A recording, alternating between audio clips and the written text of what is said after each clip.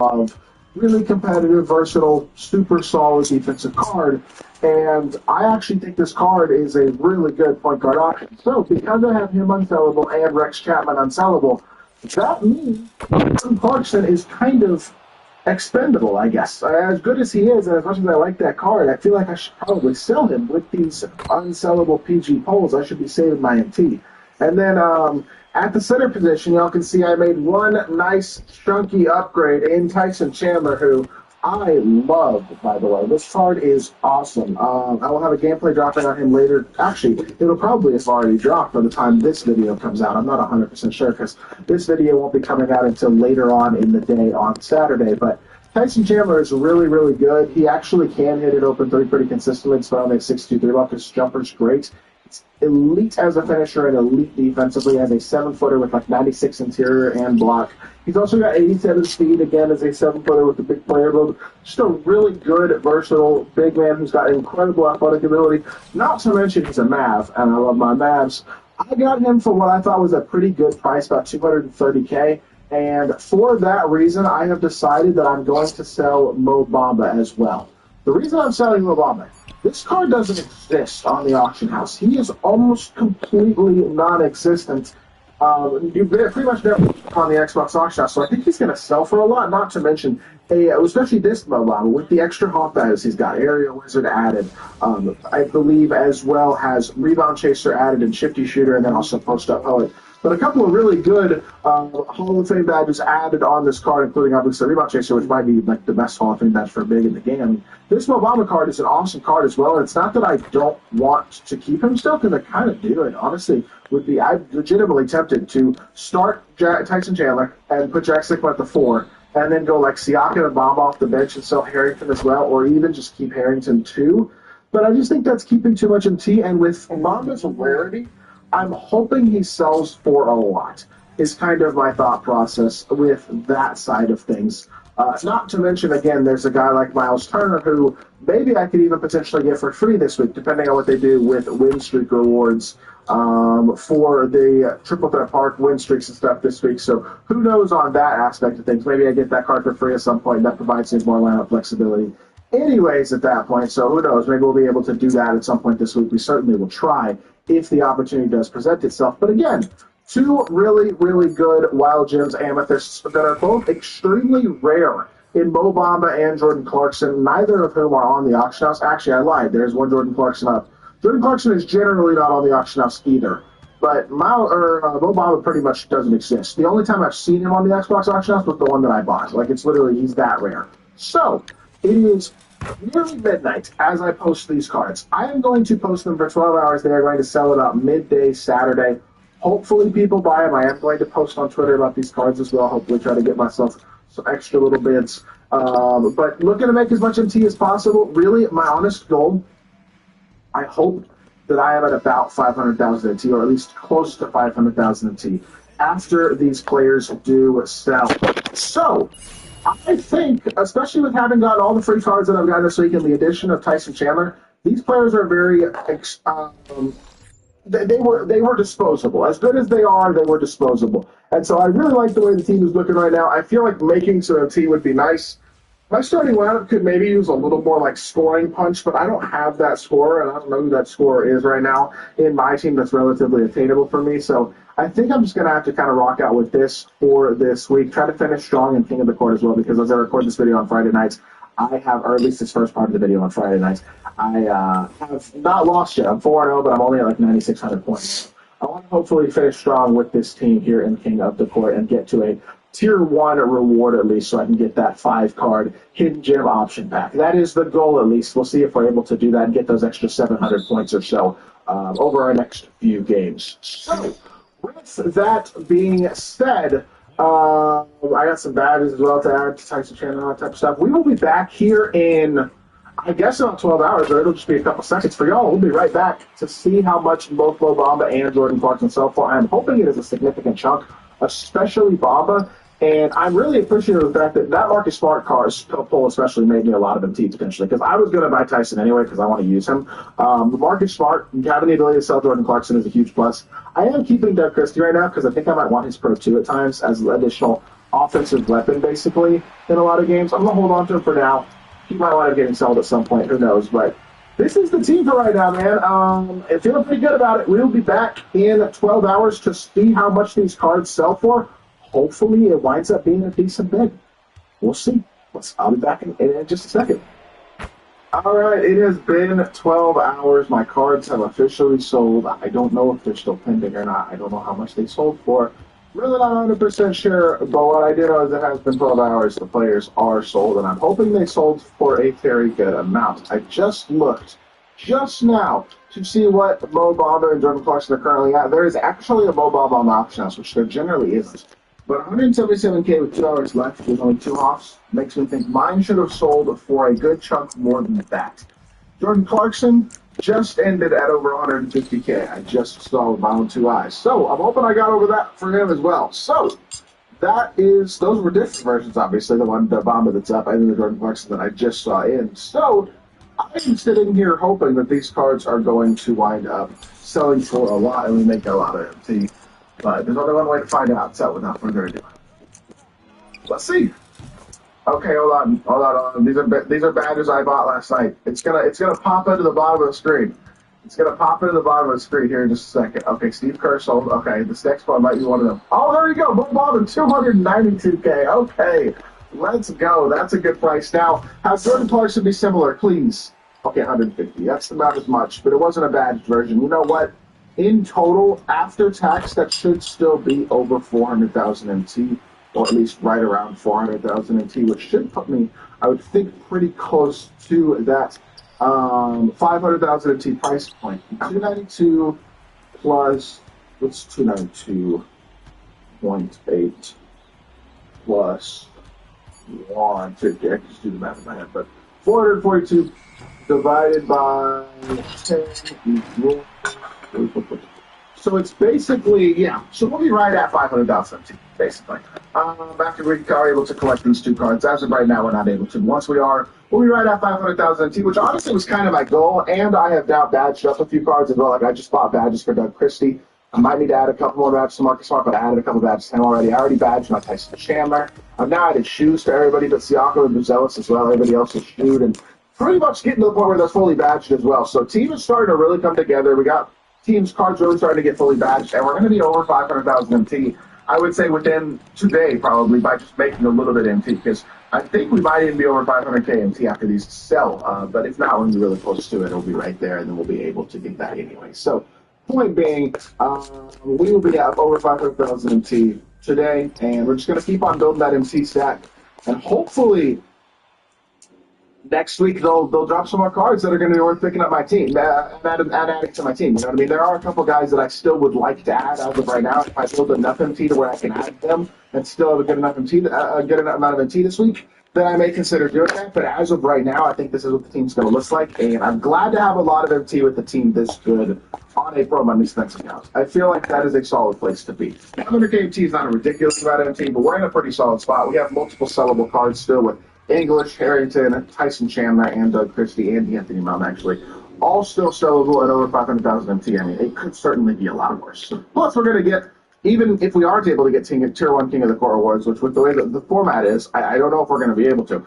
It seems like, I mean, 10,405 is not a super high number. It's not that much higher than mine right now, and I'm going to try to get up there more, but the system is confusing. I got to be honest. Right now, it's hard to tell how to get more points and stuff. But I'm not going to really get up into this top 10, I don't think. But if I can get Tier 1, I'd be happy with that. I'm hoping I'll be able to do that. But either way, team's coming together. Team looks good. I'm feeling good about where we are. So that is going to do it for today's video. I hope y'all did enjoy. If you did, make sure you hit that like button, leave a comment, and subscribe. I'll be back with more 2K content very, very soon. I appreciate y'all. Peace. Absolutely wants to escape into sheets washed with down and gentle, soft and fresh. The softness and softness. Downy breathes life into your laundry. I've walked you through all the evidence. He didn't forget. He gambled and he lost. Co-pilot, now act as a... Fellas,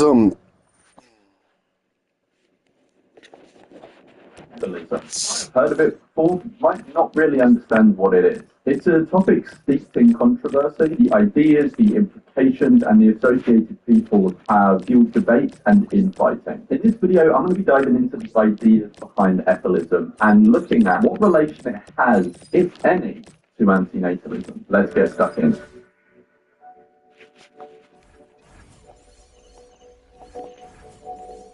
The word ethylism comes from the word life spelled backwards, ethel. This is supposed to symbolize the fundamentally broken nature of life. In short, existence is a net negative. But properly defining ethylism is a bit tricky. If you ask 100 people to define ethylism, you'll get 100 different answers. So before even trying to define it, I want to explore it as a general worldview and try and present a feeling for how someone who would identify as an ethylist generally views the world. In the ethylist view, suffering is intimately tied to existence itself. Existence here meaning existence as a sentient being. In the early period of the universe, it was ultimately benign and in different place, unsupervised by any god. But at some point, abiogenesis occurred. From it emerged the self-replicating molecule DNA. And this, in the ethylist worldview, is where things start to go wrong. Through a process of evolution by natural selection, more and more complex organisms took form. And eventually, some species developed conscience, the capacity to feel. Conscious creatures found themselves having to struggle in their environment and compete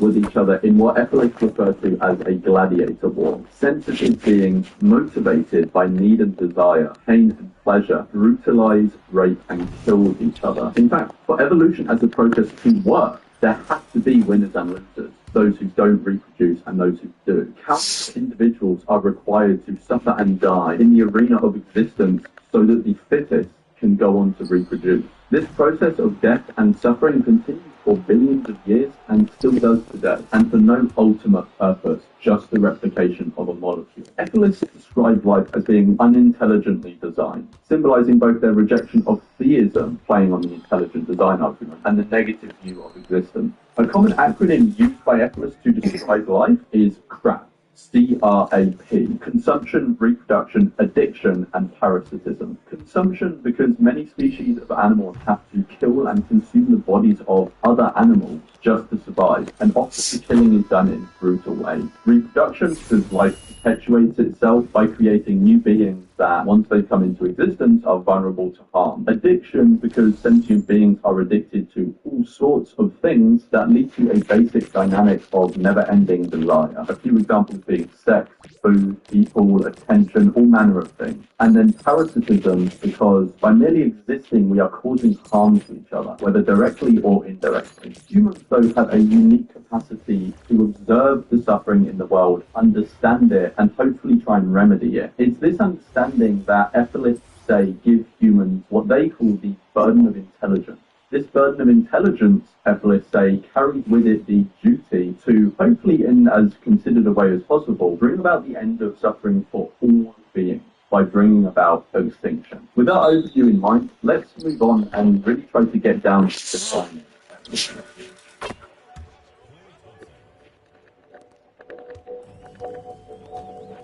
I considered starting this section by going over some existing definitions of ethylism that I'd found scattered around the internet, but ultimately I found this approach to be more complicated than it was worth. None of the definitions that I came across were really crisp or concise, and often just didn't cut to the core of what I understand ethylism to be. So instead I've put together a few definitions that I believe are crisp and concise and get to the core of what I think people mean when they talk about ethylism. So there are three definitions that I'm going to cover, but I want to make clear now that I only think one of them really captures what I understand ethylism to be. The first I'm going to present, which I don't give a name to, simply isn't ethylism in my view, but it often gets confused for ethylism, often by self-identifying etholists. And that's kind of why I want to cover it, just to clear up what I see as a confusion. The second is called ethylism with force, which is what I actually understand ethylism to be. And finally, the third is called ethylism without force, which is close to what I believe ethylism to be, but for reasons that we'll get onto later, I find kind of incoherent. So, let's begin. Name. The view that existence is a net negative and that it would be better if there were no sentient life in the universe.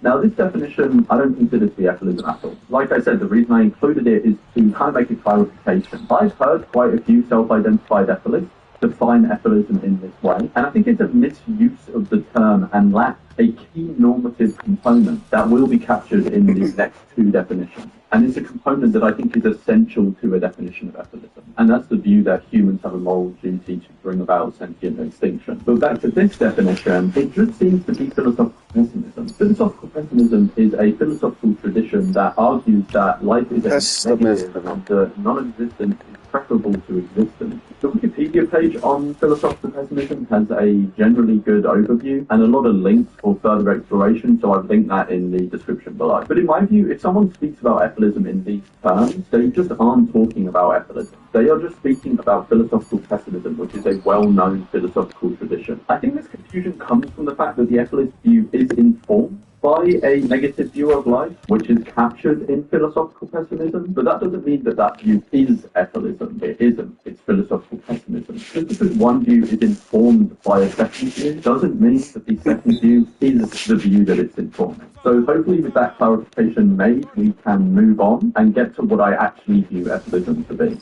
Ethylism. The view that existence is a net negative and that it would be better if there were no sentient life in the universe, and that humans have a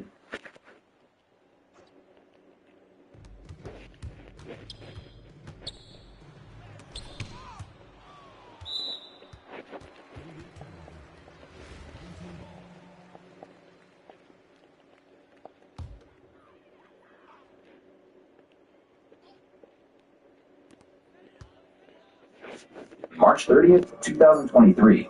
Officers responded to a residence for a call of a domestic dispute. We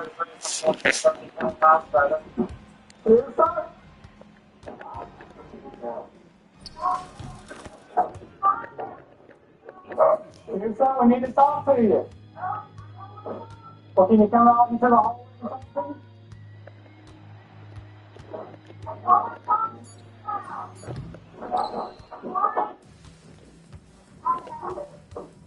Seriously, what are you talking about? What's going on? Sorry. No. Seriously, can you tell me what's going on? Oh, I want a retreat or that one right there. Okay. Yeah, we got to do that. Oh my God, thanks. Well, I think we don't get that one. Offer, strike, and swap. Inner dog. Oh, sorry. I really don't want you around. Well, you can either come downstairs and talk to me. Okay, you just stand there and I'll make sure I go out there. So what happened with the paddle? That's my worker now. He's like, no one's touching with a gun. I've always had a paddle, bro. I don't know, but what were you doing with the paddle tonight? I was just holding it. People felt threatened about it. Were you raising it with anybody? Now I put it like this. You know, like what you do when you're about to play around. Yeah. That's how you paddle. You don't need to do yourself defense. You know, I literally thought, well, let's try to put their hands on me. So what started it tonight? Exactly what started it. Like, actually, when I tell you my trigger, and you guys blatantly ignore my boundaries, when I tell you not to come home and you still come home, Why did you tell me not to come home?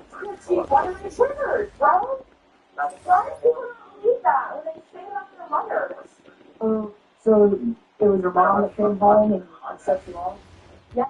Okay, how did she set you off? Just being here? Did Yes. she say anything? Just by being there, because I told her not to talk to me, and she blatantly, like, ignored that. Okay. What did she try to talk to you about tonight? It doesn't matter anymore. Actually, why are you here? Because we got home. By who? By my brother? Maybe. So how do I, like, dismiss you? Permanently? Until we complete our investigation. So I just have to answer all these stupid questions? Well, you don't have to, but I would like you to. So we can figure out what's going on. Okay. Go. Okay. So what all started it? Let's start from the beginning. What started this? Well, I slept tonight and I got my phone that they want me to go and swap the candle. Probably. But I want to actually do, I want to go back to it instead. Okay. So, actually, guys, so I'm not showing them. Everyone, actually. So at what point did you pick up the paddle? I don't even remember, honestly, because when people drive you crazy, I do crazy things, and then they get confused why I'm like so crazy. So what did she do that made you pick up? Walk towards me. She walked towards you? Yeah, because we're trying to take away the scissors out of my room like a 6-year-old. Take away the candle and this and that. Like, I'm fucking, no, I'm 20 years old. Mm-hmm. I'm 20 years old. I'm less than a year away from the legal drinking age, and they're not letting me go back to my college campus? What is it? I'm sorry, I don't agree with that. Where do you go to college then? I go to the University of Alabama, and I want to go. I'm a governor there. I have to do shit. Like, I'm student government. I have to do shit. I miss, like, one most important piece of my life tonight because I was here, and I'm walking on the lobby. Well, I don't think my neighbor can't ask now where I'm here, and at least 14 people. Like, I'm going there. I don't even know who some governors are. Like, if you're not know who they are, like, figure out who they are. But they're not the I've been treating them like shit. People that suck my, or treat me like shit. I told my experience, getting baptized and honestly on these TV shows, great point, they meet me like Ariana Grande on me, and I'm sorry, what? Yeah, it is, and I'm tired of these people that aren't listening to me. So where were you at when you picked up the paddle? Was it in here? Was it downstairs? You want me to move the paddle? It's fine. I can get something later. You want to move the paddle? But no, we'll get it back in there. Just show me where you were at and maybe you picked it up. I'm going to swing at you if you're wondering about that. So was your mom doing anything that made you feel afraid or? I don't like feeling restricted or controlled. That's why I am quote unquote hard to control or quote unquote too hot to handle. Okay. I didn't sign up for that show. Someone else signed me up for it. Oh, yeah. So then you was just trying to control you and stuff, and you just be controlled so she can't do and stuff you just kind of. Yeah. And you put it on your shoulders, like you're going to Yeah, but I wasn't going to, I'll show you exactly and very slow motion. just don't think it's Alright. like with your Well, like, I picked it up and I was like, that's my stance. Like, when I feel threatened, I never pick up that paddle like that. Like, I never actually feel threatened. Like, not very much. I'll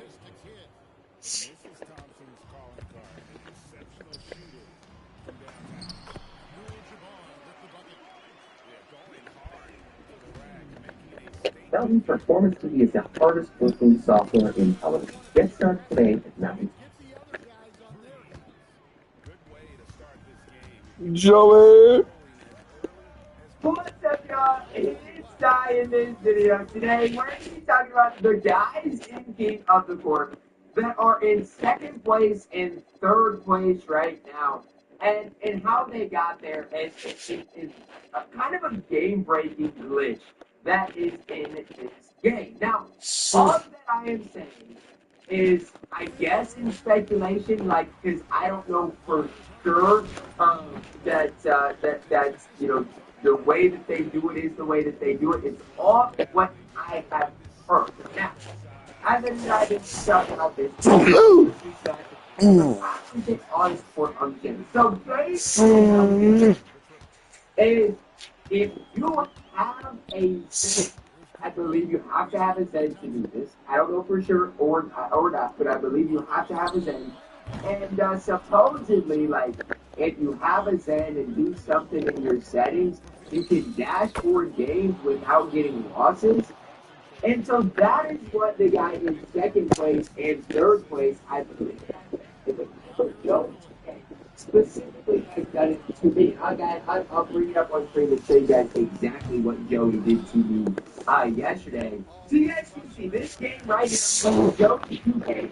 Now this is not the same game that I'll put a disclaimer out there because a lot of people in my chats, in my streams, were like, Ty, this is the Joey that's in Park. No, it is not the same Joey. So don't think, oh, I know that Joey from Park.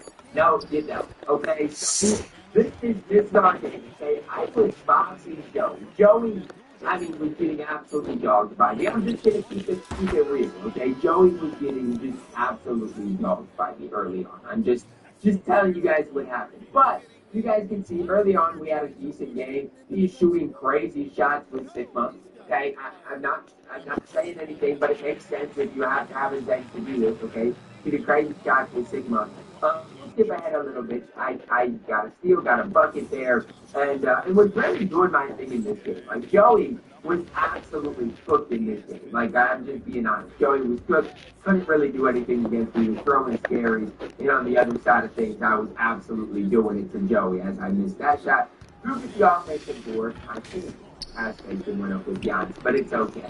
Because, you know, time's on our side in the second game. I was honestly yes, I missed that shot. Drew gets the offensive board. I think pass Mason went up with Giannis, but it's okay. Because, you know, time's on our side in the second game. I was honestly hooping, like, shooting sidesteps with play. I was absolutely hooping in this game. You guys said he was playing the game, but then I get up 6 points, right? I get up 6, and then here I'm going to get another stop, all right? So I'm going to get another stop here. He shoots another terrible shot. And notice, he literally does something, and a problem occurs, okay? So we'll go back, right? Shoots a bad shot. I'm on the break, right? So things are not going Joey's way. And then all of a sudden, a problem has encountered that prevents gameplay from continuing. Now, when I first saw this, I was like, okay, it's just got to be like a mistake. Like, this can't be something that was meant to happen, right? Like, this is a mistake on 2K. So I was like, okay, that's fine and all. So I reload up the game, and I matched Joey with something. So I was like, okay, that's fine and all. So I reload up the game, and I matched Joey once again. Okay? So I matched Joey back-to-back games. Okay, back-to-back games. First game, I was up 6 in the first quarter, flooding. Absolutely dogged. And guess what? I clicked through it fast. You guys are going to see it's another gameplay problem has occurred, right? Like, I'm clicking through things, but that's what happens, right? And I'm trying to stop it at the right moment. Okay? A problem has been encountered that prevents gameplay from coming. The same exact situation, the same exact thing, okay? And so I want you guys to know and realize this is not random, right? Like, I met the same guy twice in a row that did this to me, right? And it's, you know, it is what it is, but this, number one, I do think you need a Zen. I'm not sure on that. But number two, you can figure out what this is and ban people for doing this. Because this is literally a reason that Joey made it on boards. I'm telling you, if he matched me back to back and I won 4 games and, you know, he did this, you know, and it got played by other people, he'd be cooked. And so as you guys can see what it looks like here, Nina Bad, I'm pretty sure did the same thing as Joey. Joey is the cheapest. I so silly kills the boy. Pudsworth, not your me / quad. And get into the sweats of the world. And again, I have actually no idea how good really kills the boy. Pudsworth, not your me / quad. And get into the sweats of the world. And again, I have actually no idea how Killzamoy is at 12,705. If you remember, last year Killzamoy finished first as well. So, like, you know, it is what it is at the end of the day. But see what happens. And, like, we'll see what happens. See if I can get any more games today, and if I can make anything shake. But this is something that needs to be. And I was debating, like, do I make a video specifically about the cheaters? Because it needs to happen. Like, I'm not even saying, like, they need to you know, do anything, you know, specifically, you know, disqualify from the tournament. I think they need to be more severe. So 2K looks into Joey in IS game and sees, okay, Joey is using a device and Joey is doing something that disconnects the game. Like, that should be a ban up on the fence. Not only you know, for this week, but for your account. Like, I'm genuinely serious. What else is, like, are people supposed to do? Like, you match up with Joey, you're flooded, and you have absolutely nothing to show for it. Like, again, If I would, by that pace, I'd be Joey by 30. I'm just telling you. But at the pace we were going, I literally would have beat Joey by 30. So it is what it is. But that's the situation that we got going on. So honestly, Nita Bad should be out of here. Joey should be out of here. And then the rest, I think, is fine. Again, Kuzma, I have no idea. That's insane. 12-7-0-5. But again, I got no idea. I can't speak on Kuzma. He won the first. Like, he won the King of the Court week 1 last year, and then after that was nowhere to be seen. As long as 2K bans the people that are cheating, so if they ban Nita Bad and ban Joey, I think we have a massive step in the right direction. Like, I do. If they ban those couple of guys, I think we're going to have a massive step in the right direction for future weeks of King of the Court. Now, again, that's for the future weeks. This week's choked. I mean, this week is cooked. A lot of this week is cooked because people really didn't know what they were getting themselves into. That is going to wrap it up for our video. Drop a like on it, guys. Subscribe if you are new and the Chiefs. I love y'all. Have a good day.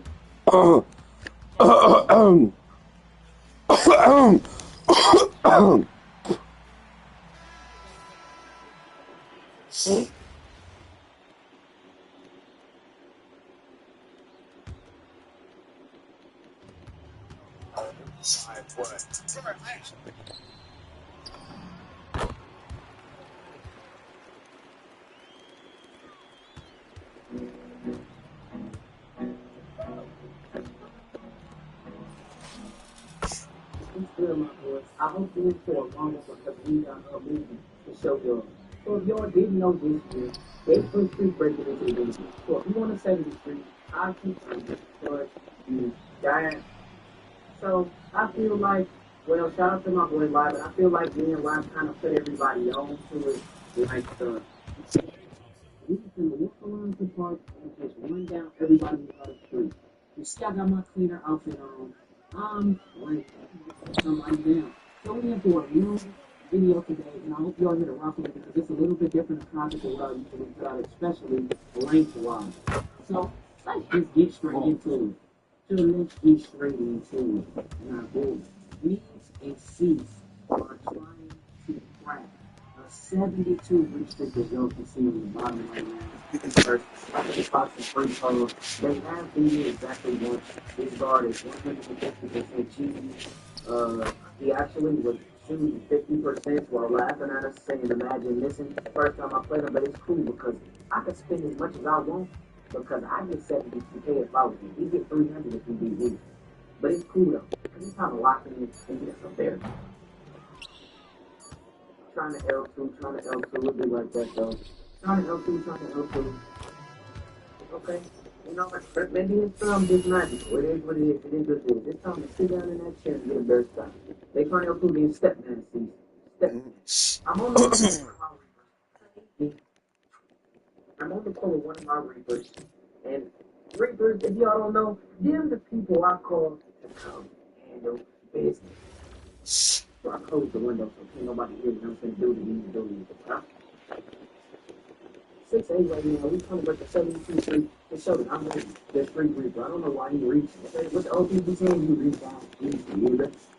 Give me that ball. 9-8. My slogan is just give me the ball one time.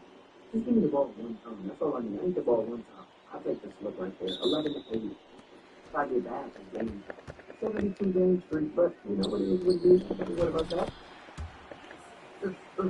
They gave us a slip again. Young, told me and one of my Reapers. I told one of my Reapers, if I stand in your foot, you see me, get off the spot. Get off the spot. That bitch goes to that. He followed me. I got bad. You better not go under. But I don't know where he got slid to. Obviously, across the map. But we'll take the slip again. Because this, 15-8. All I'm telling you, you better not go under. Don't go under.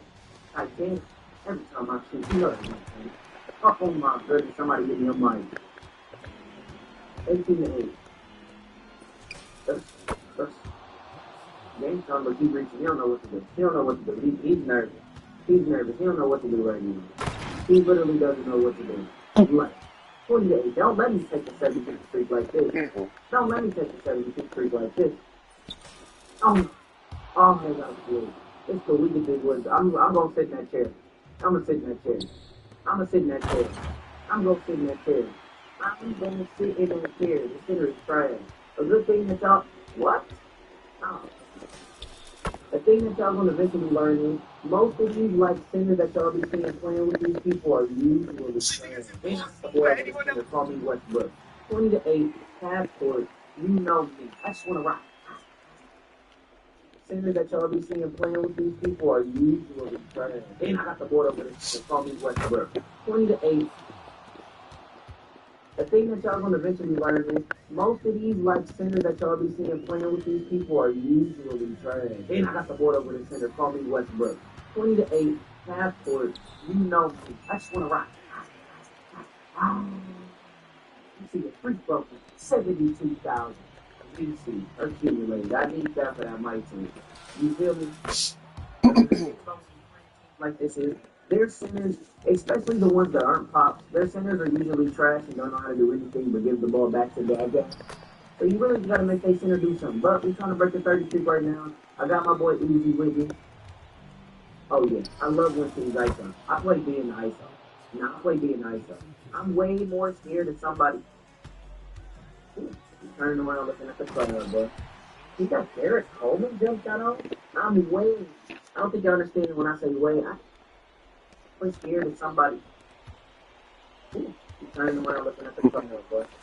He got Derek Coleman jumped out on. I'm way.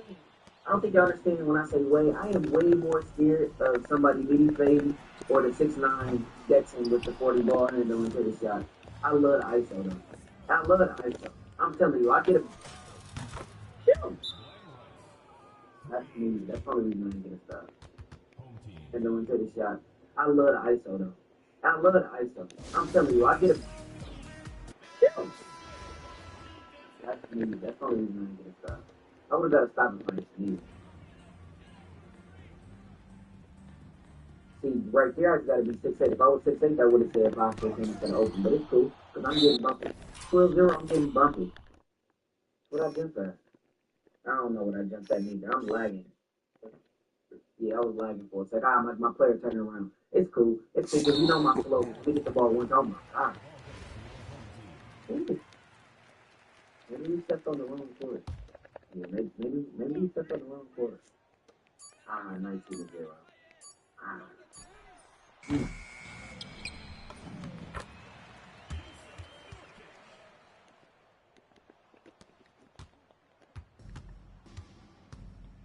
I need to study though. I'm going to sit in that chair. I'm going to sit in that chair. Let me sit in that chair. I'm going to sit in that chair.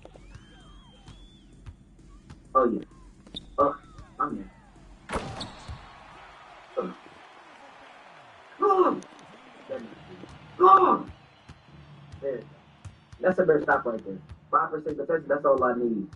And you know my slogan. I just need the ball once. I just need the ball once. In words of my boy, Cavity Key Ashbrook, music. That's my favorite spot to shoot. Just need the ball once. I just need the ball once. In words of my boy, Cavity Key Ashbrook, music. That's my favorite spot to shoot. What? That's a disrespect. See, that's the difference between me and a, like, y'all not used to somebody shooting the, like, standing shots. Y'all so used to the mini phase and stuff. Y'all don't know how to guard pick and roll anymore. Y'all really that lost every single time pick and roll coming to the play. 16-9, but it's cool. Oh my goodness. That's a dot. Count it. Count it.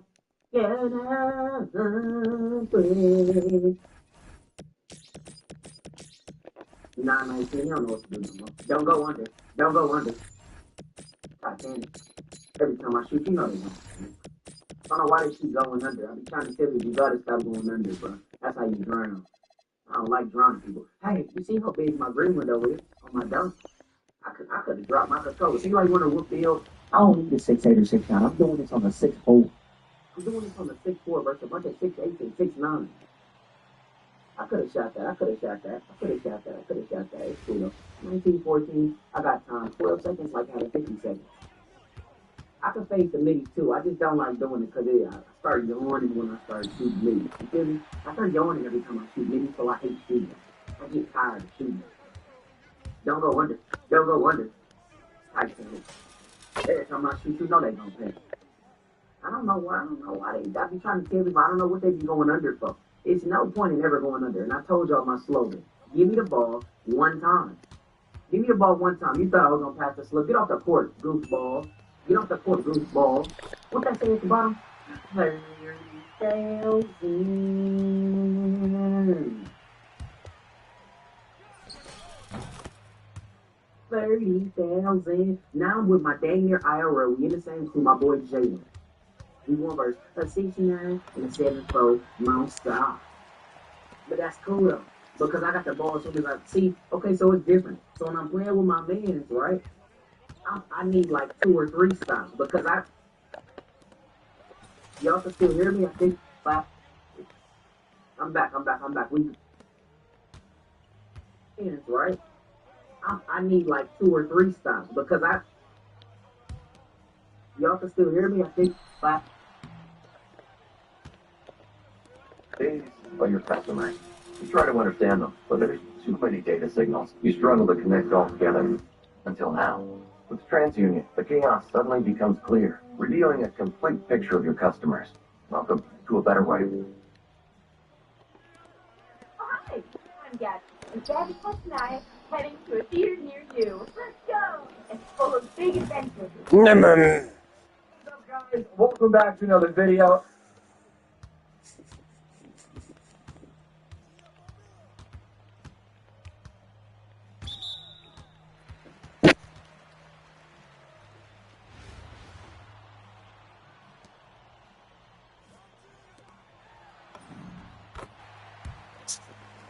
What's up, y'all? It's Ty in this video today. We're going to be doing another episode of our Road to the Throne in NBA 2K26 and my team. Now, newsflash, today we will be taking on King of the Court, and it's only 5 hours away. That is actually crazy, considering all of the things I am still wanting to do, still wanting to ultimately accomplish. Now, let's take a look at where we're at, what we've accomplished, what we've gotten done, and what's next for our squad. So this is the squad, how it currently looks.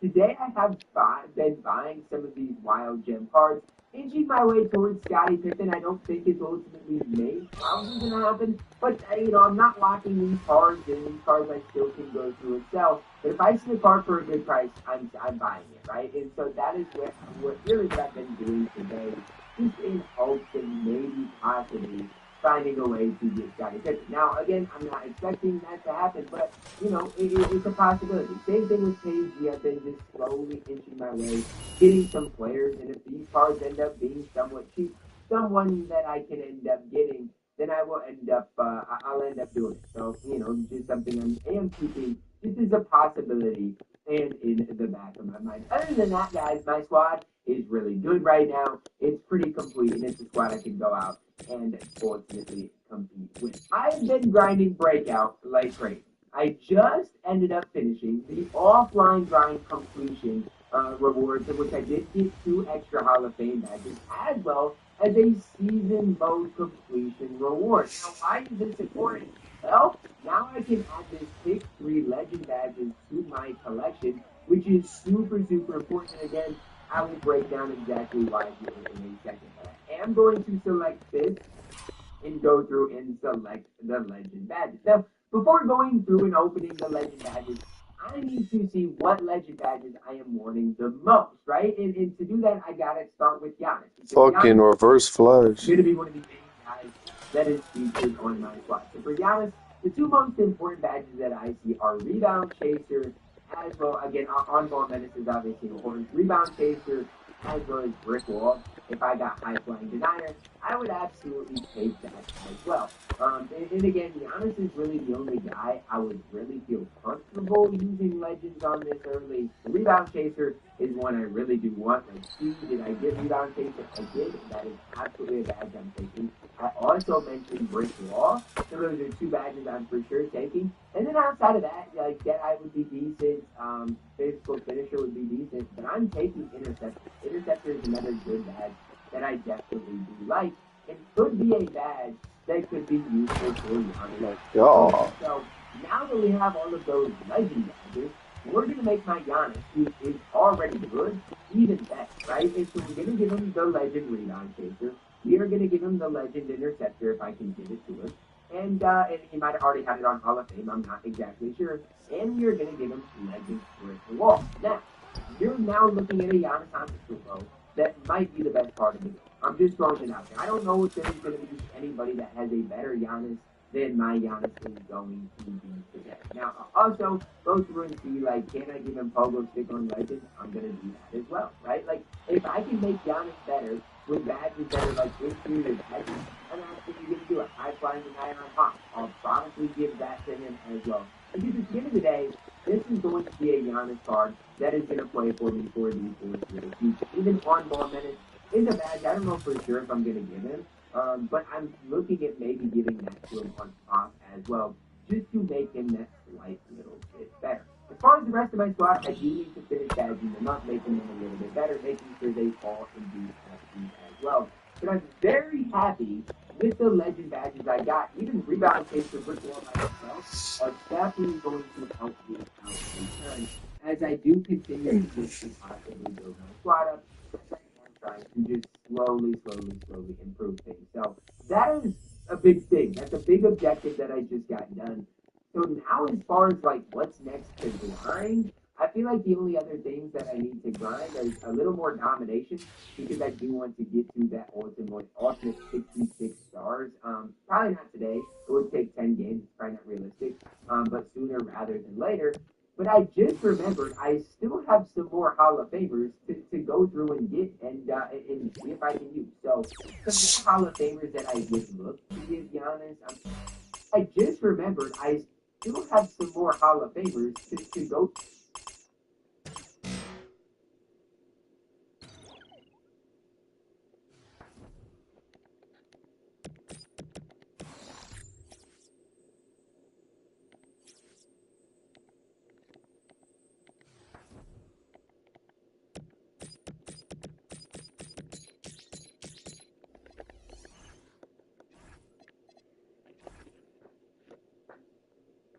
I finally got a good mark.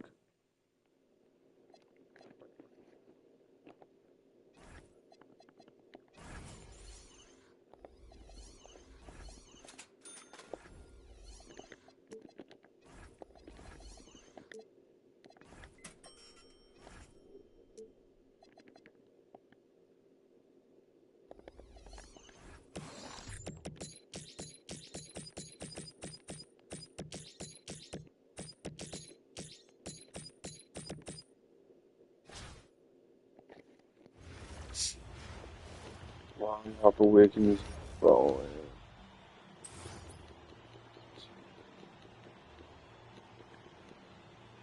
Doing it and if I can use. So the more Hall of Famers that I would look to give Giannis, I'm trying to again prioritize Giannis. Immovable Enforcer, Off-Ball Test would be two other ones I really like to be honest. So if those are available, I'll probably ultimately take them. Obviously, if On-Ball Menace is ever available in any of these, that is going to be one of the first things I take. So we'll take a look here and see ultimately what I'm looking at. Man loves his defense. Enforcer was a big one. I think he's already got paint control, that's obviously a really good bag. But the first thing here is to look, is there any on-ball menace? There's not. Okay, Immovable Enforcer, really good bag. I'll probably take that. And then it really comes down to That shit's do fast I as want fuck. paint controller? Do I want box out beast, set shot, high flying denier? I know I've mentioned high flying denier in the past. I'm going to take that one. And then I am going to take paint control. You guys might be like, Ty, why not set shot specialist? Well, I'm not against set shot specialist. At the end of the day, that's not really a badge like that. I mean, yeah, Giannis he already has it on top. But then number two, I feel like that's not a badge right now that is necessarily needed. So, I mean, I'll take what I got out of that and continue moving forward. And like I've mentioned, not everything has to go on Giannis. I'm just looking into what can help Giannis. And then guess what? If there's another badge that can go on Jack Sigma, Sigma's probably going to be around for a while. So guess what? If I can end up getting, I don't know, I'm just going to throw out a name, like, legend rebound chaser, that obviously would help the card out. But even, on-ball minutes on top could help Jack Sigma at the time. So, again, there are multiple badges that I am looking for. Even another hot brick wall for Jack Sigma is really nice. But one thing I've always said I'm taking it. One thing I've always said is Hall of Fame badges mean about as much as anything on this game. And I'll hold true to that. Like Hall of Famers, and especially legend badges at this stage, you can't get those on anybody, on everyone, right? Like it's hard to, get these badges. And not only are they hard, they're super important badges to add to your squad. For example, even like this Hall of Fame interceptor of that field, right? And on Jack Sigma, the card is 6'11", and that could be the difference between you, getting a steal or not getting a steal. That is absolutely going on. There's going to be a lot of different badges that I personally like that I'm going to throw on a guy like Jack Sigma, who again is going to be on the team for a while. So that's one thing I've been trying to do is to figure out who's going to be on the team for a while. And if somebody is going to be on the team for a while, it's fully badge for now. So that is something I'm going to look at doing, finishing out who gets all of these badges. I'll go through today and I'll simply figure that out. Post that poet, sure, give it on Giannis. Because I don't have anybody else to force it to get it too. And so right now you're looking at a Giannis Antetokounmpo with 7 legend badges, 15 Hall of Famers, and 14 gold badges. A card that is truly, truly, truly ready to go. So for You me, said 7 legend? now you're looking at a Giannis Antetokounmpo with 7 legend badges, 15 Hall of Famers, and 14 gold badges. A card that is truly, truly, truly ready to go. So for me, as far as the game goes, guys, I've got Showdown. I've got a lot of wisdom stuff, which I'll get to in a second. If I win this Showdown, I am going to take the unsellable stuff. More importantly than anything, there's a hidden gem.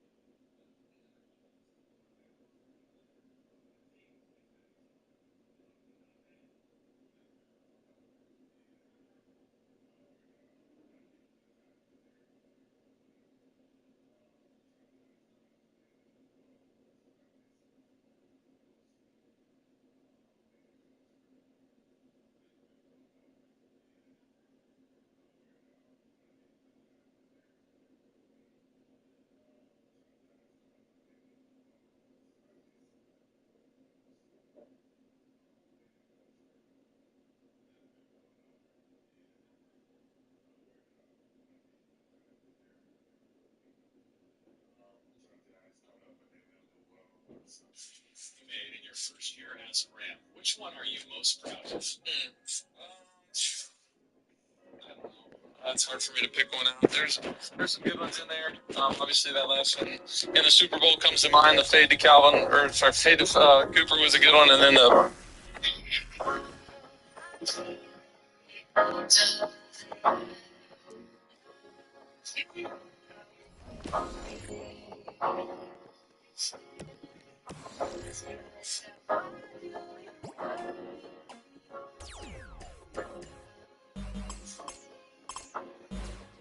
Made in your first year as a Ram. Which one are you most proud of? I don't know. It's hard for me to pick one out. There's some good ones in there. Obviously, that last one in the Super Bowl comes to mind. The fade to Calvin, or sorry, fade to Cooper was a good one, and then the. I'm going to say this. You guys are better than me. Okay, imagine every fucking debate that happened in 2025. In 2025 was strictly just platforming a fucking horrible person who doesn't think you deserve to exist. Every fucking debate talk live, every fucking politician running for anything, every fucking 20 million view Jubilee video. It's all just platforming the worst person you've ever heard of and going, hey, do you think these people deserve rights? Well, they do, you nut. I cannot believe that you believe that. Hey, that's bad. You can't believe those things because they're bad, you knucklehead. Anyway, great show today, man. It was nice talking to you. Yeah, listen, I know we disagree on the fundamental nature of, like, human beings, but some really good rhetoric out there. After all that, to have the people who you thought were advocating for you look you dead in the face and go, hey, the main dude, the biggest one that's ever done that to you, he just died. Don't you feel real bad about that? Come on, you're a human being with a soul. You don't miss this guy that hated you. You're telling me you don't miss this guy that advocated only for your eradication every single waking second ever and was the biggest, most platformed person doing it all of the time? Why not? And why are you so disillusioned with debate culture? Healthy debate is exactly what keeps this country thriving. Dunkin's $6 meal deal.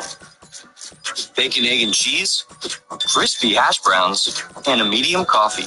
$6 meal deal, only at Dunkin'.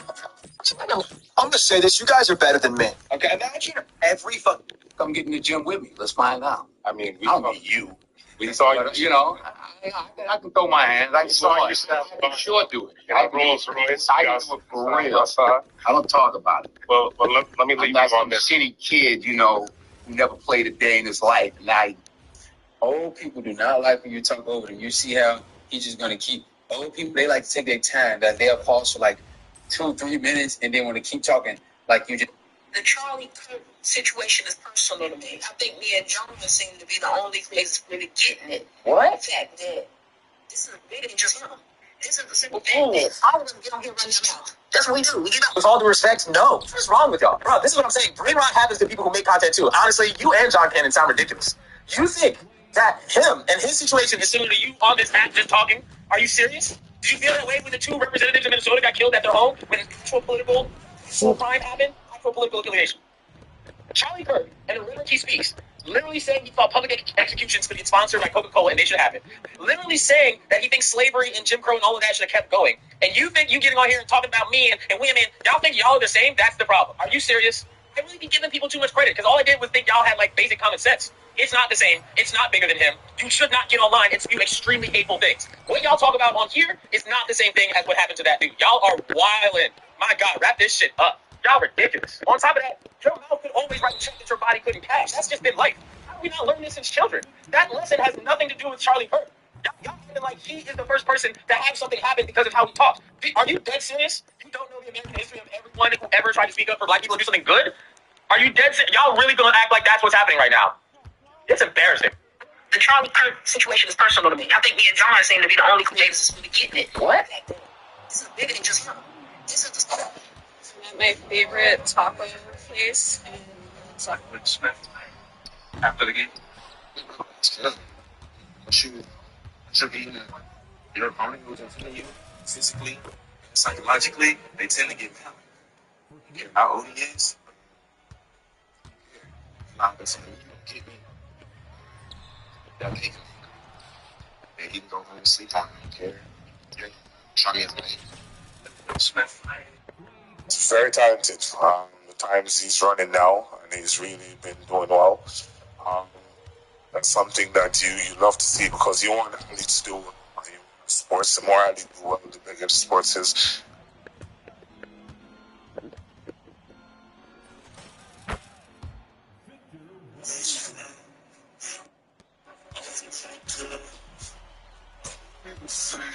Regular training week look like for you? Like I said, Monday, we start off with speed. So Monday's block work. So we do either 10, 20, 30s or 20, 30s.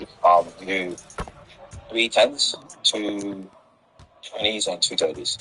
And that's a Monday. And then after that, we head to the gym. We got glute work. And at the time, I was doing isometric work. So a lot of holds on my ankles, my calves, stuff like that. So we'll just do gym work for glutes. And Tuesdays is our endurance day. So I was doing pyramids, which we call it. It's 120, 180s. And sometimes we go back up. So 120, 180, 80, 100, 120. There is Gout Gout. Quite a sensation, this young man. Australia love him.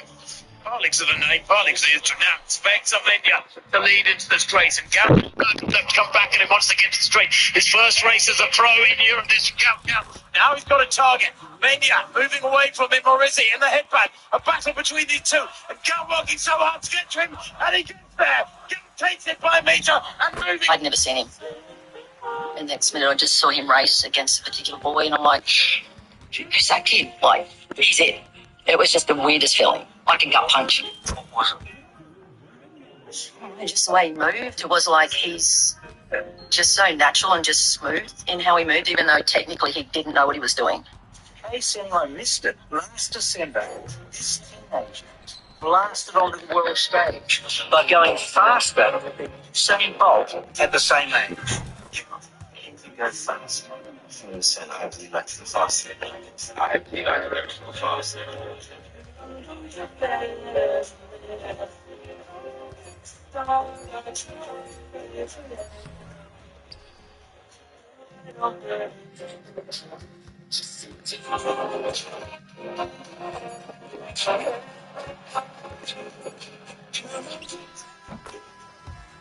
Man, as if Gout Gout wasn't already cutting up, bro. I mean, at this point, the boy's almost just showing off now.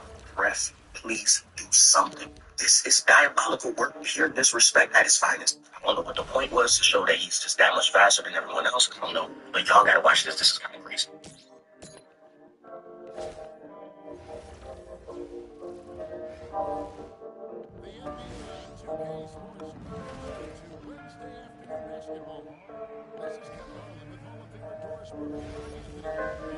Now, I'm gonna be honest, there is a lot to unpack from this video, bro. First things first, why did y'all agree to this, bro?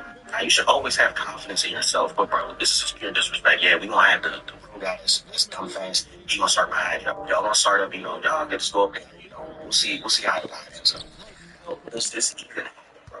How are you winning with this guy, man? And I don't even know if they were like randoms. I know they was random, but they got some track experience, bro. You can't let that happen. I don't care who it is. Look where he started, man. He had all that. So I ain't gonna lie to you. He had to go. Yeah, that's crazy, but I've never seen anyone, any professional athlete, I've never seen them deliberately start behind other people and still walking down it right now. Wow. Disrespectful. Man.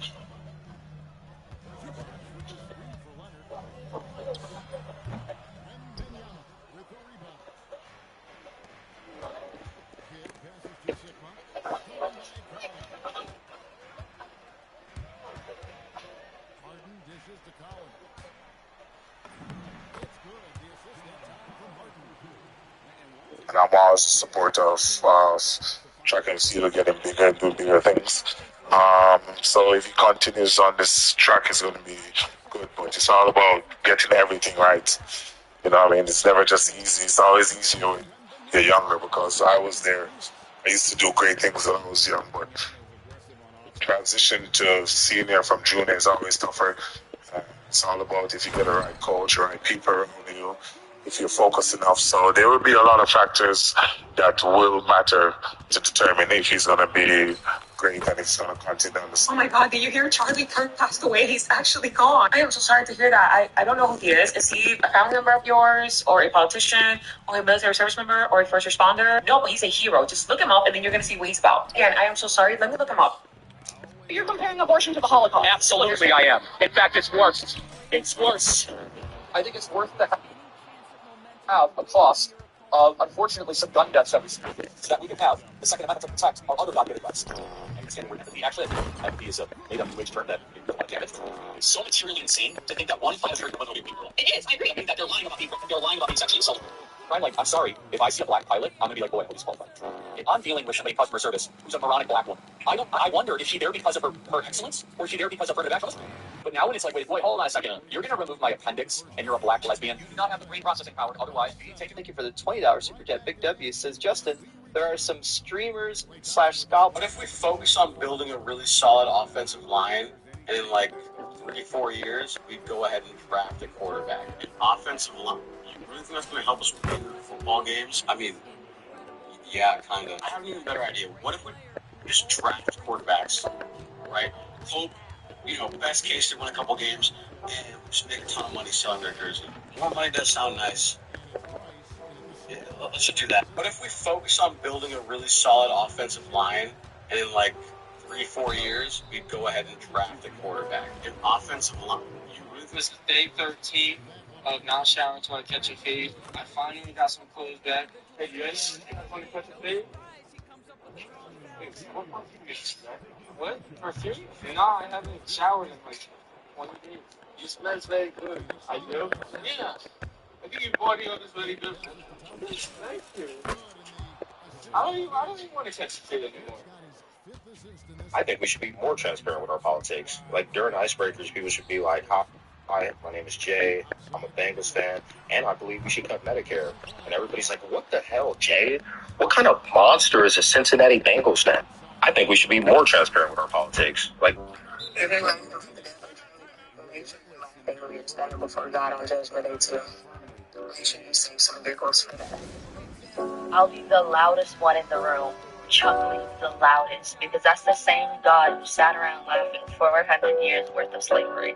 The same God who sat around laughing while you watched the obliteration of the Jewish people. The same God that watches mothers and fathers struggle to pay rent while they're trying to also pay for chemotherapy for their child. The same God that's watching the obliteration of Palestinian people. I'm partnering with KFC. That's how you should. By the way, this is my other problem with death penalty. It takes too long, too many appeals. It should be public. It should be quick.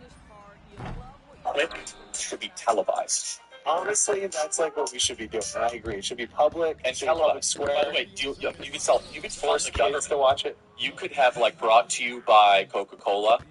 And no, I'm not kidding. By the way, I would totally tune in to see someone get their head chopped off. And you know what? I want to watch that execution. That'll make my day better. I want to see him on a public block and get him be publicly executed. And I think that would be justice. You think children should have... Andy's saying don't make kids watch it, and I think, no, the absolute opposite. Age, 16, you can drive, you can watch hold on. You should see, what is the age? At what age should you start to see public executions? 16. I think you could do it earlier. I think you maybe at age 12, whatever, 6th grade or so. You were a person, they're old enough to...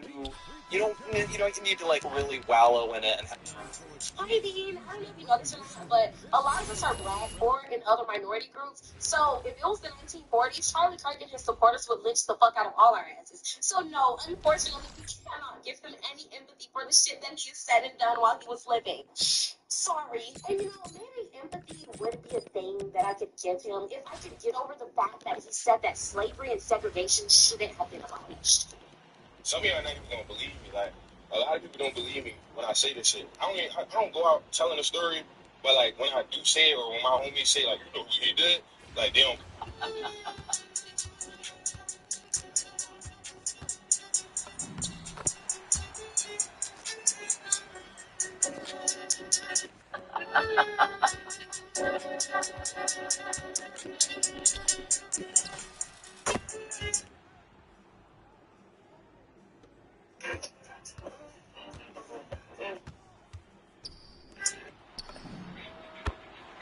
I'm not gonna lie, bro. I like stage, bro. That shit has a skill gap.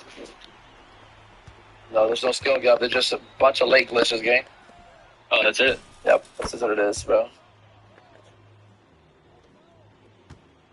Why? That's beautiful. Beautiful tat work. 80,000? 80,000? Holy sh! I gotta get ink though, gang. I gotta get ink There's a though. way to do it cheaper, bro.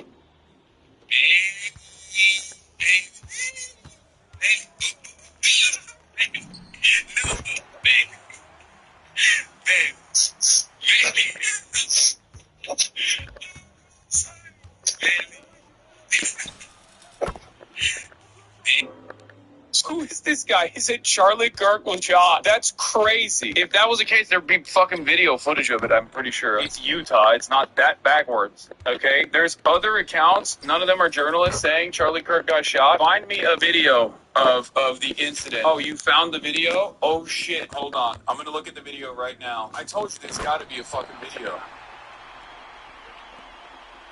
Oh.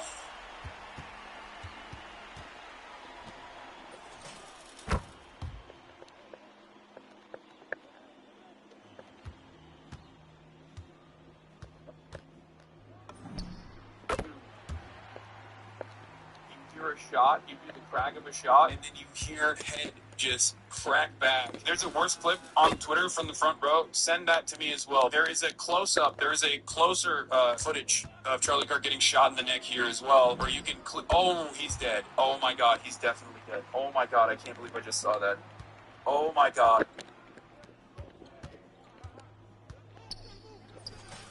Oh my God. That footage. Who is this guy? He said Charlie Kirk was shot. That's crazy. If that was the case, there'd be fucking video footage of it, I'm pretty sure. It's Utah. It's not that backwards. Okay? There's other accounts. None of them are journalists saying Charlie Kirk got shot. Find me a video of the incident. Oh, you...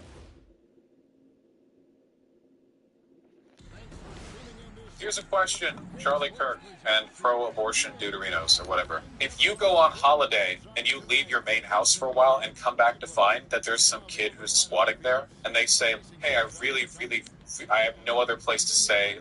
This is the only place that I could live right now. Like, it's cold out there. You please let me stay, right? Do you think that Charlie Kirk would say you have a moral obligation to shelter them? Probably not, right? He would probably not say that. And we're not even talking about developed human beings here. We're talking about fetuses that are the size of like a quarter or whatever. You know what I mean? And then all the arguments that he's making about like protecting life are so uniquely and specifically developed to only apply to pregnant mothers, you know? Like all the arguments he's making, like about the affirmative responsibility that we all have to shelter and Is the goal to try to have young people graduate by the time of high school to be skeptical, apprehensive, and not very proud of the country, or eventually tell a true and patriotic story where you have people graduating that are thankful and have gratitude? That's the purpose of education when it comes through. Gratitude is not the purpose of education. Well, I think gratitude's a moral necessity. No, you should be grateful for the people in your life, but I will never be grateful to the state. I'm not that much of a collector. Well, that's not a state. Are you not thankful that you live in America? I'm thankful of the things that make my life easier. I was born white to well-off parents, and today I enjoy many of the benefits of having a responsible and attentive. Are you thankful you have constitutional rights that are protected by government, given to you by God? But do you know how those constitutional rights came about? They were fought for by whiny bitches like me who were never satisfied with what they were already They were granted by God, protected in the Constitution. They were fought for by whiny, same as the 14th and 15th Amendments. Everything that's come since, we fought for them, and it is discontentedness that leads us to fight. I'm thankful for their efforts. As am I for There's some gratitude. Sure. Oh no. How many mash? Oh God. Was it about gun violence? Oh no. Counting or not counting gang violence? Oh no. Please don't be right after that. Not after that. A man died today, a baby died today, a woman died today in Gaza. But it's don't care because they're funded by Israel, bro. Fuck Charlie Kirk, that is a zombie eating dirt right now. Fuck every alt-right pipeline fucking streamer. Yeah, I mean, realistically, bro, but just don't care about anything besides a white man dies today, bro. Fuck that white man. Fuck Charlie Kirk. He's a zombie eating brains right now. And yeah, that's pretty much it. Bye. faith. Man died today, a baby died today, a woman died today in Gaza. Like, but they don't care because they're funded by Israel, bro. Fuck Charlie Kirk, that is a zombie. So let me be crystal clear here. I think the assassination of Charlie Kirk, everything that happened here is fucking horrible. I think it is horrific, awful. I think it is terrible. And I'm aware that some people have been celebrating this. I find it to be fucking disgusting. Now, as I said on stream, I don't know much about Charlie Kirk. And I've seen a lot of people saying that now when, like, giving their take on this, and I think a lot of them are just making that shit up because they don't want to get into the nitty-gritty or anything. But truly, I've been very offline over the last year and some change, so I haven't seen a whole lot of Charlie Kirk. The things I know about him come through like that chasing discussions, like Epstein files or self-marketing. Of course, after all this happened, I did see a bunch of the clips that people were tossing around from like his talks or from debates, and it's things I don't agree with for sure. But even still, what happened here is bad. Even though I didn't agree with him, but all the things I've seen, it still doesn't change the way I feel about this being a horrifying, terrible thing that happened. I'm serious. Charlie Kirk shot and killed. What? That's crazy. What? No. No video. No. Oh no. Oh my god. Is it real? Is he dead? Oh no. My goodness. Is it this? God damn. No, it's not good, man. Kyle, is he dead? Looks like it. No, man. He's a right-wing guy. He's the guy that goes to these college campuses and argues with people, yeah. That is not good, man. This is really bad. He's probably dead. 31 years old. He's a father.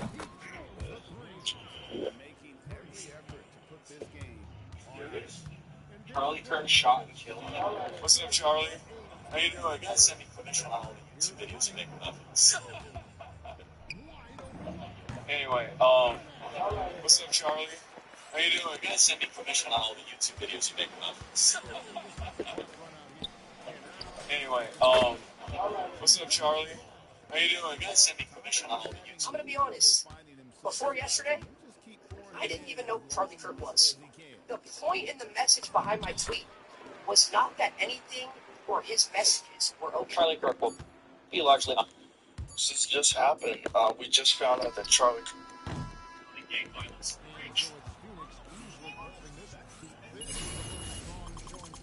Gang violence. Rage.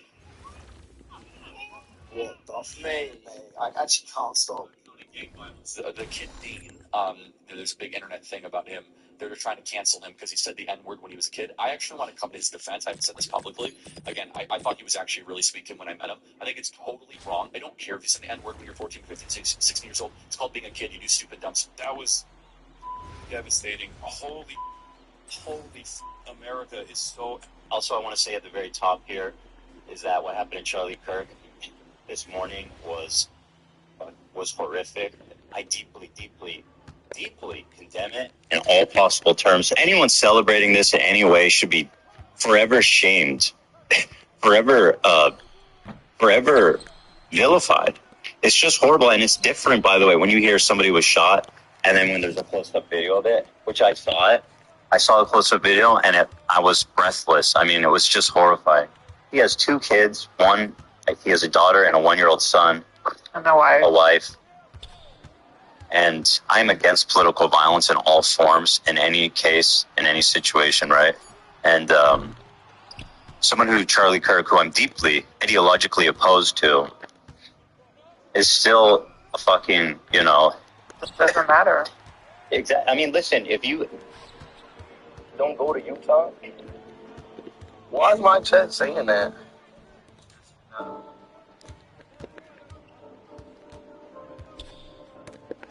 Why?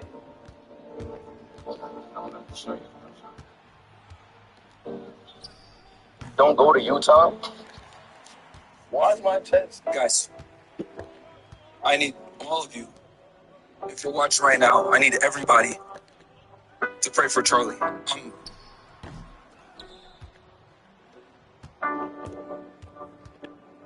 I see there's a couple of Twitter spaces. I'm going to go into one of them so you guys can hear real-time updates. I just saw the college Republicans. I just saw the footage not too long ago. I'm just going to join this thing real quick for you guys. Bro, he's like one tapped. Holy shit. I don't even think he knows he got shot. He's like... I don't even think he knows he got shot. Like, he's like gone instantly. It's like instantaneous. I've never been so pissed in my whole life. And it's better Charlie Kirk. I'm so freaking pissed right now. I'm so scared. I can stop much quicker. No way, dude. He is running, this guy. If anyone in the sound of my... It looks like after he gets shot, it looks like he almost like instantaneously passes out. He's like gushing from his neck. I don't know if that's like a survivable wound ever. Yep. We're still fitting my back. What? He died? He died, Chad. Charlie Kirk died.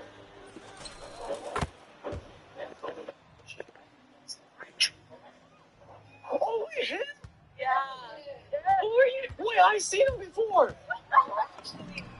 Would you call lighting buildings on fire in protest behaving themselves? Yeah, wait.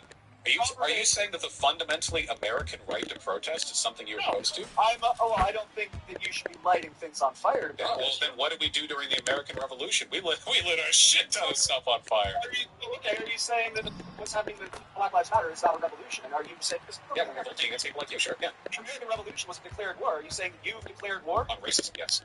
No, because we didn't declare war. We declared war on a country. Are you declaring war on basically the established social values of America as they stand right now? We received a phone call from my youngest daughter, Xandra, and she was telling me in a bit of a panicked way that I had to delete all my social media accounts. I hadn't heard of shooting, and I've never heard of Charlie. This is horrific. You know how many mass shooters there have been in America over the last 10 years? Counting or not counting gang violence? You know how many mass shooters there have been in America over the last 10 years? Counting or not counting gang violence? Here's what Hassan had to say on the occasion of... Don't make that line be one between the left and right. Because if you do make that line fall between the left and right, I will side with the right. This is not about party lines. So don't fucking make it about party lines. It's like, did y'all keep like, it's like, did y'all keep like how within like the last, I don't even know, however amount of time, everyone just farmed up, bro. Niggas dead ass to say whatever they want to hear, bro. I hate that shit, bro. That's why I don't get mad, nigga. I don't get no radio, nigga, so I don't give a fuck. That's why I say what I actually did. Niggas just want to farm fucking W's, bro. That shit is so crazy, bro. Because, yo, I'm gonna give a fuck. Oh, it's the same niggas tweeting paragraphs, and then I'll go on stream and say free Palestine, so niggas gonna check his W, bro. But hey, bro, you feel me? It's fine, bro. It's fine, bro.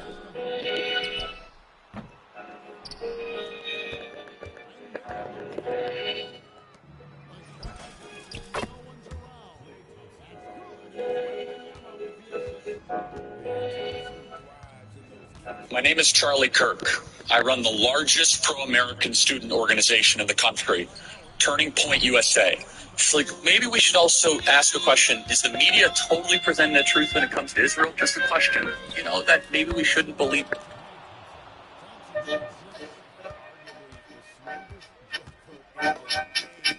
Like, maybe we should also ask a question. Is the media totally presenting the truth when it comes to Israel? Just a question. You know, that maybe we shouldn't believe. Oh my god. Oh my. Oh no. Oh no. Oh my god. Oh, I just saw. Oh no. I just saw something. Okay, great. I'm in the back room with Wally's. I spent 30,000 on somebody's grapes. We did so many pull-ups on niggas. No wonder we getting in shape. Too busy backing my words up with actions to ever go front of your face. Hey, shit done changed. Billionaires talking to me different when they see my pay stuff from Lucian Grange. Told myself that I would get through this verse and I'm not gonna mention the plane. But look at the plane. Fuck what we saying.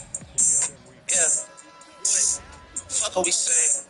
big 81, but I don't own a Harley. I ride a Mercedes for shame. Hey, it's me and Lil Harley, we wrecking this shit, then we about to. I just got the news that Charlie Kirk passed away, and I don't care what your political party is. I don't care what you believe in. That was a man of God.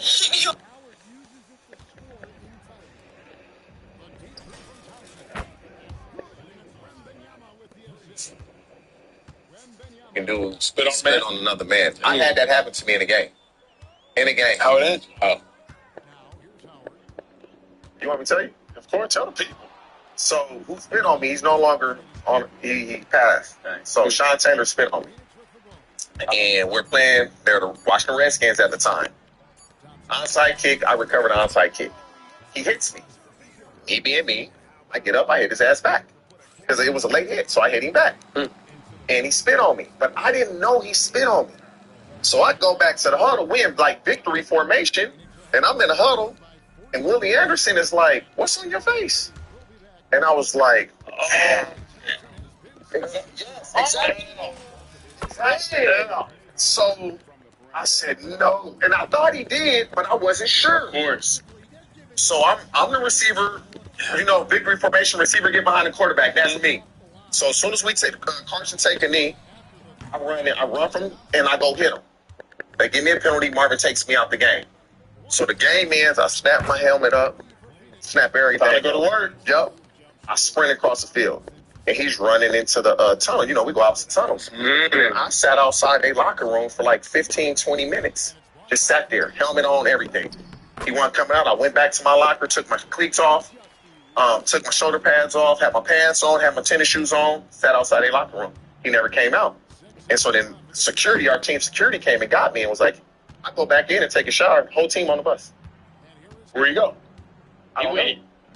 And I was so angry and I was like, ooh, I can't wait to see him in off season. You gonna get your big back? No, that was that. I got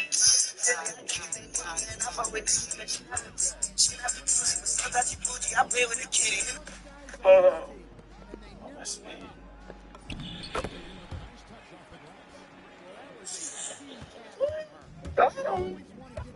Nah.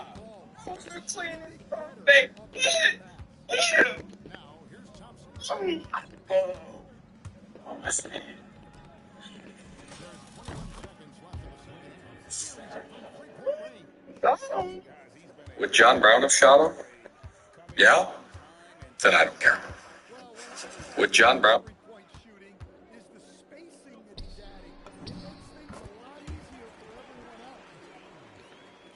have shot him? Yeah? Then I don't care. So in T-1 hour, I'm going to be inside another human being. Actually, probably more like 2 hours. I'm a big drum roll guy. Okay, so I'm warming up and I'm thinking of you, the viewer. Okay, because when I'm in there, it's dedicated to you. You see what I'm doing right now? Hips loose, arms tense. Okay, but I wouldn't have it any other way. What is that? Oh shit!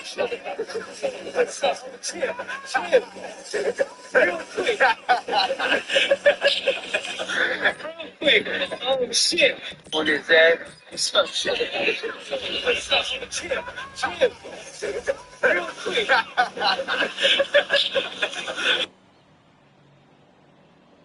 When you're so close to a guy, don't you feel that you have so much power? It'd be better to be out here. No, because my defense is really good. Try to punch me. No, I get it. You're cover and roll. I don't mind getting punched. I like to be covered. I'm here. I'm doing this, and I come in to shoot. You already knew what was going to happen. I have a hard time blocking some shots. I also be trying to let go, and that's when people shoot on me on their right hand. Hey, when Randleman shot on you, how crazy was that? That was crazy. He's quick. Was that the best power you've ever seen someone shooting on you? Oh, yeah. Randleman's quick. I never thought you would be able to stuff that. But that was a different training camp for me. I knew the only way he was going to beat me is by taking me down. When you're so close. Some of y'all wouldn't care if a homeless man stripped down and started beating it in front of an elementary school and finishing all over all the teachers as long as he had given his life to Christ prior. I don't know if it's religious psychosis y'all are suffering from or something else, but the way the logic center of a lot, not all, but a lot of religious people's brains just turns off whenever it's time to critically analyze someone who also happens to be religious. It's as if to these people, it's all right to be the most horrible person to ever walk the earth, as long as they switch up at the very last minute and say Christ is Lord. I had to hear a lot of that type of rhetoric during the whole COVID controversy, and The most recent one, too. I don't want to speak too much on that because the free speech advocates over there got my video taken down. But that aside, let's get real for a moment. Just because someone aligns with you on a certain aspect does not mean you have to defend literally every single action that they take. I feel as if people attach so much of their identity to things like politics, hobbies, religion, that they start to see other people who participate in that stuff as an extension of themselves. And they start to feel this weird obligation to like cape for them and start defending all of their actions. You don't have to do that. Do you know how many horrible things have been done in the name of religion? But we're not going to look back in the history books and say those guys are anywhere but the...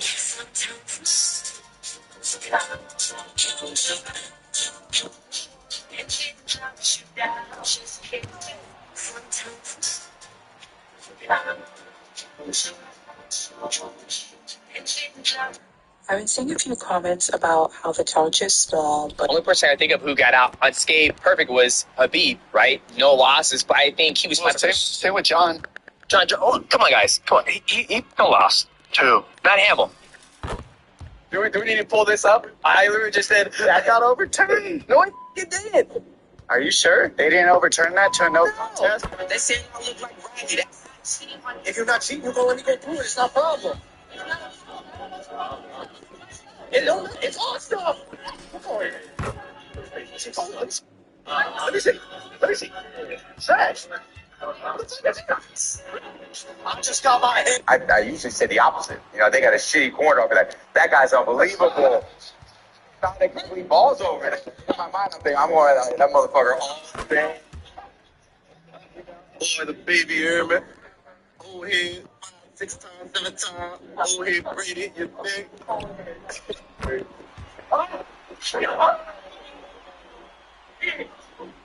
Broke it. I didn't break it. Dude, you threw it way too hard. Broke it. You're supposed to stop. How do you break a trophy? I don't know what your involvement is. I don't know if you're setting the menu, but they did say on the way out, you still have like an outstanding bill or something you didn't pay, which is kind of crazy. And honestly, I didn't want to pick up the tab. I'm a little low on cash these days. I've been spending lately, so I'm sorry.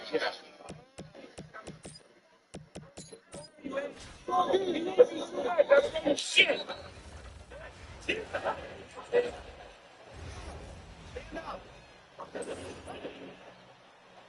I usually say the opposite.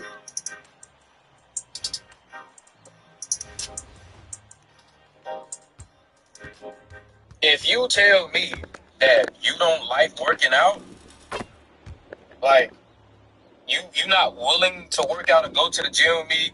Oh, Michael, can you ever catch on your body or catch a pass in your body? I said, yes, you do. Well, they say you should always catch in your hands. I said, whoever wrote it never did it. Mm-hmm. You see what I'm saying? You got to catch them up any way you can. Right. And you catch it the best way you can or miss pressure. So if I'm running a slant route and I know these people are around me and they know I'm running a slant route and I got pressure, I'm not hitting. My body's going to tighten up. Just like when it's a natural, you want to tighten up. If I tense up, that ball hits and falls. Or if I tense up, I don't close my hand, that ball goes through my hand. Now, he still made, well, when I was playing, he still hit me. Yeah. Now the nigga got a free hit. Just going to hit me. But now, me, I say, when I run this, I run it, and I understand this is third down. This is third down. I got to catch this to get 2 more down, and I got to get them other down so I can go get my money. Yeah. So, right? So this third down. So I want to make sure I catch this. I can't do this. Ball goes through because I'm tense and everybody. So I said I would catch it here. If I catch it here, even if you hit me, and knock me out on the way, let them carry me to the sideline, I'm going to stick the head on them first down. They're going to take me to the sideline. You know what I'm saying? I will catch the balls. Dunkin' $6 meal deal. Bacon, egg, and cheese. Oh, Michael, can you ever catch on your body? First down. They're going to take me to the sideline. You know what I'm saying? I will catch the balls. Oh, Michael. We just want to know, what is your reaction to what happened to Charlie Kirk yesterday? I thought it was really sad, and I don't think anybody should die for what they believe in. I thought it was a little bit ironic. He was talking about how, he was talking about the deaths of children, how it was necessary, gun violence was necessary, and he was killed because of gun violence. So I just think, did he say that? I don't think he said that gun violence was necessary. Okay. My point is, I'm sad. I feel bad about it, but I'm also like the main issue is gun violence. And I also think we should be sad about the kids in Gaza. We should be sad about the kids that just died at a high school the other day because of gun violence. So I think that's the main issue, and I think nobody should die for their beliefs. Were you a Charlie Kirk supporter? No, it's not. I'm liberal and a Democrat. So Okay. yeah. Do you think that it's important that we can have debates? Like, is it okay to? Put your hands on your knees, baby. Put your hands on your knees, baby. You know that's what I do it just like that. What?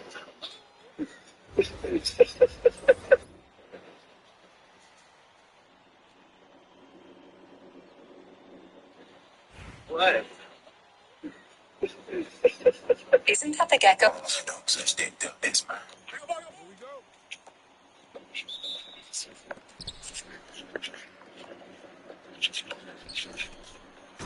What the? Back to school season is here, and we're checking off everything to nail the list. Check me up again. That's it. That's it. Who man's is this? That is my man, bro. That's who man's? No.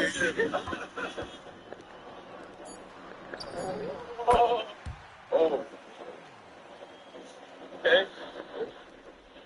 Okay, who man's is that? Hey, you remember the dude? You remember you jumped the supercars? I was in the supercars. I got it all on video. No, you wasn't. Check me up again. That's it. That's it. Who man's is this? That is my man, bro. That's who man's? No.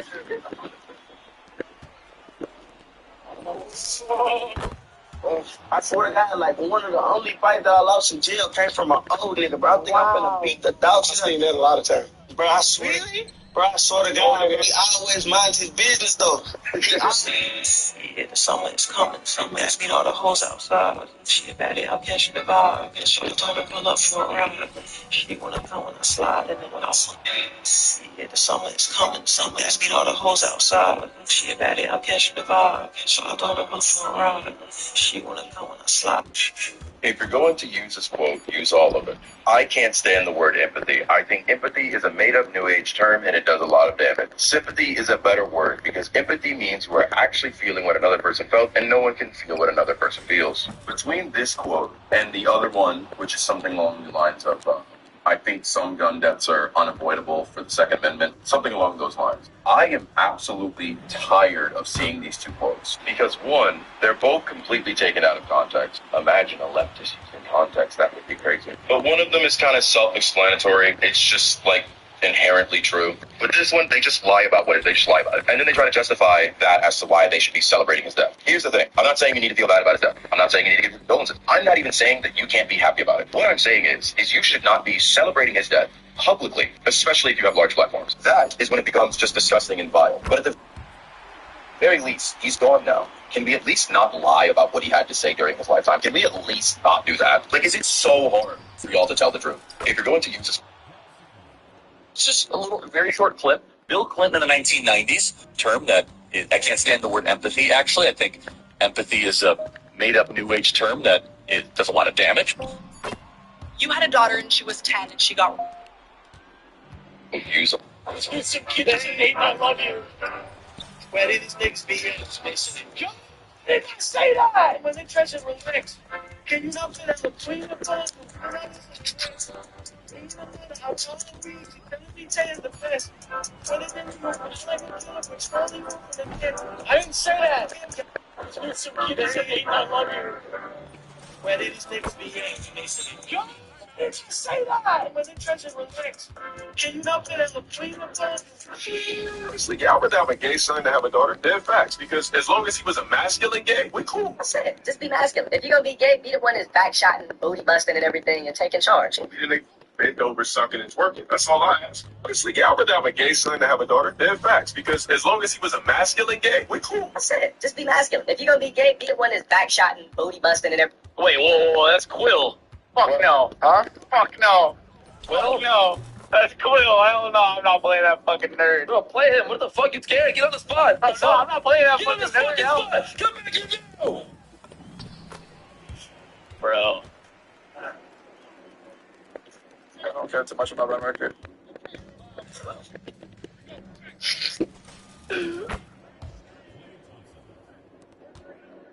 I got it.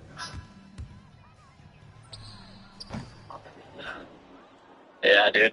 Thanks, Nate. Appreciate that. Now I'm getting off. Fuck this fucking game. Holy shit. Getting off? Dude, bro, no, but I'm bro, leave the fucking part, bro. I'm not playing this fucking loser. Like, I literally, like, oh my god, bro.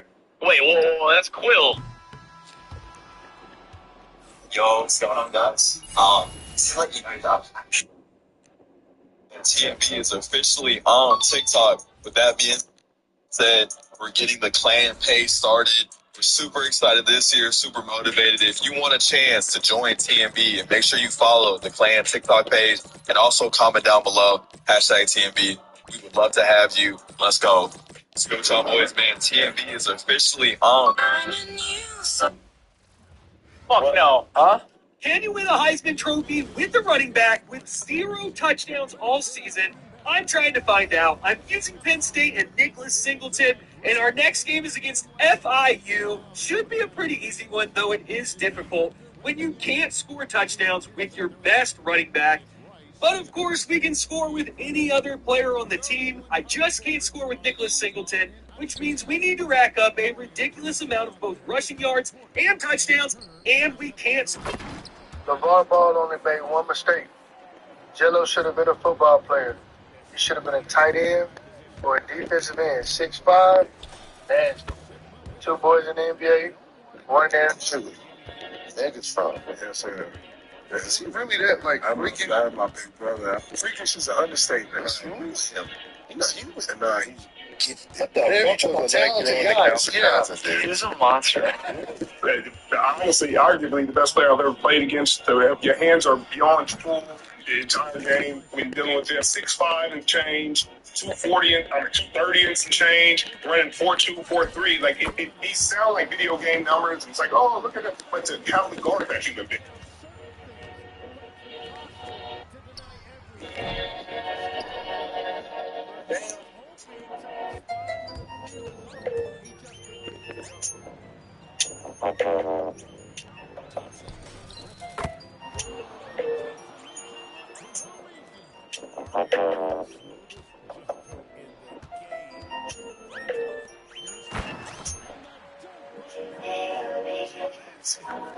I like to stick bottom beats, long hair with bamboo. Baby hair is fleet, dead control, it can't fold. I'm a freak delete.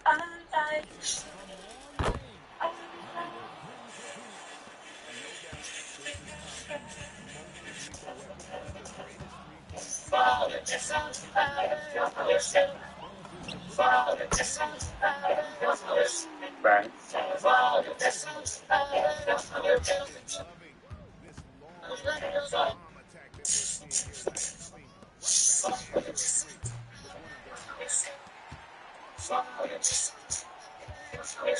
Bang. And literally, I'm doing this. Yeah, I'm Anakin Skywalker, man. I'm trying to be right, but the dark side is potent.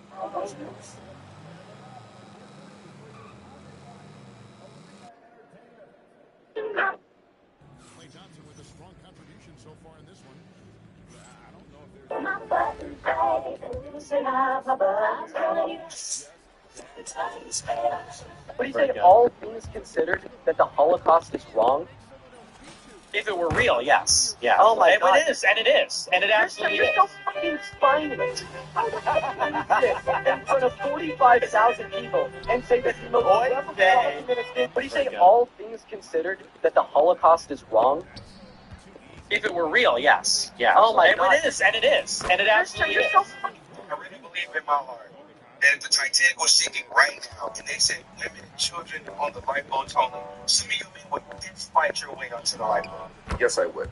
Absolutely. Without a shadow of a doubt, with no shame. I'm sorry, but the day and age of men just being these expendable beings that are supposed to sacrifice themselves for any, disadvantaged party in danger, it's not happening. At least not for me. If you guys want to do that, you can have fun over there. You can stay in the Titanic if you want to. I'll tell you right now, if I was on the Titanic, I would not care. Like, bro, I will survive. And I promise you, on that Titanic, men were absolutely doing that. There was no way that they were just like, oh, only women and children. All right, guys, I guess that's where I leave you. Like, unless it's your wife and your child, I swear to God, you're in that situation. You're trying your best. And I think I know we just brought up that analogy to talk about something else, but it's just so corny to act as if you would do anything else. And that's the first, or it's not reasonable for you to want to save yourself. Why should I save a woman or a child over?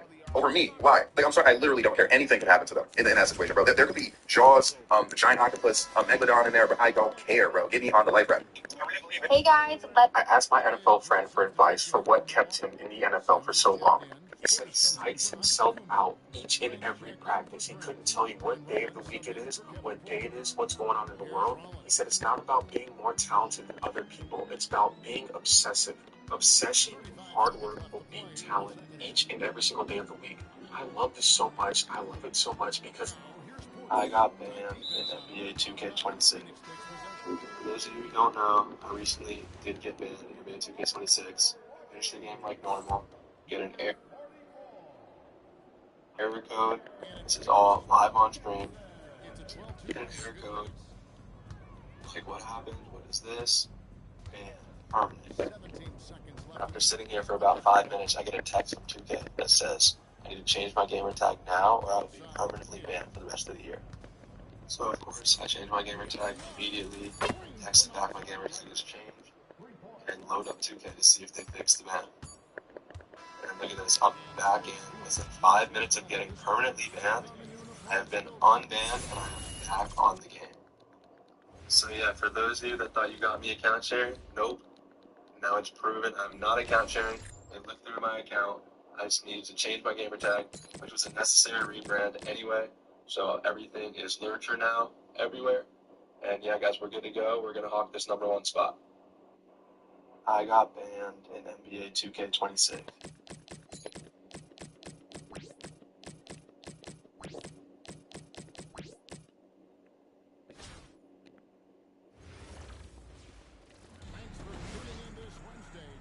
Sports presents the NBA.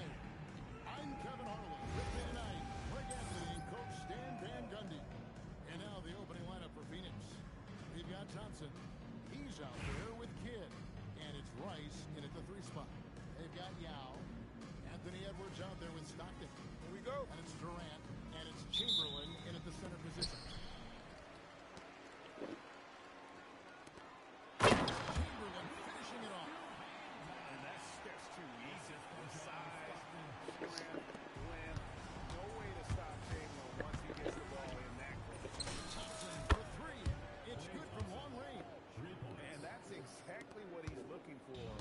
Training. The triple.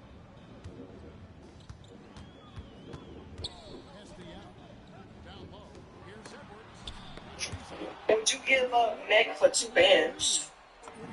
You might as well do other things. Yeah. This hurt. Yep. I knew that was coming. Yep, all up enough. I knew that. This?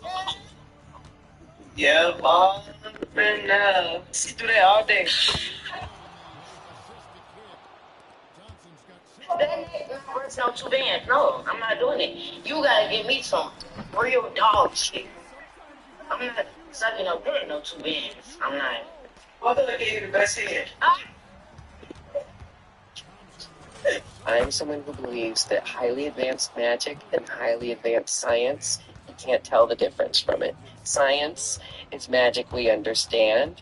Magic is science we don't understand yet. The forces of the universe exist. Gravity doesn't care if you believe in it. It's gonna exist. Magic exists whether we believe in it or not. If you find a way to tap into it, that's when it takes on good or bad qualities. Magic is not inherently good or bad. Technology is not inherently good or bad. It's the way that we use it. Look at this shit. Oh my god. The way he just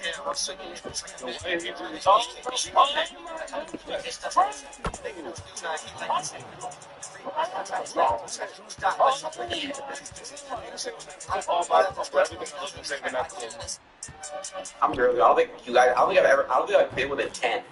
That's, you guys know. I've 10, and you guys have no idea who they are. You ever been with the 10 and like you just wanted to get her pregnant just to like catch her, just to like. I tried getting a girl who's a billionaire pregnant. I'm not gonna say who. Tried.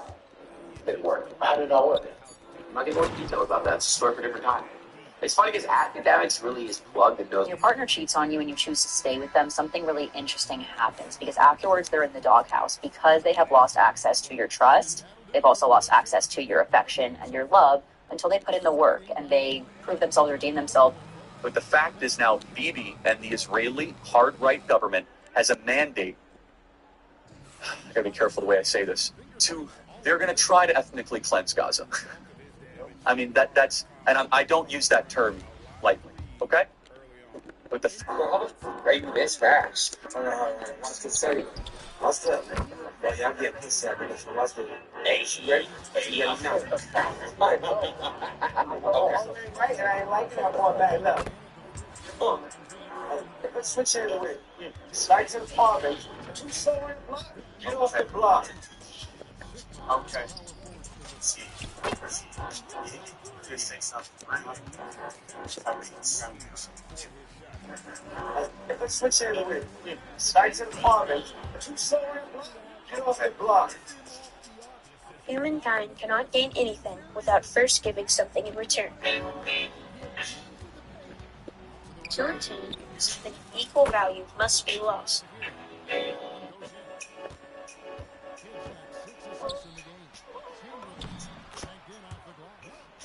You don't know my name, and I swear that you don't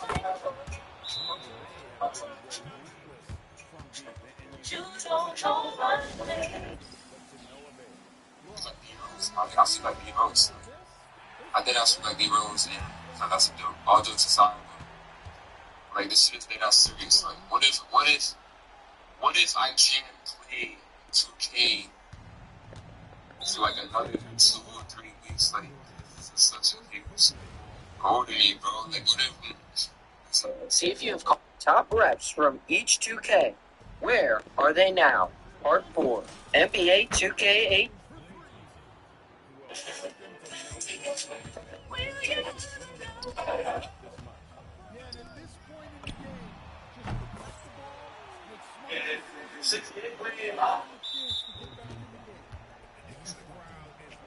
Present taking again. Fucking on brand.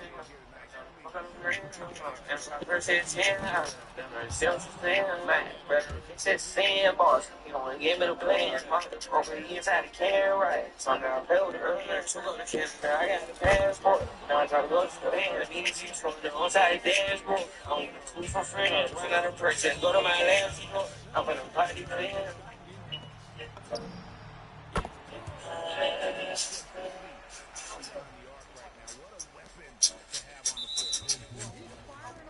For those who don't know, it's me behind the Dalton Connect account, and I'm currently being accused of account sharing and cheating. Asher and Enzo are spreading rumors and lies, so I sadly have to make this video to defend myself. The first thing Enzo said is that he has more game played than me, which is true, but point guards get a lot more rep than center, so every game we play, I get much more rep than he does. Then they decided to come up with a complete lie and say I was moving states. I've been in Florida the entire grind. I've lived in Florida my entire life. My account's never been logged into another Xbox anywhere else. It's been in Florida all week long, all grind long, my whole life. Not to mention, he deleted all the comments supporting me, including my comment that I left on his TikTok. He only left the ones hating him. I just find it funny how when anyone gets close to Cash Out at Enzo, they start spreading false lies and trying to get me falsely banned, instead of realizing that they are touchable in this rep race. I think it'd be cool to have a close rep race for the first time in the last, 5-6 years. But I don't know, maybe they have a different idea and they just want to see another blowout. Also, not to mention, we're in the same crew together, and they're trying to get their own crew member banned. It's sad I had to turn on Enzo like that, but he started it, so you can finally shave your... How the fuck are they doing this? Is there a rep method I'm missing out on, or does their room just smell like donkey dick? Y'all realize Cash Out about to win the first back-to-back stinkiest ass award? And who the fuck is Douglas Danner? How the fuck are they doing this? Is there a rep method I'm missing out on, or does their room just smell like donkey dick? Y'all realize Cash Out about to win the first back-to-back stinkiest ass award? And who the fuck... Okay, Mr. I'm a manipulator, since you know the game so well. Sometime you're supposed to said he chased me every day for 4 years. Then he finally got me. All just to cheat on me a year later. Oh no. Women I need you to understand. This is why I always say stuff like that doesn't matter. You hear it all the time. Oh, he chased me for 4 years. Oh, he approached me. He was so into me. I was into him. Like, I just gave him a chance and he cheated on me. Oh, it doesn't matter. So that's why the narratives of, oh, you know, the man needs to approach the woman. Oh, you have to make sure the man's chasing. And I'll tell you this right now, as a manipulator, okay, if I was going to cheat on you, and I knew that's why I wasn't going to cheat, I don't cheat, but like if I was a cheater, do you think I would put in no effort, drag you through the mud, just be like, okay, yeah, I'm kind of sitting here doing nothing? Or would I go out of my way to make you feel secure in the fact that I would never cheat on you? If my goal was to get with you and sleep with other people, wouldn't I try harder to throw you off the scent? Like, you know what I mean? Like, again, I'm not a cheater, but I'm just like, if I was just dragging my feet in a relationship, I feel like it would be so easy to get caught cheating. So you would absolutely make it seem like you're obsessed, that you can't resist this person. I've been in positions where I've written people like 3-page essays about like, oh my gosh, you mean this much to me, blah, blah, blah, and ghosted them 2 weeks later. You know what I mean? Like, effort does not equal intention whatsoever. And this is why the whole like high effort date discourse is crazy to me, because these men will take you on high effort dates. They'll take you to the best restaurant because they know what they're about to do and they don't want you to question it. And I feel like it's just common sense for them. This is not me at all saying like, oh, give the man shows you no effort, that means he's not cheating. My point is, like I said, effort does not equal intention. So if your logic is, oh my gosh, you know, these relationships end up the best when the man's chasing from the beginning, when he takes you on these nice places, when he takes you on vacation, blah, blah, blah. It's not a guarantee. You're not safe. Forget about the wizard list taught you that. Sometimes you're supposed to say he chased me every day for 4 years, then he finally got me. Oh, just to cheat on me a year later. Oh no, women, I need you. Are we supposed to know if these men are trash or not? See, that's the neat part. You don't. Literally, ever. You don't. That's the point. You never know. And anybody trying to say you, oh, like this is how you find out if a man's blah, blah, blah, blah, they're either coping or they're just trying to make money off you and expand their platform. There is no way of telling if any human being has pure intentions for you or not. That's the nature of lying. That's why we can do that. Pretending. Acting. It amazes me that some people can't understand that there's just not an answer to this question. Same thing when men are like, oh, like, how do you know if you can trust her? Oh, you don't know if you can trust her. You sure hope you can. You sure hope this man has good intentions for you, but you don't know. You're not supposed to know. There's no way you can know. It's the same way I don't know what you ate for breakfast this morning. And you can sit here and tell me, you know what, Paris, I had eggs for breakfast. I'm like, okay, I believe you, but really you had French toast. And I would have no way of knowing that. You know, I think, like, especially in this culture, we have shows that are based on people love bombing and lying to each other. There's The Prisoner's Dilemma, which has been a thing for a very long time. It's slightly different, but you see what I'm getting at. There's no way of full stop being able to predict that someone's going to betray you, because if there was a way, it would never happen. Like, it wouldn't work, because everyone would be like, oh, you're about to betray me, and they're like, oh, you caught me, and then they'll just never be able to do anything. There are some things that just don't have an answer, and that's okay. Now, yes, for sure, at times or hints, someone can do something sketchy where you're like, that's suspicious. Just because someone's not doing anything suspicious does not mean that they aren't doing things that you should be suspicious about. It's just common sense. Like, you see those posts all the time where it's like, what? Like, we shared passwords, we shared locations, and he still found a way. Yeah, he did still find a way. Okay.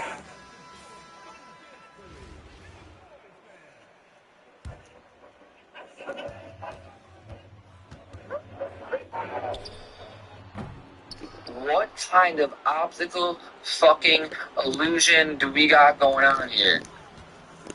And how do I keep it? That's the other question.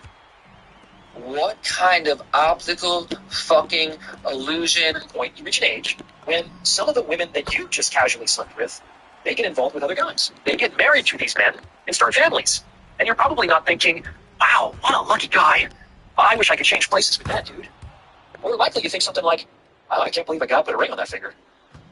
No jealousy at all. But here's the thing. Other guys that your woman may have hooked up with in the past, are probably thinking the same thing about you. That's not a great feeling. No guy wants to think that his special little lady was some other guy's slut for the night. So all the fellas, my nigga, I know this shit gonna sting. I know it's gonna hurt your heart. Let me just say this. But your shorty is not special. She's only special to you, buddy. No cap. Another nigga, my nigga, she was just a body, buddy. She was just an added body that she, you know what I'm saying, that he crack on, buddy.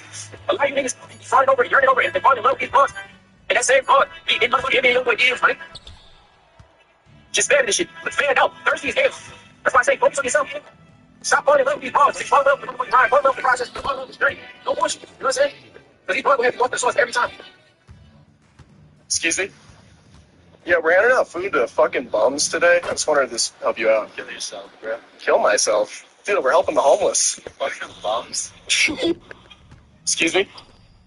Yeah, we're handing out food to fucking bums today. I just wanted to help you out. Kill yourself, bro. Kill myself? Dude, we're helping the homeless. Some of the most flawless skin I've ever seen. At one point on the show, I thought you had foundation on. Here's the CeraVe foaming cleanser, the green one. Guys, I used to be on the board, and I didn't look at you when you approached them at the bar because all they did was stand around and stare at the wall.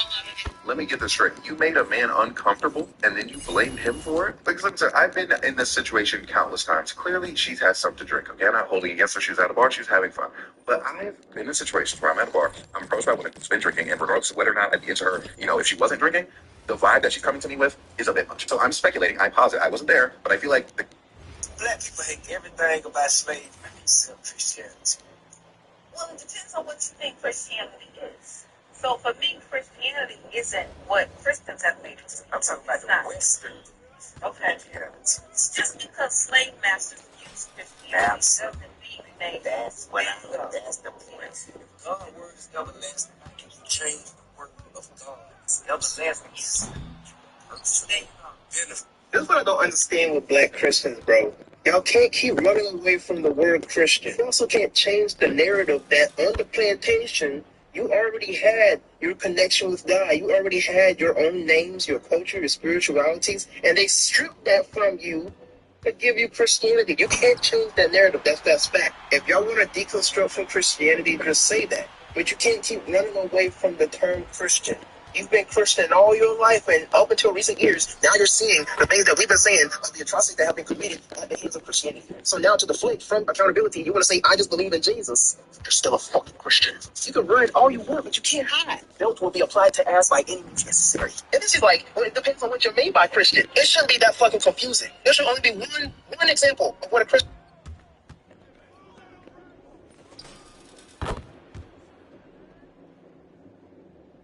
Bro. Bro.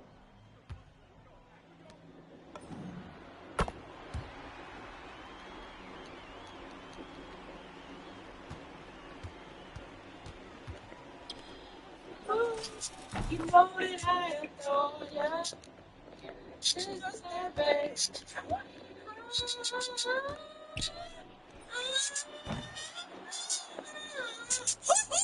10 years ago, y'all would have been on my dick. 10 years ago, y'all would have been on my dick. Y'all lucky my voice got like two levels deeper, because I still got a high-ass voice. 10 years ago, you would have been on my dick just now, because I just hit that shit. You feel me? I feel like I just hit that shit. You don't think so?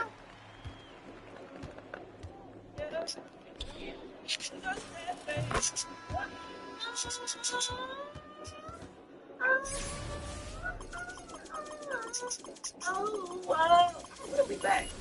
If anybody was wondering, I still ain't got a game. T-Smoke, appreciate the raid. That 21, my boy. Hope you're having a great day, man. No bullshit, bro. Why are you doing it again? You sound sickly. Well, I'm sorry that. You want me to really perform the best song? Nah, that's too easy. Y'all don't really want me to get in my bag. Y'all don't know nothing about this. This really one of my favorite songs.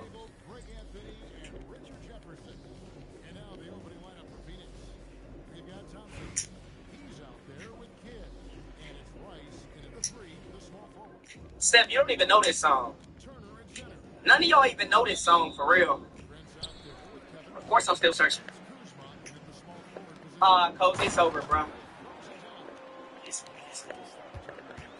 Sanders, you don't even know nothing about this. It's really like my favorite song. You don't know nothing about this. You and Sweetie both older than me. Y'all don't know nothing about this stuff. What my dude said.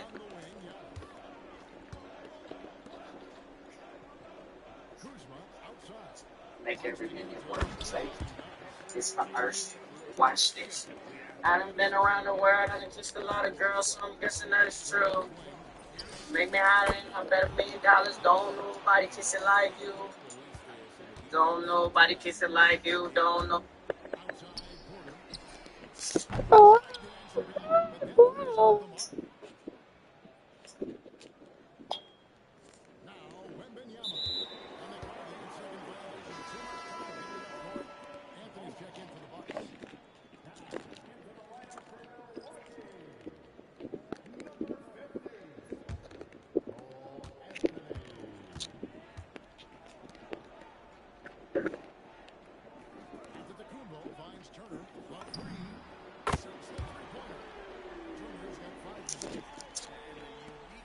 Fucking my loot. The fuck is this man?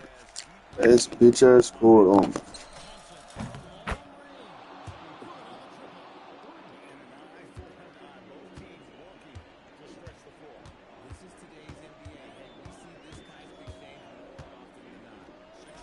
Shit.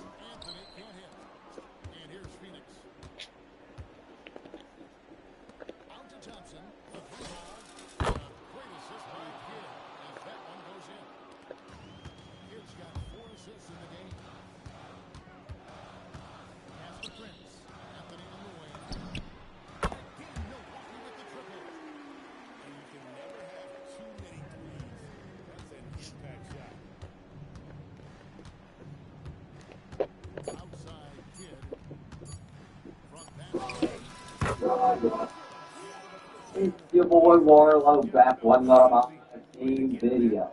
And King of the Court's a mess, but we're gonna do some gameplay with Amethyst Kawhi Leonard. Now look, this Amethyst Kawhi is so good.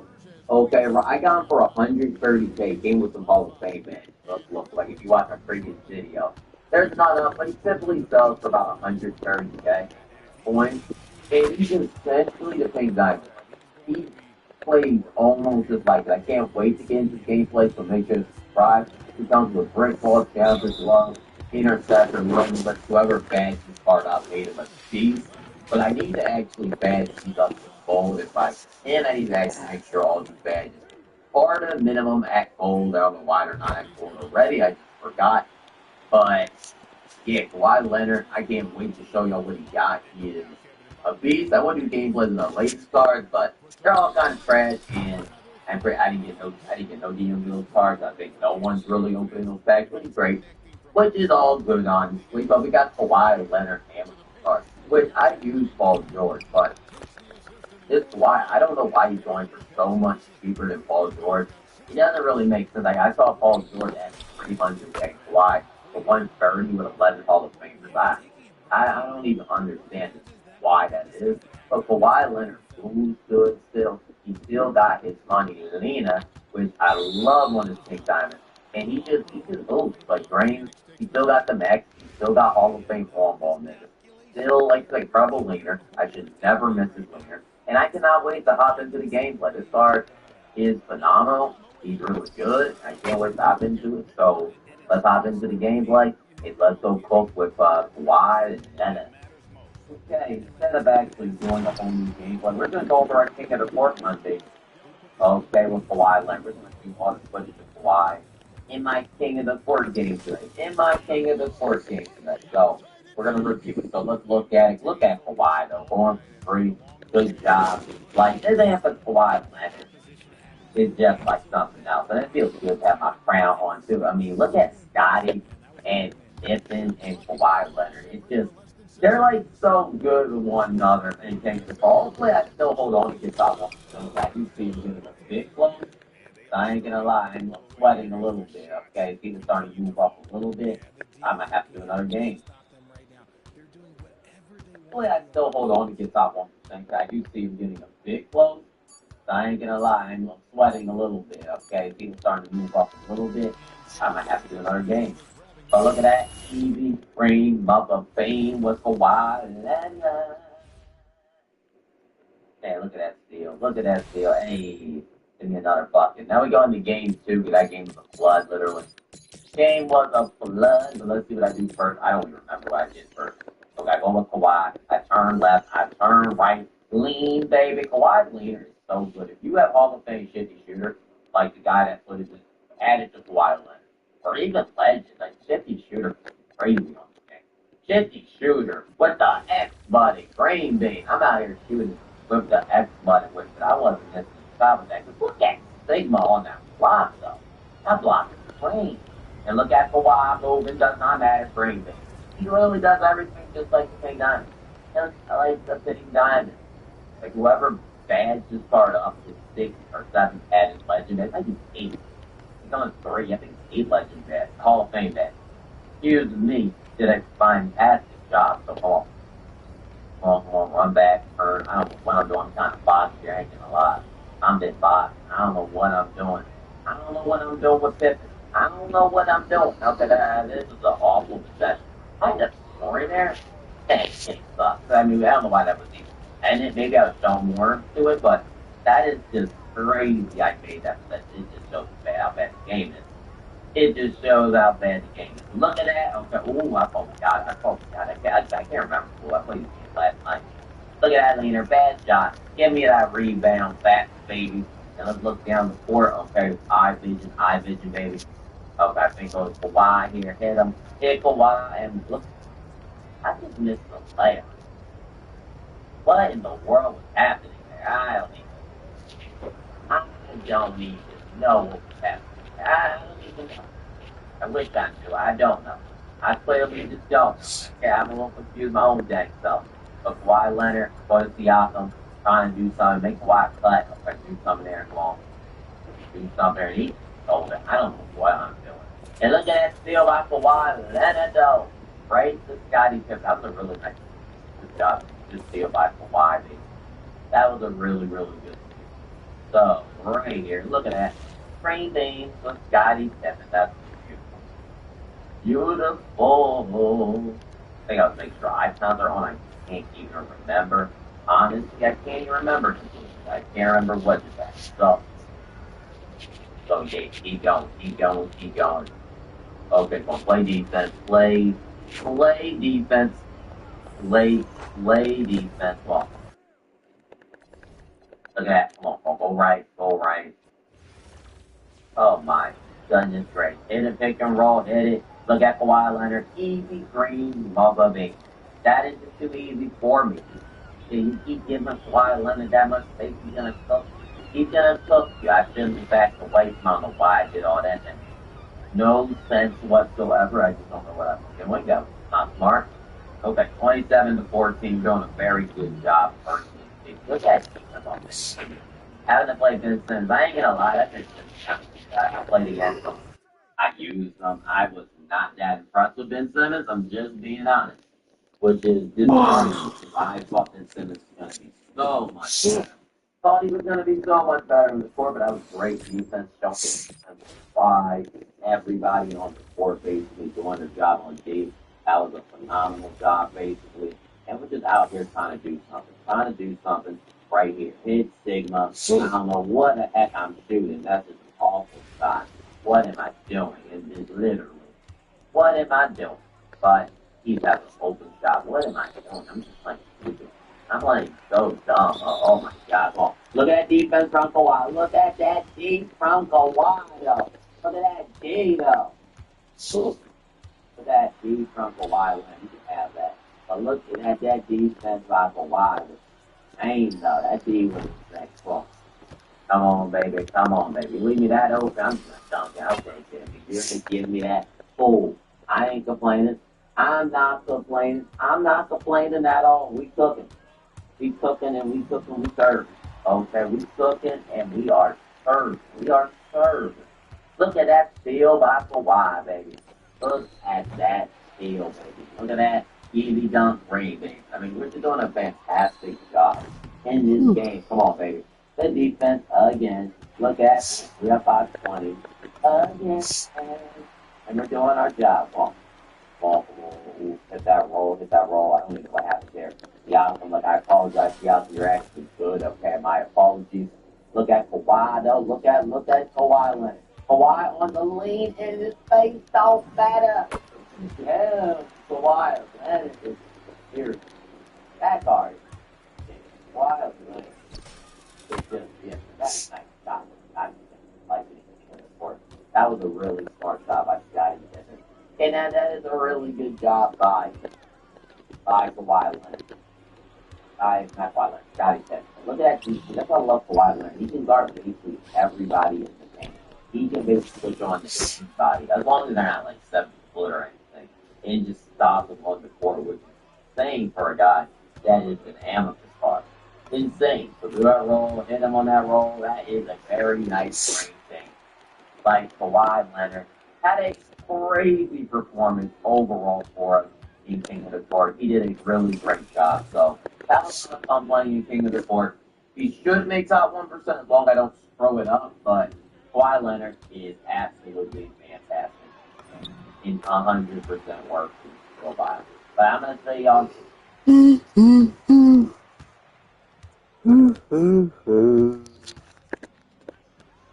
Welcome back to Lucky Charms Show. I'm Justin Jefferson with my dude Jamar Chase, who's into some marshmallow mayhem.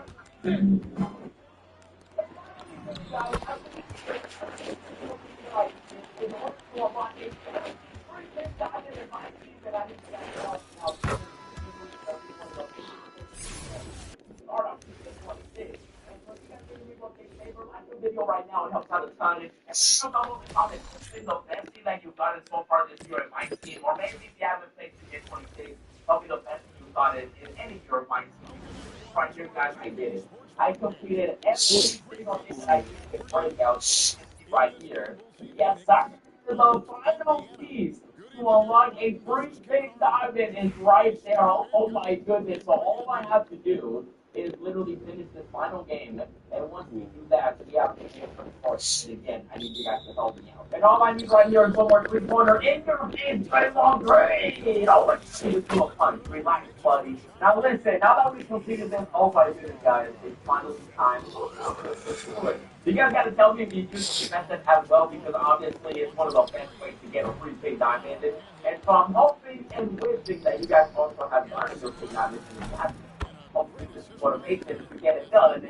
And just like that. Now you might be thinking, maybe you're like, wait, what's going on? You just got a piece. What is that, Carlos? Well, if you saw one of my videos, if you want to get these pieces in breakouts and want to get every single one, well, let me show you what's going to happen. So tell me how that was done.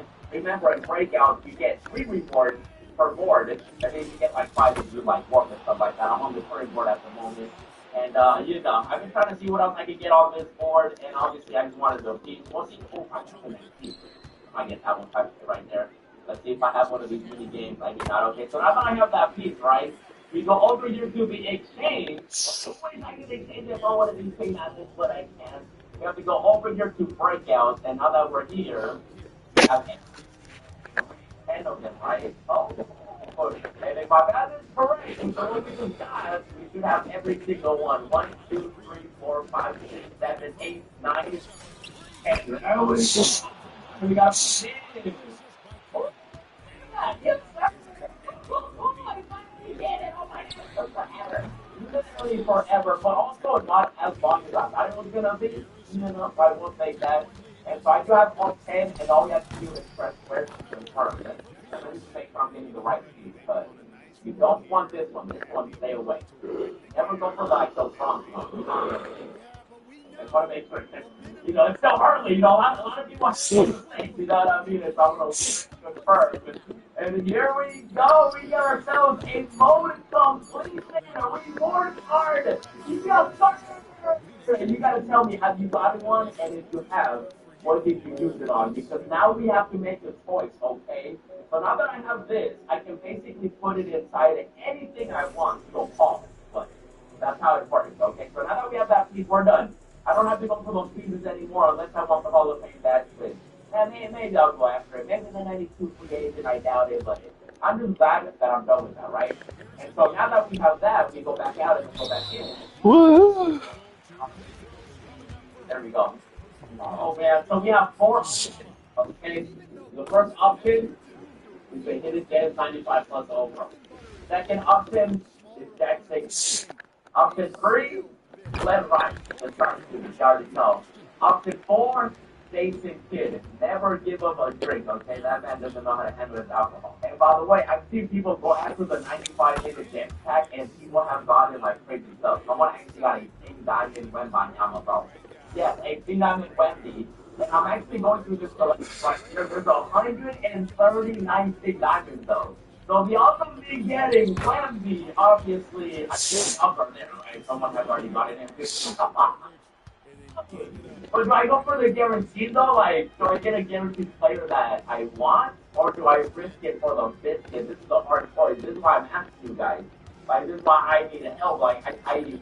Oh, man. Mo Braun? What if I get Mo Braun? Oh, my gosh. I'm Mo Braun?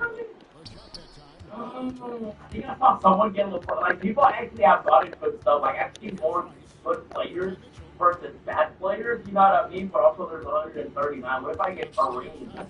Oh my god, I think I saw someone get Kareem too. I feel like but also there's like a bunch of bugs though, like imagine doing it and then getting like Isaiah. No, why don't I have 2 bugs literally next to each other? Oh god, ego, bro. Ooh. But the thing is also though, like I could get something guaranteed. And like Jason was filthy, bro. 6'4", 93 balls. Like the hard part is done, right? Getting the keys, 97 perfect. And maybe I will give you a drink to celebrate next week. God dang it, bro, this is my part. That's why I want to know what you guys think. You know, I just want to get like some feedback, right? Like you do the 95 plus, you get something good. Because also I'm thinking, I mean, they're all good, bro. Like, you can't go wrong with any 60, 11, 90, 3 ball, 80, probably knows what the defense will be like. 90 is superior. 80 feet is crazy for like a big guy this early. Dang. Then also Glenn Rockets, though, bro. That guy's a 6'8" with the 94. And these are also bro. What's 85 got me? Oh my gosh, 64 for defense. 86 speed. And I know some of you guys have already gotten some of these players, so I want to get your feedback, right? Like, if you guys think some kid is the amazing, is the 100% birthday, Jack Sigma is the must-have player in the game, maybe Glenn Rice. That's why I want to hear from you guys, because, like, this is a big choice. Do I go for the guarantee, or do I go for the risk it for the biscuit and hope to baby Jesus? You know, it don't say plus, so technically, I have yet to see anybody get an opal, but technically, right? You know what I mean? But at the same time, though, we did the hard part. Like I said, like, now that we're done with breakouts, we never have to do this, like, at least maybe until next season, right? So, like, go chase the kids. Oh, man. Or do I go Glenn Rice? This is why, oh my god. Let me show before I, like, oh my god, I thought I, like, put it into something. Jack Sigma, listen, I think the big brain play is, I want to know what you guys think. Because I think it's really hidden gems for Jack Sigma, but I want to hear what you guys think, and also I want to know what you got it before I make my choice. And realistically, it's between Jake the Kid, Jack Sigma, and of course, Bristol from the Biscuit. And this is why I want to hear from you guys, because some of you guys have already completed the grind. And maybe you ended up going after the hidden gems, and you're like, Carlos, I got something really good, you should do it. Or maybe you have a bad, player that you got and you're like, Carlos, do not risk it for the biscuits and instead go for the guaranteed player. So I want to hear from you guys, okay? I got the grind done, so now we can get any free pick diamond we want, or we could risk it for the biscuit, obviously. All I know is that I'm done with breakouts, and so just do the breakout method, obviously. Get to the current board, get those pieces. You do need 13 in total. 3 small bucket and test to get it, right? And so I'm going to leave it in your hands, okay? So whatever the comments say, I'm going to be reading every single one, and it's going to be for what you receiving our free team diamonds, so thank you for that. In the meantime, take out one of the craziest pack openings I just did, as well as the free... Fuck.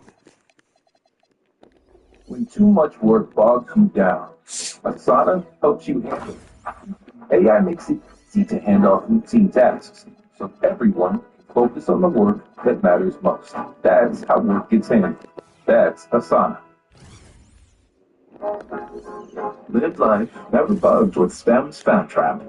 Using UV light that attracts and traps bugs 24/7. No odor, no mess. Live life never bugged with STEM. So what if I told you there are 43 pink diamonds? Yeah, 43 pink diamonds in the new pack that 2K literally just added. And of course they do contain Summon Steph Curry and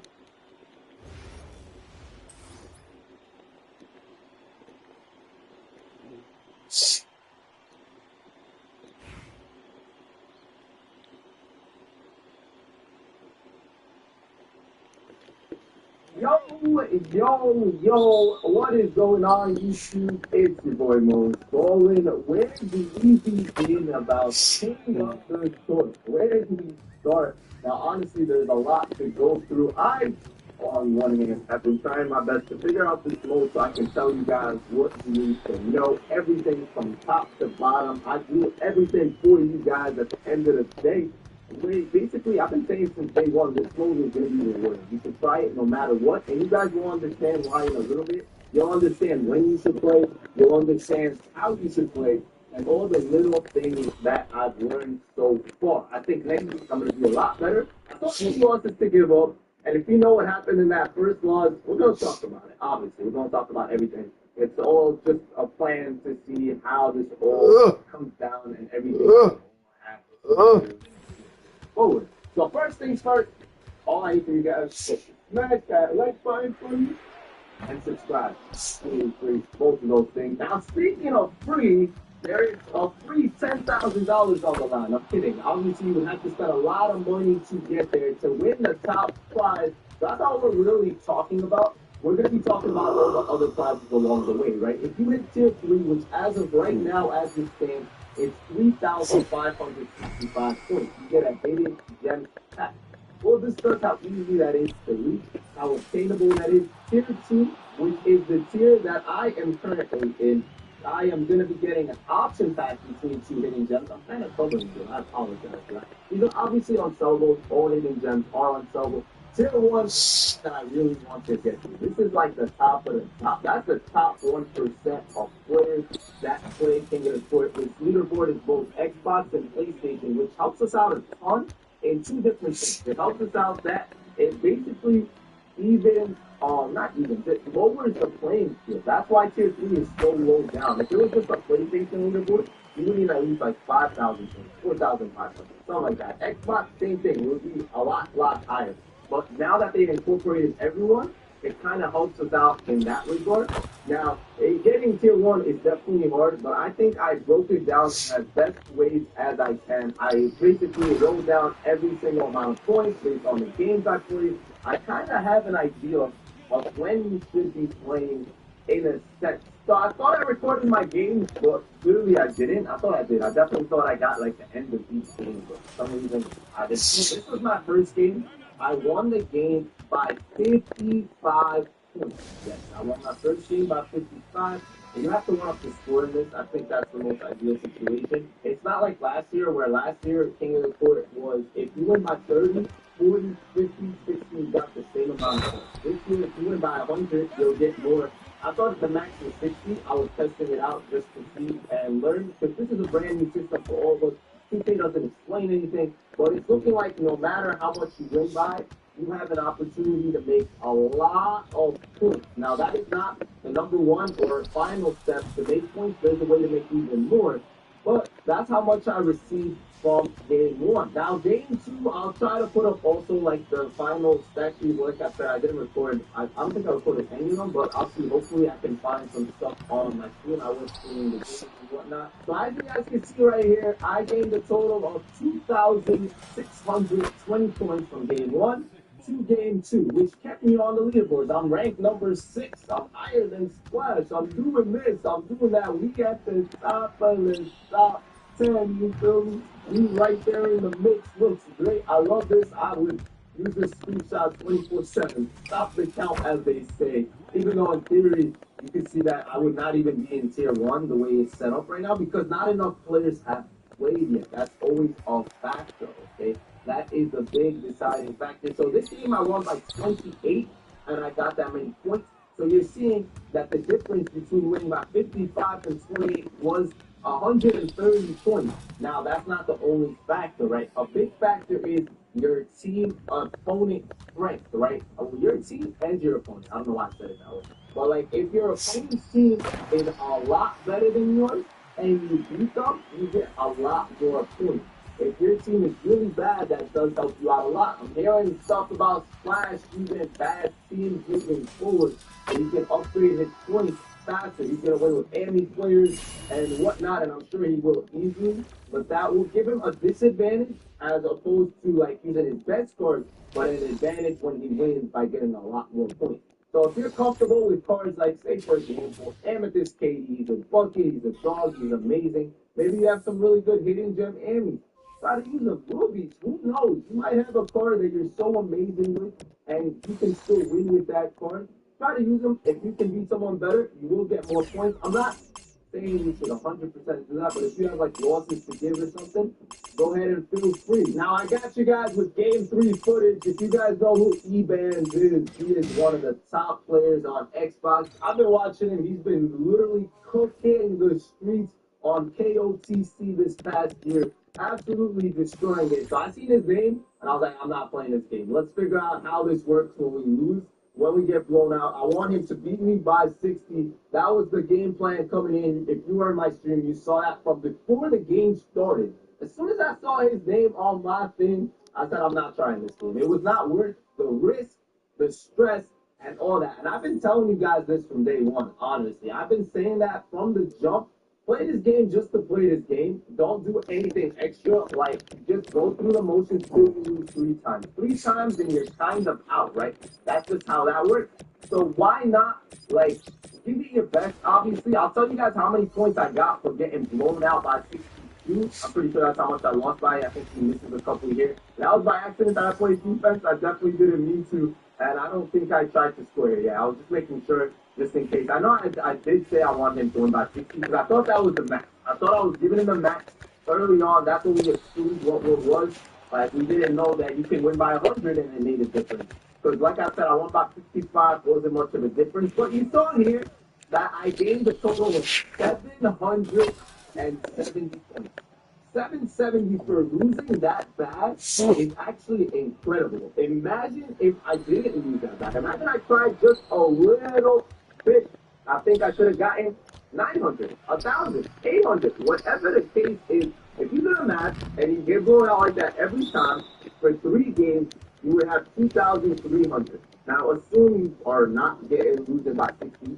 Assume you're doing a little bit better, right?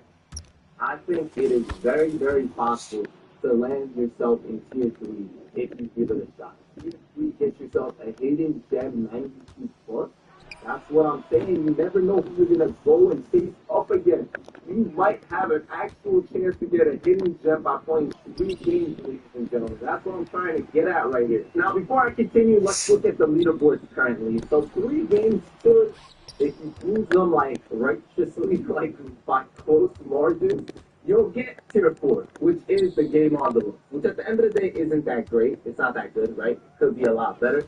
But at least you're guaranteeing something for trying. I'm telling you how to try. I know some people hate online. I know some people say they're not good enough. I know this and that. But here is the biggest tip you guys need to know. The way matchmaking is working right now leads me to believe that 1,000% you match up with people around the same points as you. It might be the same tier as you. That is a big possibility. I will know that fairly soon when I play again, because now I'm at the 9,000 bracket, right? So now I'm trying to find out, am I going to be playing people in tier 1, like the top, like best of the best? Or am I playing tier 2 people? Because if I'm only playing tier 2, I might have an opportunity. Now, the thing is, if that's the case, then basically you starting later on in the weekend, like starting Saturday, starting Sunday, and that will benefit you a lot because all the best players are playing Friday. So you won't have to face any of them till pretty much the end. You'll be playing dudes that just haven't played yet, whether they're at work, whether they've been waiting, whether they've been chilling, whatever the case is, you'll play when they are work Friday and Saturday, I can only play on Sunday. Guess what? I'm playing that probably only play on Sunday. Now listen, we just saying that's what I believe. I really genuinely believe that. Now, so for example, everyone like Flash, Todd, and Kill, they've been searching for hours and hours on end trying to find games. And like I noticed that for like I started it Friday. As soon as it started, I got a game right away. Got another game right away. My opponents were getting better and better, and that's why my third game I played against Edan. We had the same points. We both just started. We both were at the top of the leaderboards, more or less, and that's why I matched up with him. If I would have chilled out, waited a couple more hours, I wouldn't have had to play him. That's just how it works. I would have played someone a lot more chill. So I'm just putting you guys on for all the people that want to wait it out. And so I'm not saying the best of the best should wait. They want to play the best. You feel me? They want to play teams that are better because that's how you're going to get a lot of points. I'm talking to everyone else that just wants a reward, that wants a hidden gem 92, that wants the option pack. I think you should hold off. Try today, play your first game. You get 3 losses. So in theory, if you can just win one of them, you're going to get a lot of points. So now the question you're probably asking, if you don't know how this fully works, is, well, isn't that going to give me a disadvantage for not playing more games? Like, all these people that are playing a lot of games, they're going to get a better advantage. And yes and no, but mainly no, because it only counts your top 4 scores. Nothing else. So you guys can take a look at Jason Kidd's clutching up game number 4 for me, right? I'm 2-1. Right here, we're trying to be 3-1. Shout out to my opponent for giving us a little scare, keeping this game definitely way closer than I wanted. Only won by 4, and I only received 1,990 points for that game. 1,990. So now that's my combined for 4 games. What happens now moving forward is every game I play, until I get my final losses and get eliminated, which just squeezes your score, it basically doesn't allow you to play any more games, and that's your score for the weekend, right? That's your score. So right now, as it stands, I got 1990 from that game. There was one game I got 2600, 2700, and the loss gave me 770. So my next game, as long as I play better than 770, that score will replace that one. So I don't know what's wrong with me, but I definitely did not record the last game either. I've just been out of it when it comes to that. I don't know why. I just like you gotta focus in these games. I barely won game 4. I won by 3. Shout out to my opponent in that one. So in theory, you see my point total went up 1,045 to be exact. So I did the math, obviously, and that means in this last game, I got 1,815 points. Because I obviously didn't win by big, my opponent's strength really didn't factor in too much. I think my team was probably better to begin with. I just didn't play that well. Every time I would go on a run and think it was over, he would come back and hit crazy 3, get out on a 3, like some wild stuff was happening. And shout out to my opponent, for sure, 1,000%. But it replaced that other score, and it brought me up into tier 2, right? Now, my goal is, next game, to try to do better than that, and to win by more than 3 against hopefully a better team. And then that way, I can get not just 18, 15, I need to get like in the 2000s range to jump up my score. If we look at our score, I need a lot. I need a lot if I really want to jump up that much. Like, you're talking over 1,000, and I don't know if we can jump up 1,300 from 1,800. So I would need 2 really good games, like 2 blowout wins, in order to qualify for tier 1. Can I do that? Yes. Will I do that? Who knows? It's all about matchmaking at the end of the day. I will give it a shot. I'll take my time trying to lead into it. If I wait till tomorrow, there is a possibility I don't get a game because I'm so high up already. I'm sure at the end of the day, you'll always find the game. It just might take a while. You guys going for rhythm with the vibe. $10,000 is a lot on the line. No matter who you are, if you're cheating, 2K will know. No, there's big cheaters. There's cheaters on the top 10. Multiple ones. And if you lose, hey, it's gonna happen. You're gonna get like 2K's gonna figure it out. We're gonna figure it out. You're not just gonna win $10,000. You know what I mean? Like, it's not just like, oh, I won, give me my money. Like, no, it's not like that. So my goal and my mission every week is to try my best to get this option pack in tier 1. If I could do that. If not, I will settle for this one at least in tier 2. I think it's very doable, guys. I think everyone can try and give it their best. You probably only need to win. For me, it's always about consistency. How consistent can I be, no matter the circumstances, no matter what's going on around me? I take a lot of pride in being consistent and being the same person to my teammates every single day. I'm always trying to improve myself. It's not about the opponent. It's me versus me. And I think as a leader on a team, being able to be that person that everyone can look to is extremely important.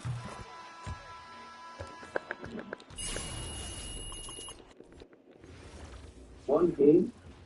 Probably. I'm just saying, if you can win one game really well, you can possibly do it. You might need to, depending on how close that first game is. Because if I'm just doing the math, if you win by 3 and I got 1,800, assume that happens. Assume you get 1,800. Assume your 2 losses are somewhat close. We'll say you get like 900 for a loss. That should give you 3,600. So that, like, you're right there for tier 3. Maybe you get a little bit more on a loss. Don't quit, though. If you quit, then you're not getting points. So stay in there, take your L, try your best to keep it close, try your best to score, and anything is possible at the end of the day. And, yeah, it's a really great mode. It's just the point system for winners is terrible. Like, Ty Debo, for example, who's number 8. He's won a billion games, I feel like. He keeps winning. People are quitting out. Every time someone quits, he's not getting enough points. He needs to blow out people and keep them in the game, which is really hard.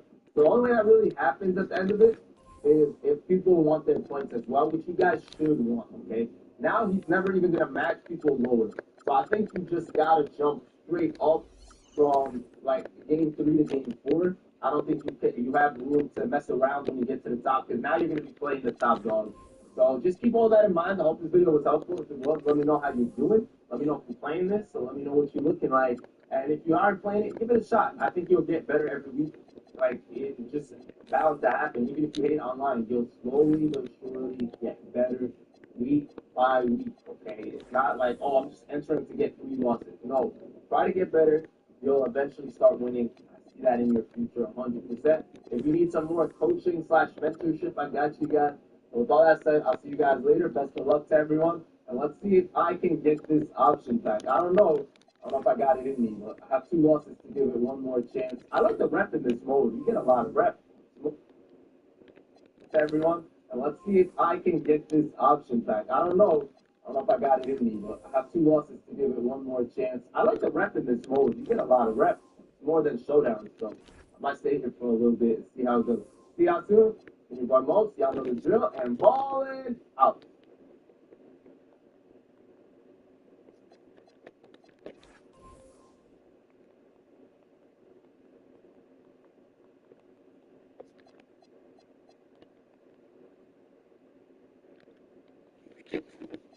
What is going on, guys? DBG here, and today we're going to be talking about how the brand new packs have somehow tanked the market on Wild Gems. Are these Wild Gems packs? No, it's the tanked market on Wild Gems. These packs are, in fact, the Limitless X Wild Gems packs. And funnily enough, the odds are pretty good, but the odds are absolutely stacked in favor of you guys getting, they're stacked in favor of you guys getting the Wild Gems cards rather than cards from the set. So the actual cards from the set are really expensive. They're all really expensive, but you can get a lot of good Wild Gems cards. So obviously, look, I bought a few of the cards from the set. I bought Arike, I bought Ferry Farm, I bought Channing Frank, all of which are going to be getting gameplays at some stage on this channel. But if you guys haven't seen the price of Wild Gems, they are low.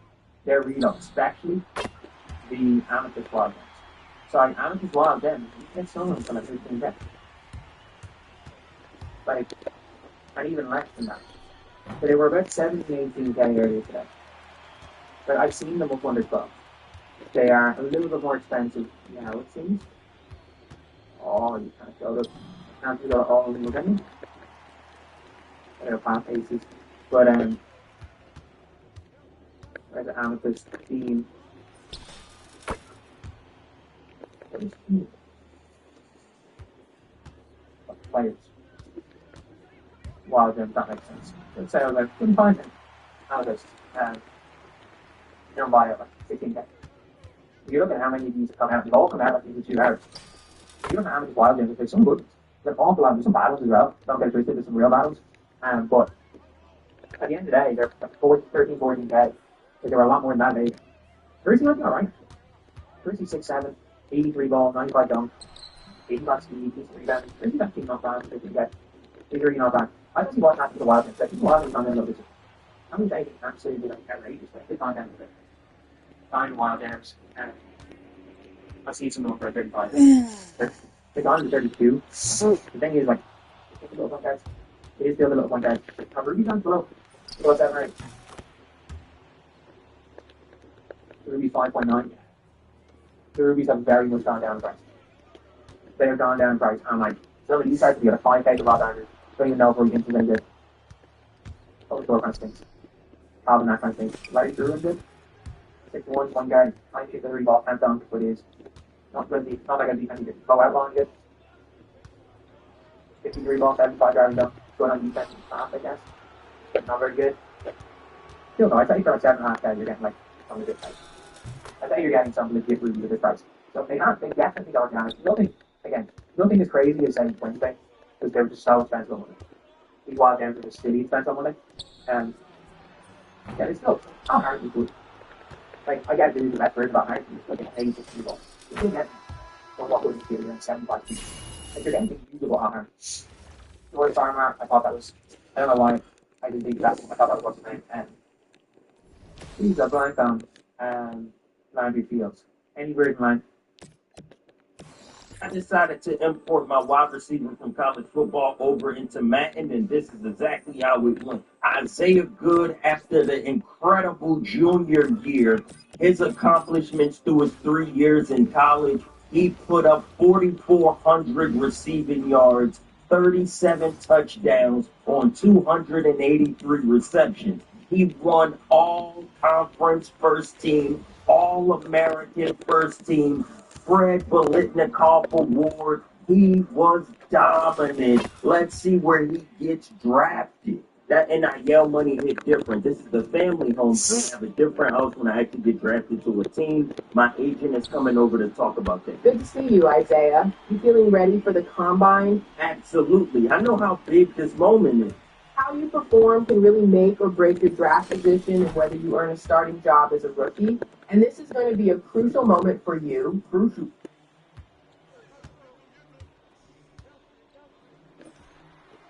About Keanu Reeves, you can generally beat some martial artists. This is not about martial artists. These are about the celebrities that told their publicists to tell the newspaper that they are martial artists, and you idiots believe it. So y'all think that Mario Lopez could do anything with me? Call him. He lost to Zach. He got the best of Zach in that fight. Now. He got the best of Zach in that fight. Let's go. Let's do it even. Nah. Man, should have whooped him more. But Mario Lopez is a wrestler and a purple belt in Brazilian. And he's close to a brown. He will fuck you up. Okay. So you can be Wiz? Wiz has such a good heart, I can't even imagine. That's that. Yeah. You gotta go left too. Yo. I got such a good heart. Yeah.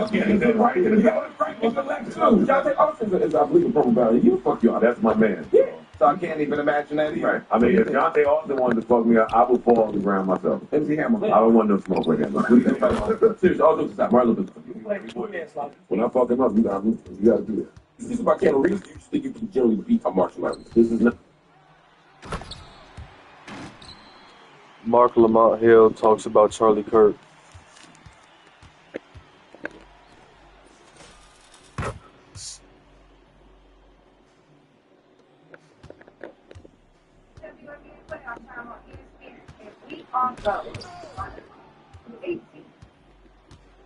Charlie Kirk made a vivid graphic environment. Charlie Kirk made a living speaking in ways that created the very environment that led to his death. He spent his life talking about empathy and how it was necessary. He spent his life talking about the necessity of people dying for the preservation of an amendment, a piece of it. He spent his life categorizing people, percentagizing people, and slanting things to present a certain aspect of it. Now, this is a question that I'm pretty sure if you're like above the age of like 30, or you're up there, okay. I'm not saying that you're old, but you're seasoned, okay. Just like myself, 38 years old, I'm not young, okay. I'm pretty sure at some point you thought about your legacy, which some people may not care. Like Mike Tyson had like this weird interview where he was talking to a little kid and he said, I don't care about a legacy. Like, it doesn't matter what people think of you when you're dead and gone, because it is what it is. Like, that's the end of your book and it's done. So who cares about a legacy? But on the flip side, it can be impactful. If we just look at anyone like a Mark, The generation experience. What just happened? We just found out that Charlie Kirk got shot. Fucking awful. Why are they saying they? Is he dead? That's what was. One of the guys out there just said fucking in the lobby was just looking. I've been looking at it. In the world. For having a different opinion from somebody else. Charlie Sheen, shut your ass up. Maybe you got AIDS.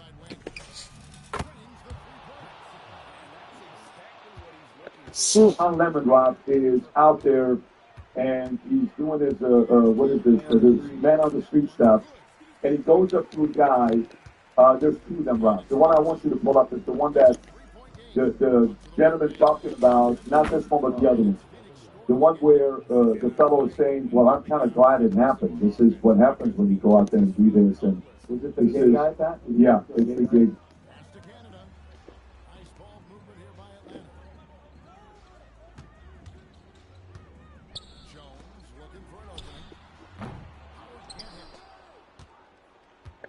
Jesse Waters on Fox News said that they are going to avenge Charlie Kirk's death. I can't think of a worse, less productive reaction to what took place, but this is what we expect. Trump gets hit in the ear. Charlie gets shot dead. They came after Kavanaugh with a rifle to his neighborhood. They went after Musk's cars. They just shot 2 Jews outside the embassy. Think about it. Scalise got shot, barely survived. It's happening. We got trans shooters. We got riots in LA. They are at war with us. Whether we want to accept it or not, they are at war with us. Now, of course, you've got trans shooters. Trans shooters are underrepresented among all shooters.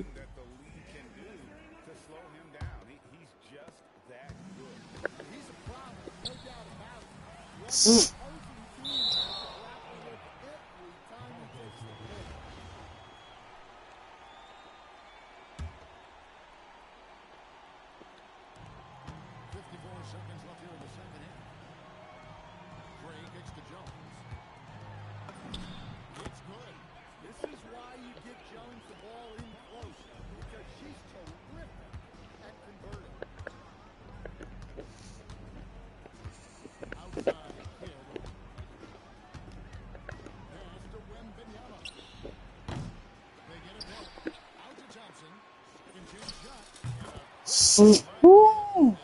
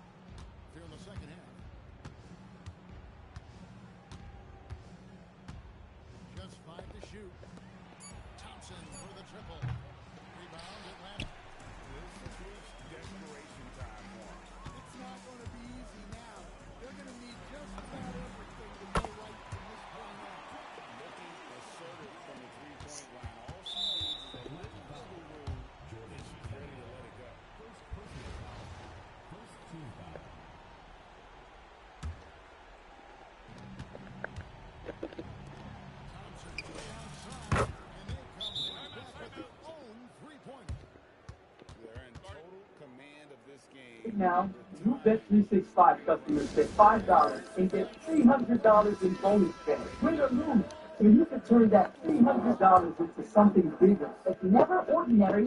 That's 365. Here's a very interesting game players show. We played a team that had 3 of those 7'4" demons. Actually, they had 1 7'4" and 2 7'3s. On our team, we have 1 7'4", and we have a power forward that is 7 foot. And our 7'4", he's like Moses, cuz he ain't got no DC. He's only 81 overall. Go back to the beginning, you'll see. He's 81 overall, but he has a good game. Look, he gets that is a 7'4" on a 7'4". That contest, it was respected. And even our power forward, he's going to get some clutch test as well. Come on, you dumbass fucking bitch. 7'4", that contest, it was respected. And even our power forward, he's going to get some clutch contest as well. But they are the only 2 players on our team that are able to affect any of their stuff. And I know that right now, everybody's talking about the contest system. All of the viral clips of this game, unfortunately, are of the Fucking shitty ass fucking TV, bitch. 7'4", that contest, it was respected. And even our power forward, he's going to get some clutch contest as well. But they are the only 2 players on our team that are able to affect any of their shots. And I know that right now, everybody's talking about the contest system. All of the viral clips of this game, unfortunately, are of the 7'4" shooting in front of everybody. And some of these clips on TikTok and Twitter and everywhere they're being spread, they're just so obnoxious. The way that they're shooting over everybody. That's how bad it is. You play this game and you've seen this shit. Spoiler alert from, oh my goodness, above the free throw line, and that's not the only time that he's going to get.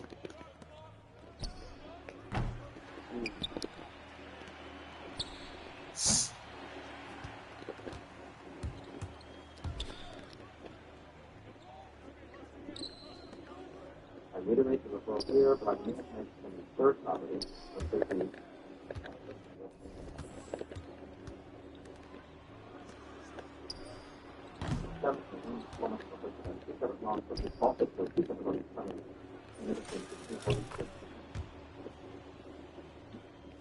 Hmm. 100 overall, Victor, NBA 2K25, my team.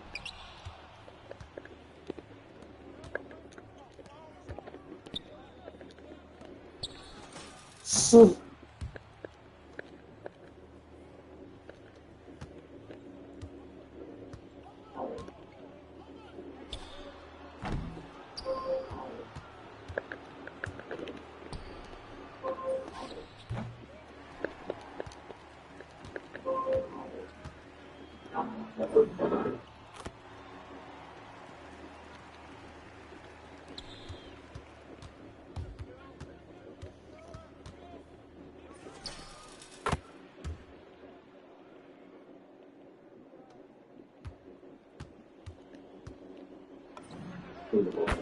I mean, this card is one of the best cards in my opinion. Yes, I played a lot more.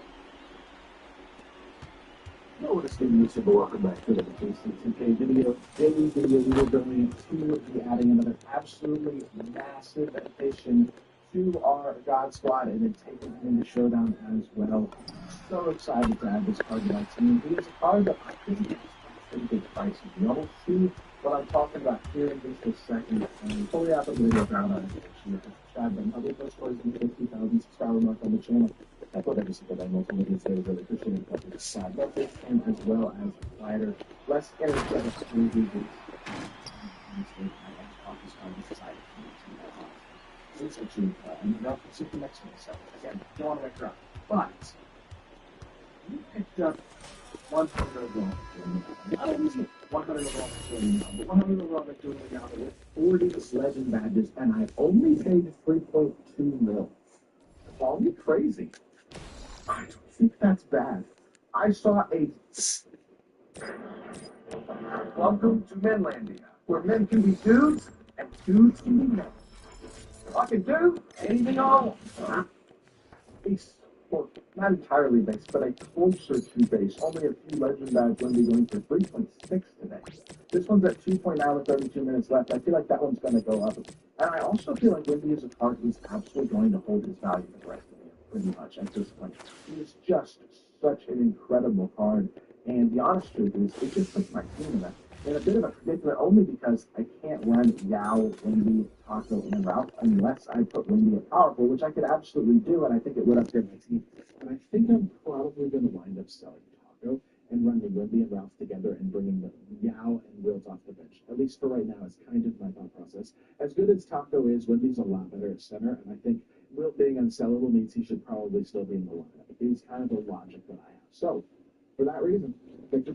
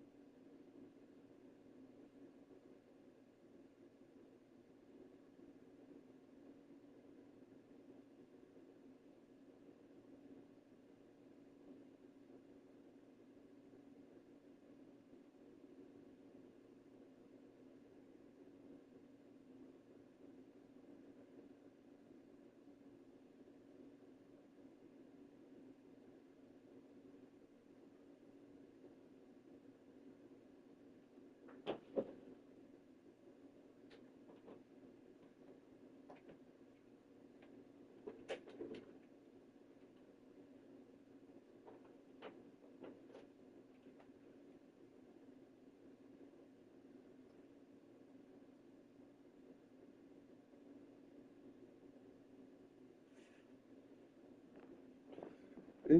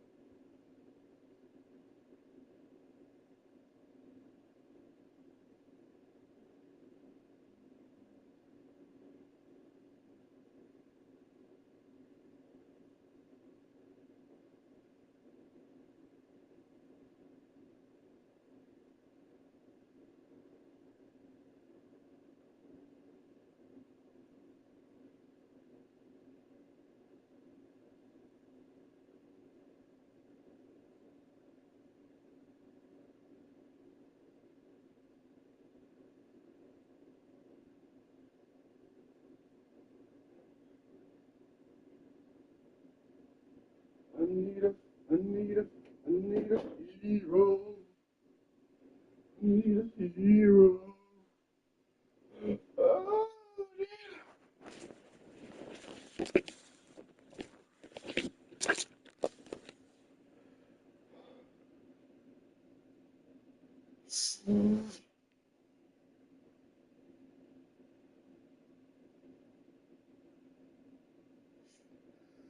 Achoo!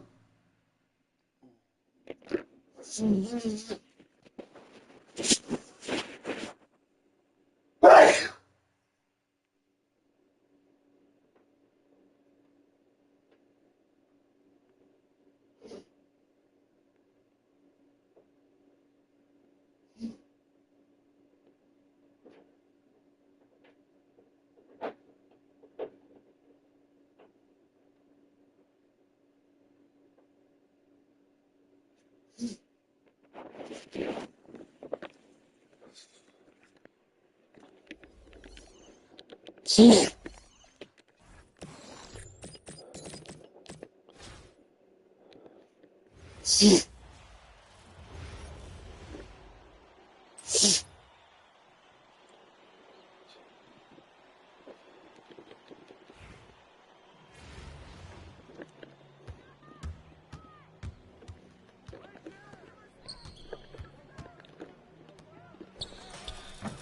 I have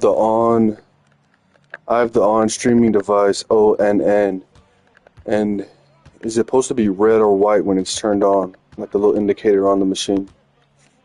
The indicator light on the on streaming device is typically white when it's powered on and functioning normally.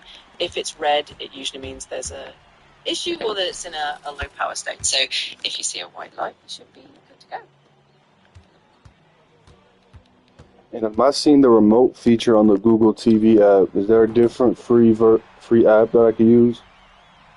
If the Google TV app isn't showing the remote feature, you can try the Android TV remote service app, which is also free and works similarly. Just download it from the App Store on your phone, and it should help you control the on device. If that doesn't work either, let me know, and we can explore more options. What is the app called? The app is called the Android TV remote service. You can find it by searching for that exact name in your phone's App Store, and it should pop right up. Once installed, it should help you connect to your on device easily.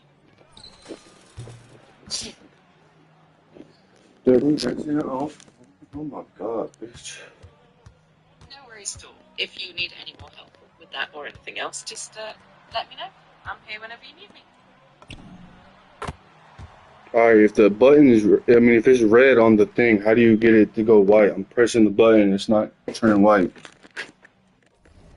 If the indicator is red, it might mean the device isn't fully powered or there's a connectivity issue. You can try unplugging the device from power for about 30 seconds and then plugging it back in. That often resets it and should turn the light white again. If that doesn't do the trick, let me know.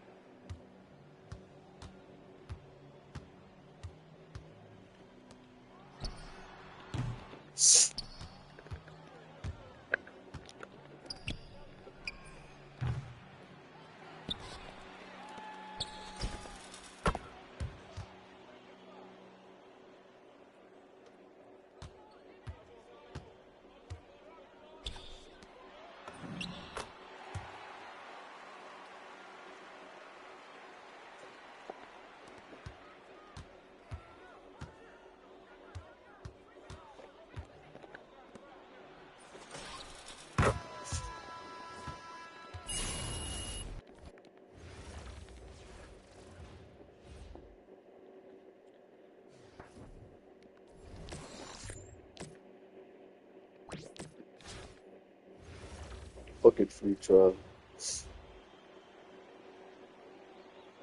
You anytime.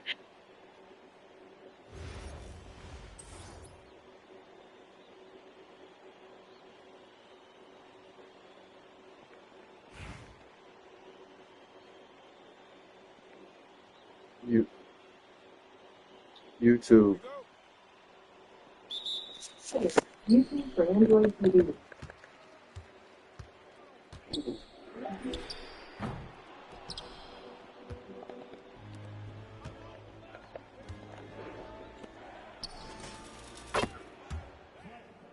Can you put my last video that I watched on YouTube on? Sorry, something went wrong. When you're ready, give it another try.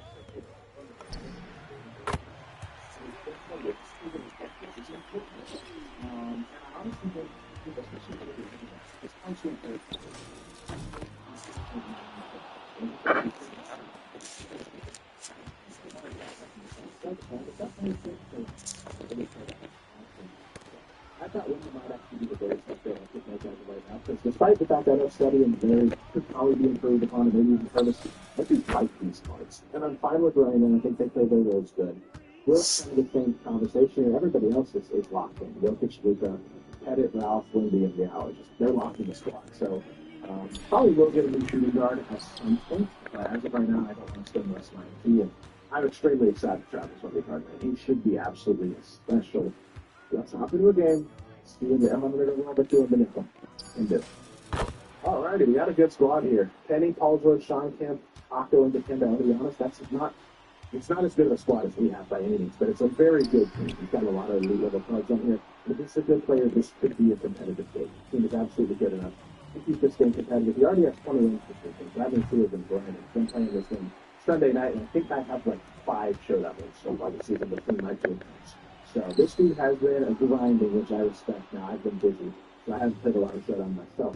But good bucket for my opponent first position of the game. Let's lock it in there. Let's see what this Jokic card can do first and foremost. We're going to try to attack the one thing that Taco doesn't do that well, first and foremost, which is the fact that he's kind of slow. And Wendy's Galaxy Opal, which I have used a ton, really fast off the dribble for 85 speed. I am pretty excited to use this card. I've also used, obviously, Invincible Wendy as well and had a lot of success with him. So I haven't used him a ton, but when I have used him, I've liked him. I'm expecting to love this one. But he's not going to be as good as the Invincible by any means. He obviously doesn't have the SIGs, but he can kind of sort of get an open shot occasionally. He obviously is just going to be super glitchy and has a lot of things he can do with his speed and his versatility and skill set. Like, this is just a huge mismatch. Paul George has no chance 99 speed, easy count. At 5 already for this dribble. But the thing about the 40 legend bag is every 99 status, he's not going to be getting fucked up the court unless he gets properly bump skills from bump stolen for example. You know what I'm saying? And I think in general, there's going to be things that this card can do with his legend bag especially, even without perfect SIGs. At his size, especially with his jumper being as uncontestable as it is. And I mean, they gave him Pro 2, which I think is ridiculous. He's so glitchy. Look at PG has no chance to contest. It's crazy. Also not I think that's what Wendy is in a very similar boat to that. I mean, that's one of the things that made it glitchy all year. And this jumper especially is what did it. And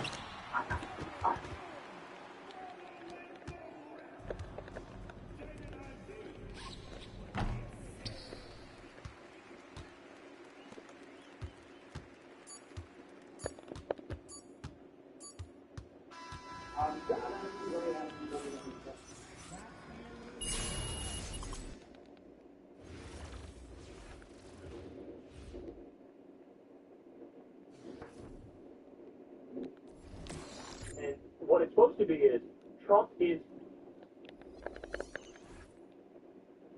2K26 is official.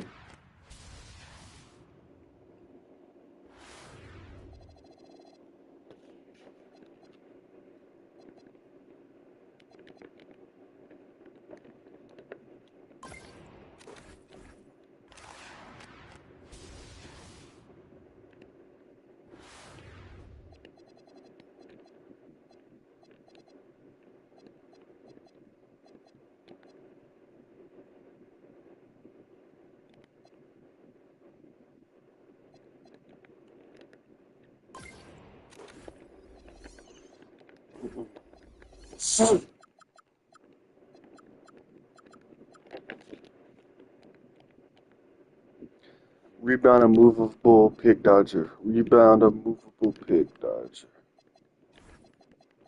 Rebound.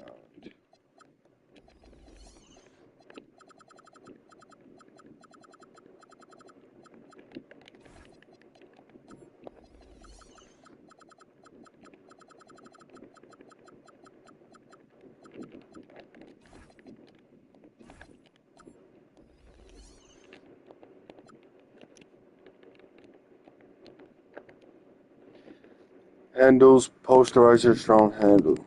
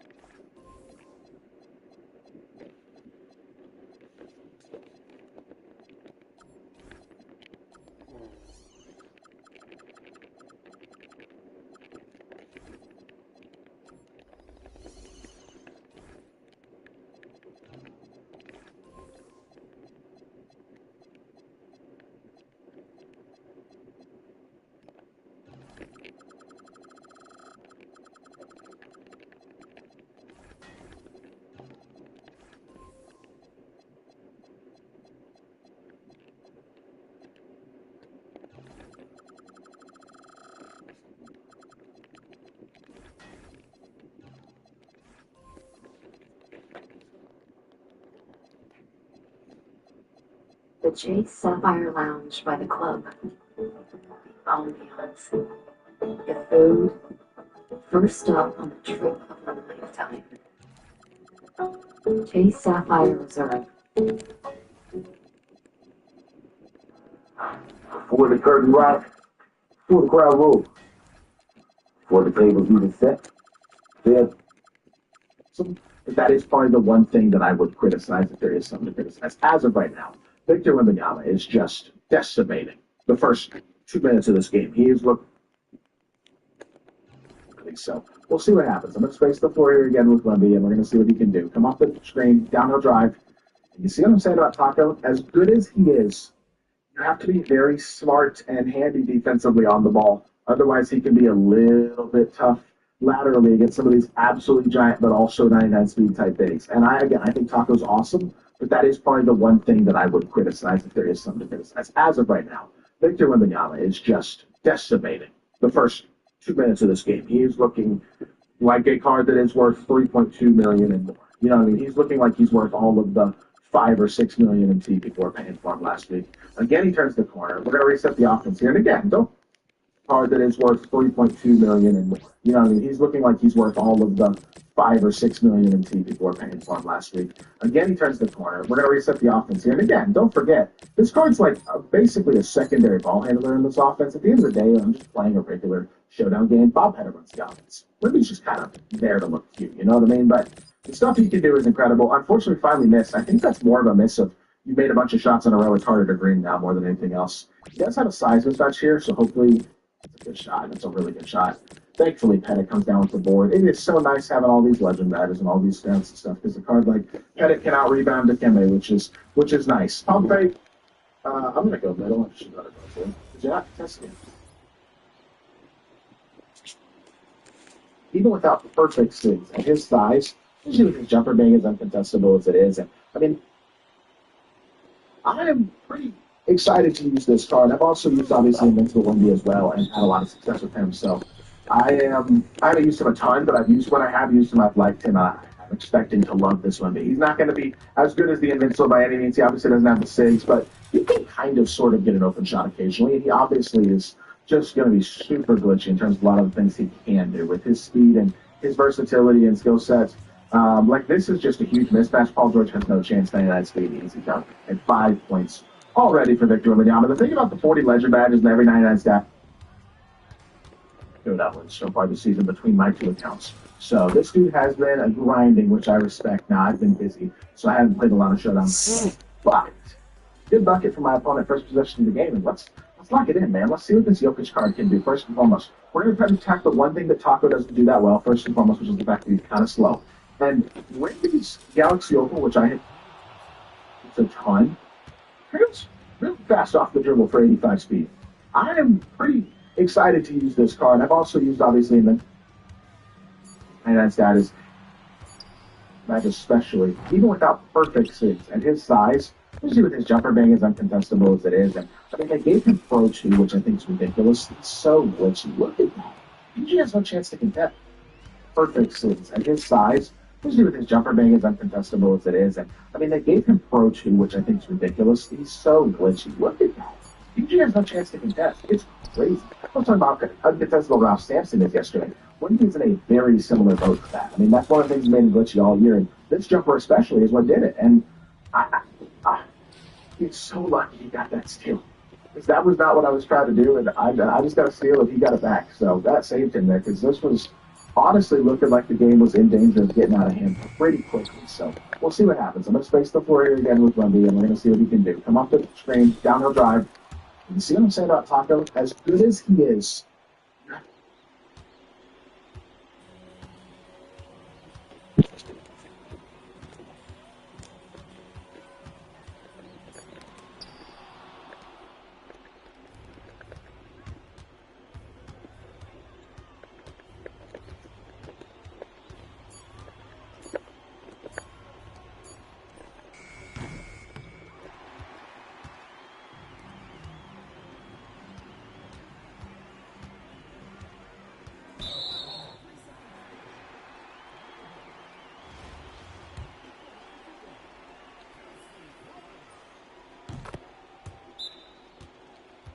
fuck are you calling a timeout, bitch?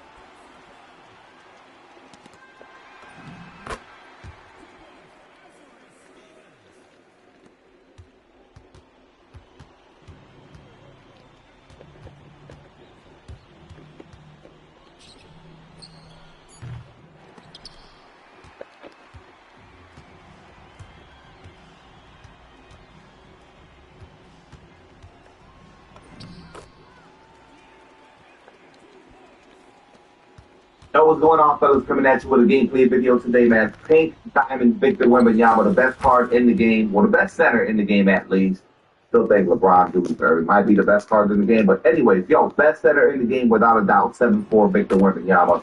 Look, you ain't even gotta watch the gameplay. You don't gotta see him score, watch him in freestyle. I just tell you this right now. Before you guys even ask me, you guys ask me on stream all the time, is he worth the $2 million MT? No.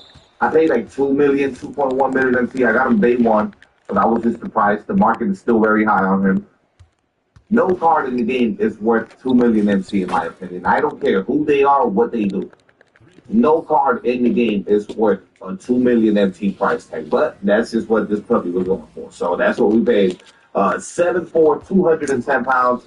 I'll show you guys the fuck and all that, but just taking a look at some of the main attributes here. That are 85 driving layup, 89 post fade, which is beautiful. Holy 7'4" dude getting the post fade money. 87 midi, 87 3 ball, 80 driving dunk, 79 ball handle, 80 steal, 80 perimeter, 97 block rating, a 92 interior defense. He's got 94 and 95 for the rebounding speed, not the fastest, at a 79 to 70 speed of ball, but trust me, man, he gets it done.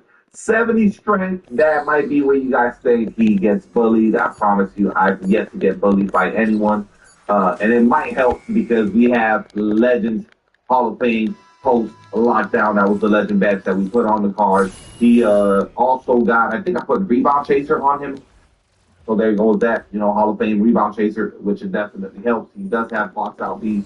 Immovable Enforcer on Hobbs, Set Shot Specialist on Hobbs, Paint Controller on Hobbs. So on the interior, guys, I think you'll be just fine. But let's take the card into freestyle so you guys can see the jumper and just kind of, some of the moves that the card is going to be able to do. It's just real quick before we hop into the freestyle. I just want to let you guys know, Like, this is just the best gameplay that I've been able to get with him, but he plays good basically every single game. This just happened to be like the highest scoring performance. I kind of forced it a little bit, and he just ended up having a great game with a great field goal percentage. But taking a look at the card, he's on the hot zones, only in the interior. But look at how big he looks. The player model is just wild. With rhythm shooting guys, he is going to be absolutely cash. You can obviously shoot with square too if you want. But one of my favorite things to do with the card is this step back right here. They just cover so much ground, and you know it's not the fastest, but it's just look at the steps. He covers a lot of ground, and with him being 7'4" in that release point, like you're either following me to be able to get the stop, or you just start contesting it. It's really what it is. You know what I mean? Also, one of my favorite things to do with the card is just this quick post fade, and he is typically money right there. I obviously break it, but it doesn't matter. You guys get the gist. It's just an amazing post fade with him. And yeah, man, like I said, gotta be able to dunk the ball. Look at him hanging on the rim. His feet should be touching the floor technically. Just a cheat code of a card. And defensively, y'all, he actually rebounds pretty well. I wouldn't say he's the best rebounder. I think a lot of that just has to do with the fact that he's not the fastest. So I feel like, you know, a card like a Shaq is definitely going to rebound better and stuff like that. But, bro, I don't recommend anyone to pay the $2 million MC price tag. I don't think it's worth it. But if you got it and you want the best center in the game, then that's just what it is. Go out and get that Victor Wembanyama. One more shot here before we hop into the gameplay. Let me do another little step back here. Rhythm shot into the green. And let's hop into the gameplay. What kind of a what? Yeah, the Giannis at the center. Into the gameplay.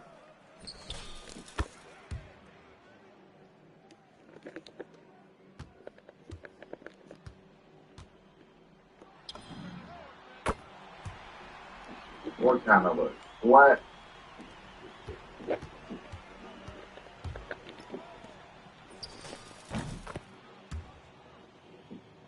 Giannis? Oh, shit.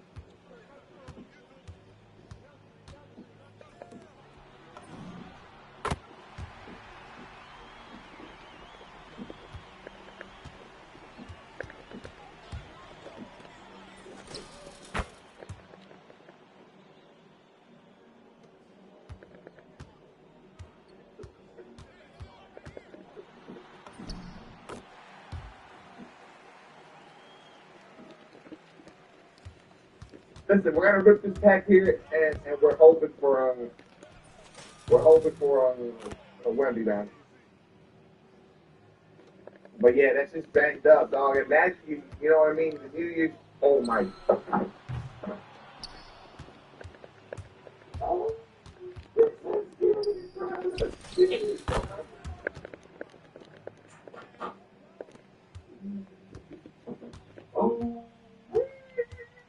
I got a video brewing. I got a motherfucking video brewing. The first video of 2K of 2025. I'm gonna make this a video. I'm gonna make this a video, boys. Alright, bro.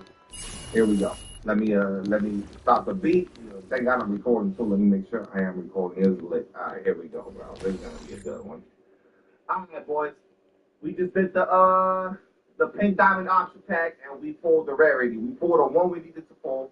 We got pink diamond Victor Wembanyama, and the game plan here is to basically swap this one out. We're gonna hold on to this Victor Wembanyama, and we're going to sell our Victor Wembanyama, which is the best pink diamond Victor in the entire game. Like, there might be a better one out there, but I think mine's the best one out there. 12 legend badges, plenty of off badges. I probably should buy the off badges, fully off badge them out, but I'm not gonna do that. I'm just gonna sell them with 12 legend badges, and we're gonna see how much it sells for. I'm gonna put them up for 24 hours. I'm gonna do that right now, 24 hours, and we're gonna see what it sells for. Should probably get another intro with them though. 2 seconds later. Change the plans, y'all. It's king of the court tomorrow. We're gonna put them up for only 12 hours. It'll be 3 a.m. East Coast, which is not ideal, but it'll only be 12 o'clock in the West Coast. So it should be fine. We should make a bet on this.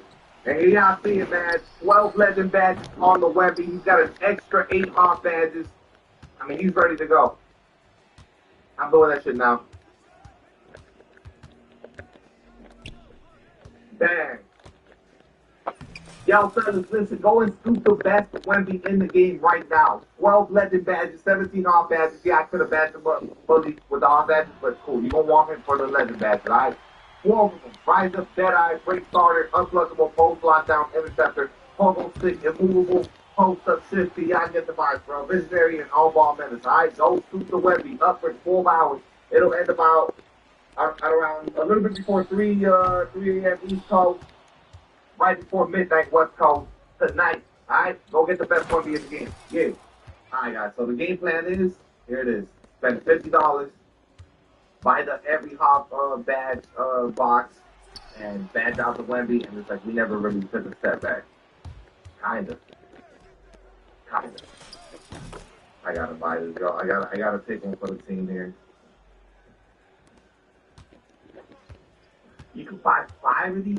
You can buy $250 worth of badges. 2K is so crazy. Hey, I think SJ getting an MVP or what? Or Joker got it again. What's good, Mark?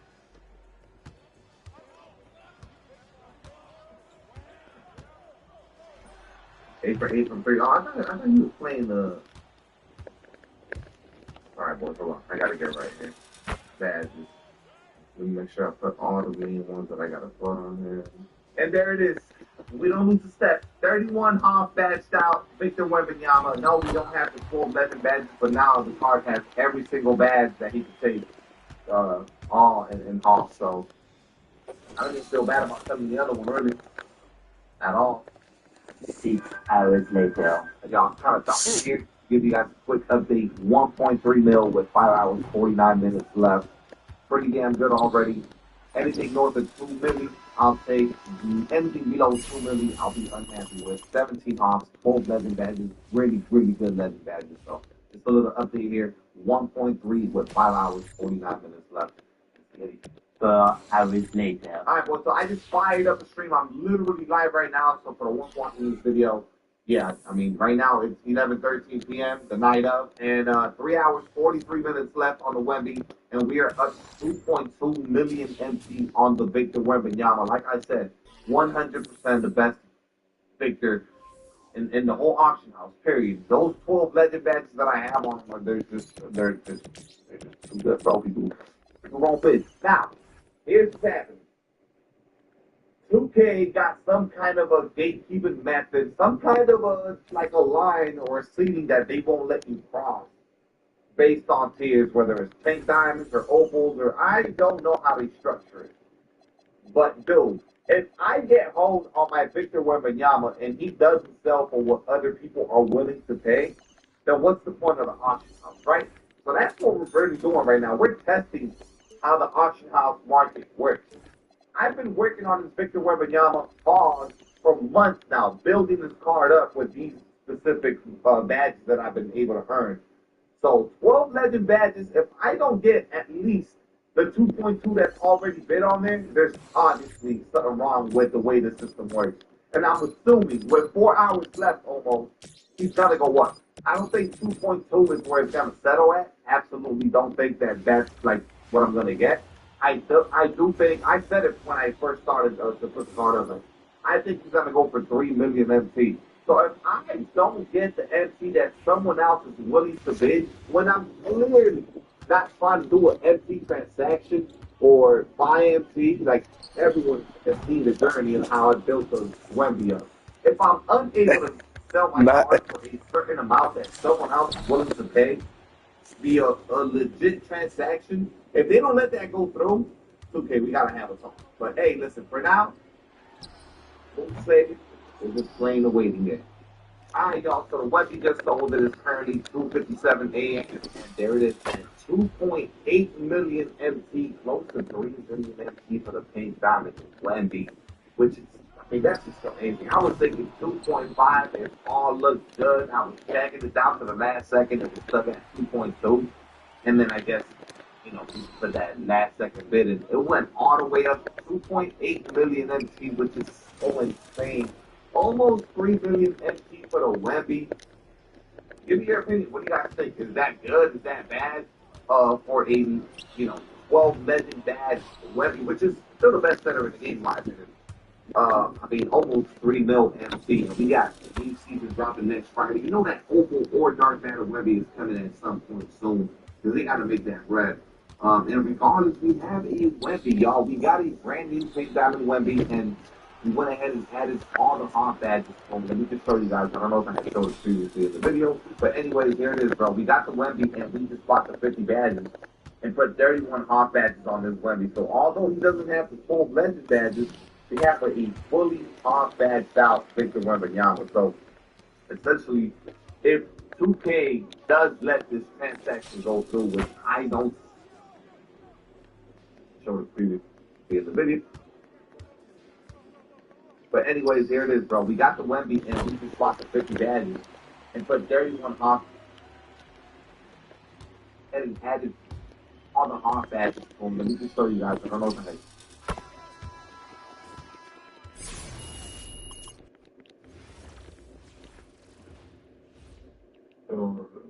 Previous in the video, but anyways, here it is.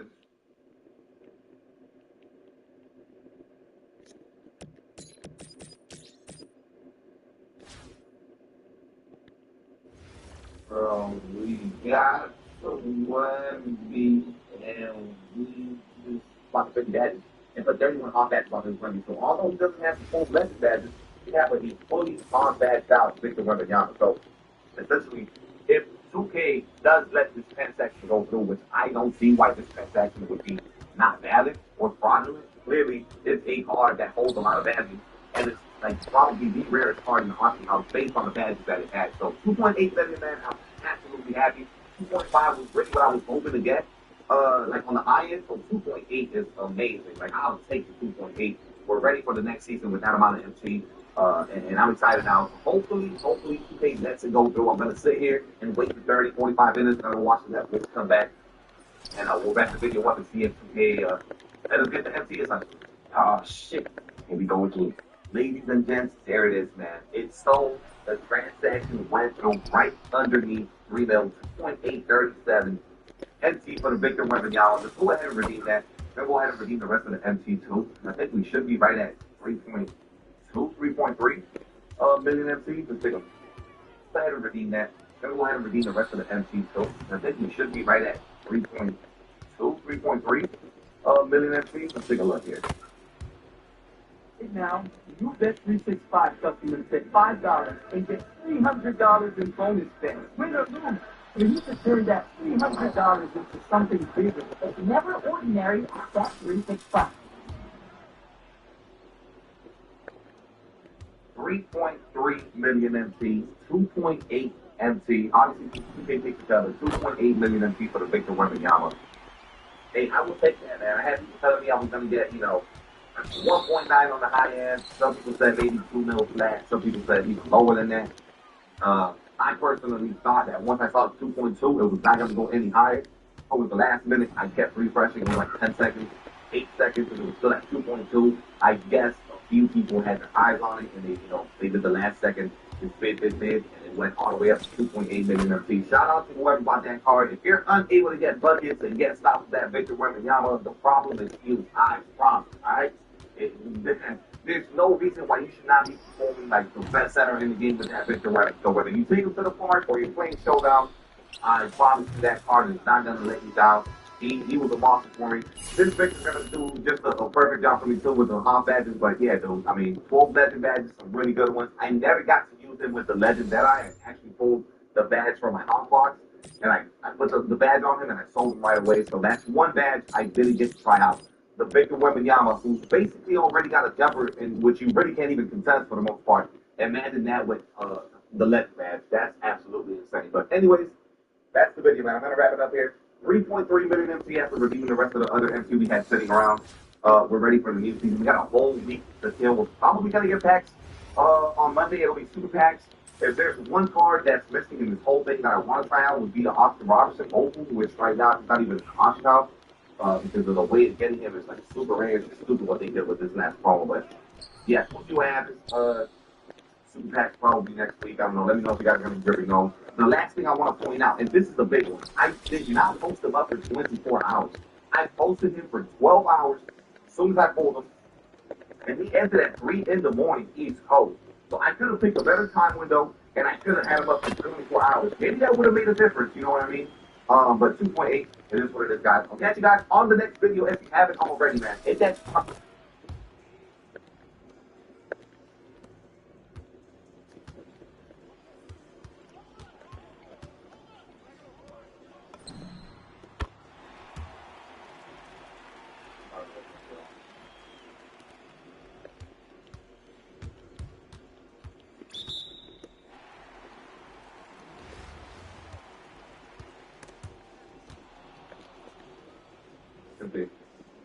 Holy shit.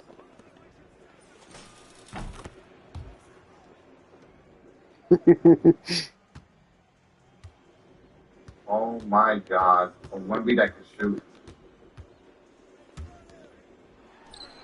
Rain. Good shots. Come on.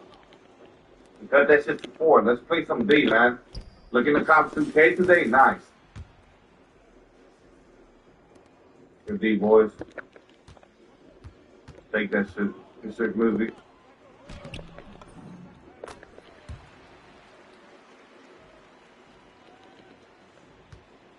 Golly. You gotta put a setting to see the. You probably don't have a setting to see it. You gotta put the setting so you can view it. Get that rebound. Get that rebound, Henry. Get that. Wiggins. Go with KD. Get the rebound. Get the rebound. Bruh. Come on, man. There's certain things about this shit defensively. It's like, come on, bro. Getting swam around. When and why? Too big, bro. That's crazy. He's dropping them off for you to watch them? There. Look at this nonsense, bruh. Started that shit. Another rebound, bruh. Not to the third. There. Look at this nonsense, bruh. Started that shit. Another rebound, bruh. Oh my god. This nonsense, bruh. Started that shit. Another rebound, bruh. Oh my god.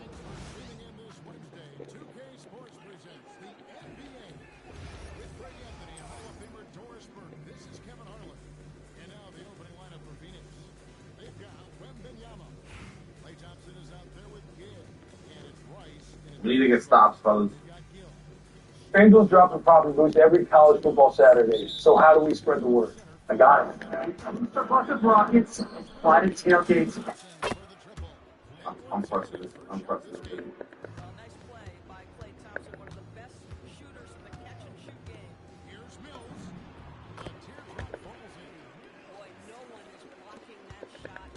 Yeah. That's, I mean, I don't know. Yeah. That's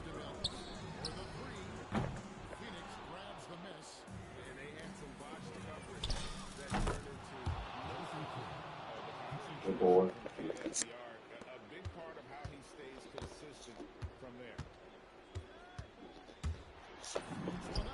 2-point game, boys. Keep on getting stops. We need stops. That's lead. That's lead. Come on, that's lead. Hey, we got. I'm reaching at you, bro. Holy hell, Wemby.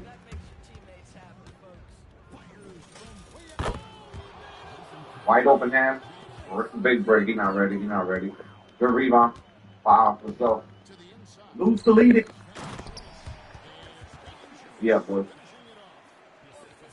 Good D. Oh my god. Get back this. Nope. I mean.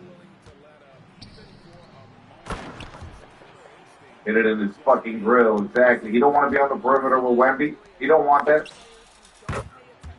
Holy shit, Steph Curry offensive rebound. Let's go. That's another three for sure. That's dropping. Come on, baby. Put this shit away.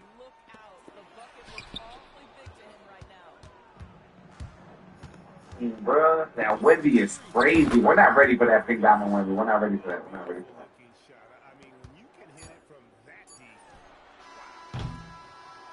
No, Ham. You gotta know that that's a bad shot and it's not really open. Jesus. No, Ham. You gotta know that that's a bad shot and it's not really open. Jesus.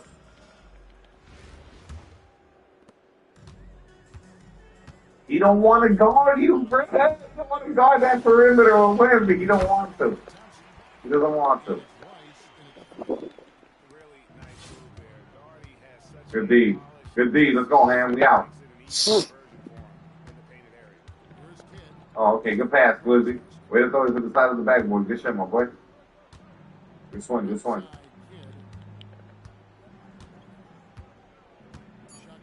Oh, okay. Good pass, Glizzy. Way to throw it to the side of the backboard. Good shit, my boy. Good swing. Good swing. Dunked off.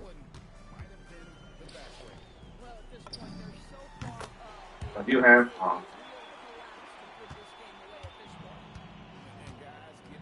Good D. Rebounded though. Oh my God. Why is DeMar Carroll getting all the boards? That's a plus, man. That's awesome. Good board. Great. Still clocking.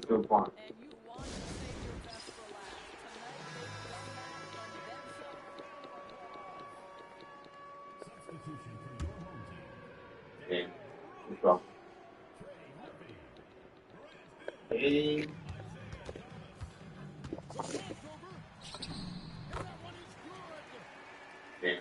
Let's go. Game. Oh, 5 in a row. How about you give me that? Give us all. Give the 5 of us. Give us the pink diamond hidden gem. Why don't you do that for one? Okay. You about to go bring it on you. Dyson is done. Dyson is done. Gem, why don't you do that for one? Okay. You about to go bring it on you. Dyson is done. Dyson is done. That it was a limited shitty pull? Oh yeah, absolutely. But still, that's what we're saying. That look at this shit. He got 22 points, bro. He's tough. I'm surprised he didn't rebound more.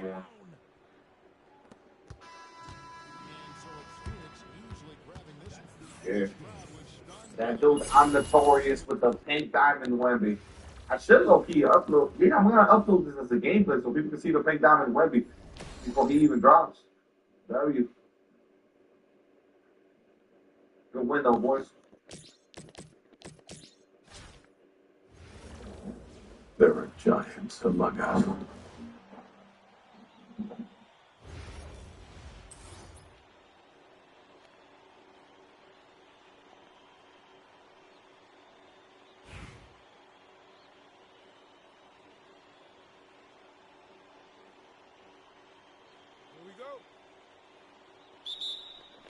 Yesterday, dog, that shit was nutty, bro. Crazy ass springs. I think, we went till like 6 in the morning? 5:30. I don't know what time I got off yesterday, bro.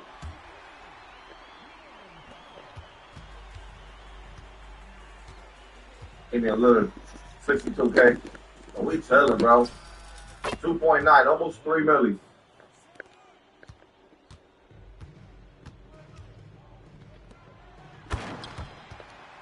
I ain't been respond to you because it's Twitter and you're a little bot, but like real shit, like where's your head at? 4 cards is everything else. Don't give a what are you talking about? Stop talking about money. What you talking about money for? Please stop talking to me, bro. If you ever mention money again in my stream, I'm gonna ban you for life. Stop mentioning money, bro. Get your head out of your ass. Stop talking about money. I was able to stream for 12 hours, open the packs. It was a vibe. I got all the shit I wanted, and I'm still sitting on 3 million MT. It's literally just content. I could have done the whole opposite shit and gone out and just bought the Wemby and bought the fucking Julius or whatever and bought LeBron, and that's it, and called it a day. That shit boring. Ain't no truth to that, bro. There's only one way to get in the Vince Carter and the Magic Johnson and shit. You gotta fucking open packs and get the All-Star event cards. What's not processing, bro? Like, what's not registering? The only way to get these things, which I wanted, as soon as they loaded up this 100, I determined, I came to the conclusion, okay, I want to get the Vince Carter. So then it was a slippery slope after that. That's it. Plus, what's the fun in me as a streamer just going into the auction house and just fucking handpicking things and that's it? Within 10 minutes, I got everyone I wanted, and then now what do we do? What do I do now? We bought this fucking part. We're the chat not moving. We're not opening packs. I already finished showdown. So what am I doing? Alright then, bro. So listen, if you don't know what the fuck you're talking about, get your head out your ass.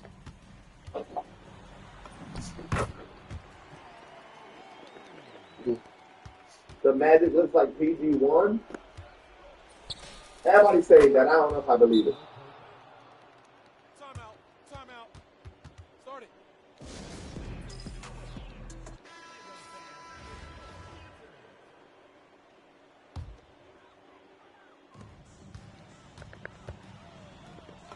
I'll fly out to Derek Jackson today.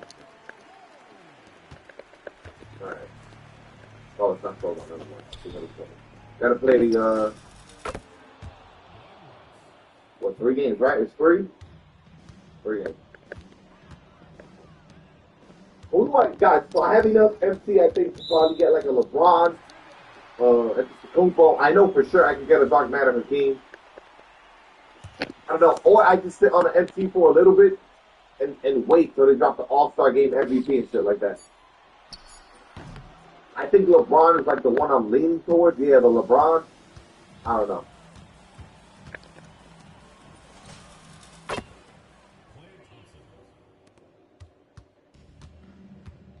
What's good, Murder? What did you pull him last night's stream? Look at you. Go back the final 20 minutes of the stream if you want to watch it. Like watch it, because it was a bunch of shit that happened there. But whatever, yeah. Anthony says around 300 KMT.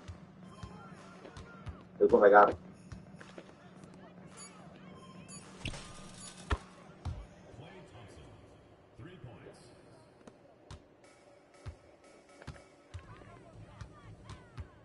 Stress keeping you up? Introducing Lemon Balm by Vimergy. This fast-absorbing concentrate works at the cellular level, so you stay calm. Vimergy, we can save ourselves. The first thing can help turn this dream into reality. While you stay true to your dreams, we'll stay true to you. Oh, come on, 95. Alright, man. Cool. I'm playing the rest of the circle. The rest of the circle? No.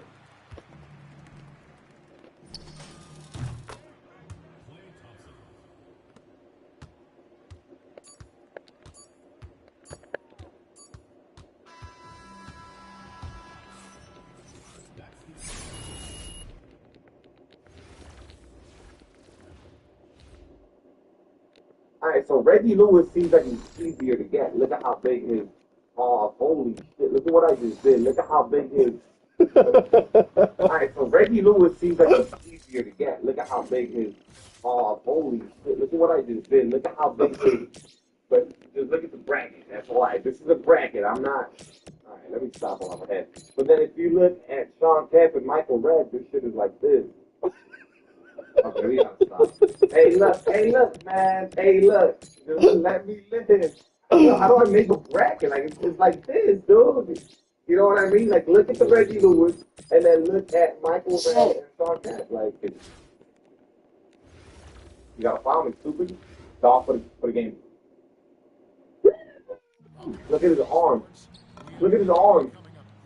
He's grabbing my whole nutsack. Like, look at him go through my entire body. Like, what What are we supposed to do here? Cause look at his legs going through me, his hand going through. Look, my arm going through his fucking balls, his going through my. It's crazy, man. Man.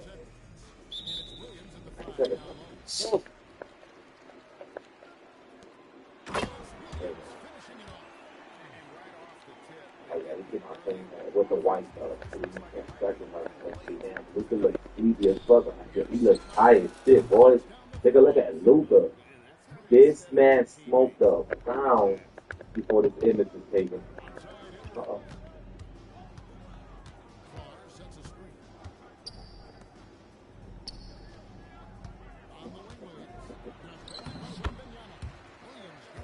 Yo, you okay?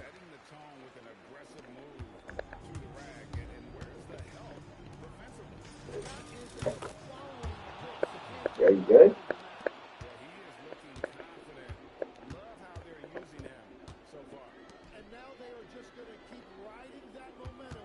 Yeah, you good? I have upset you? Nah, don't be upset, bro. Nah, that's not what I meant to do.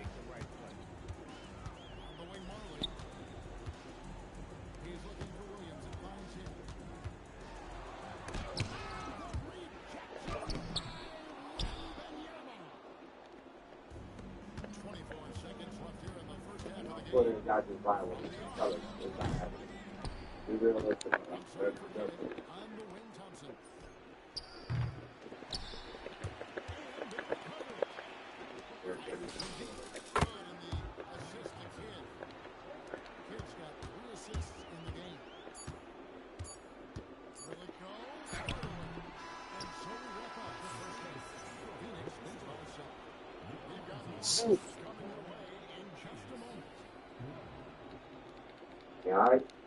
Let's go, man. 700 KBC tag opening week.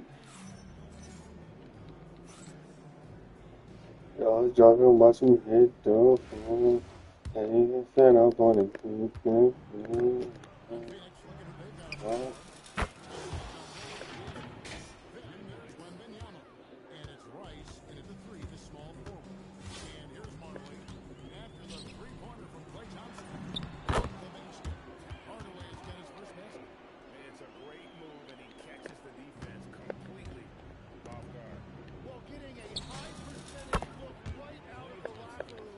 This is gonna debunk all the theories about game unique.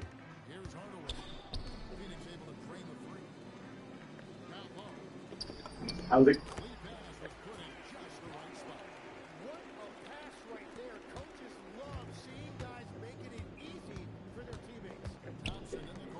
Maybe one day I'll be an honest man. Up until now, doing the best I can. Spend your days full of emptiness. Spend your days full of loneliness.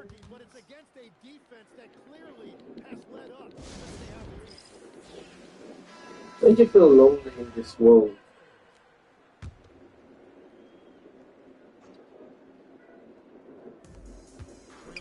Don't you? I would say, y'all have hard. I'm not okay. What do you guys say? What do you guys say the best thing is? I mean, you're pretty good at the game. I would say actually the best way to y'all the hard is the breakdown. Don't you gotta complete like how many balls you take down? Like 12 or 13 balls? That's the best way to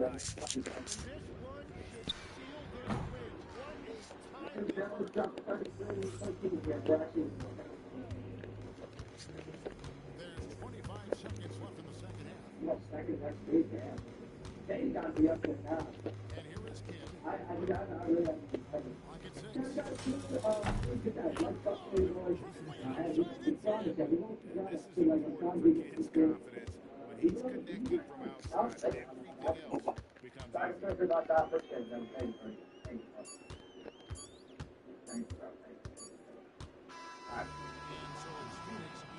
Dominic, okay. That guy's talking to Kevin Scott, I think Kevin. That 9 o'clock really, very, very tough. We gotta be sure though, like when we on the IT program. I'm down to start running, especially tomorrow.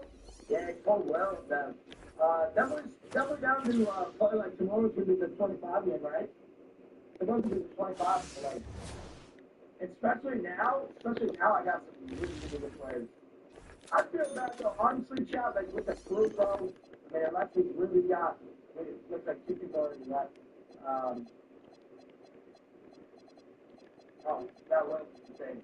I mean, honestly, Chad, like, you guys are probably gonna want to realistically don't get in a crew that can get that XP. I feel like we're not. I mean, look at Shire, just hard carrying them, but if you're not playing a lot of it, I mean, or if you guys are playing a lot, and I'm not pulling my own weight just because I don't really play a lot. So. For what do you see through the gameplay? Oh, WC. What do you play, Minecraft?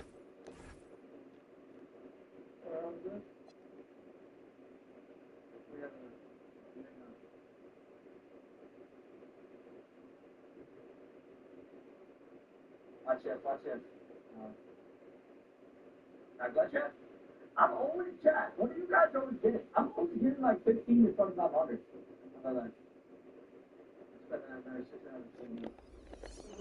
Right here, but from like, definitely going to the challenge of big tab on.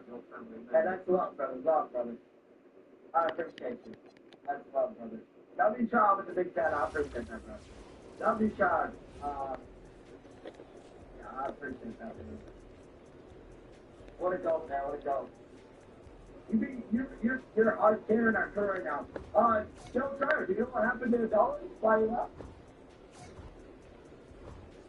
I appreciate it, Dragon. Seeing your comment now. Thank you, bro. Thank you. Everybody, really appreciate that.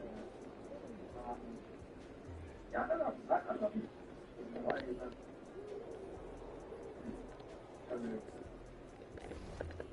We're gonna get right into it. And resume, I'm just trying to be honest. I felt those families. Seriously? I mean, like, I feel bad, but do we gotta make this shit open? Do we gotta make this shit open?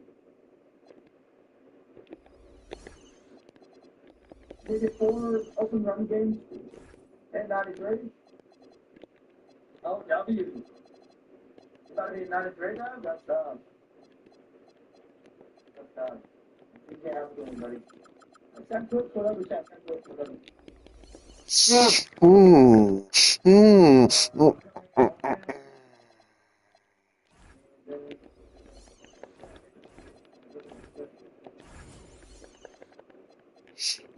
what should we do? Should we make it open?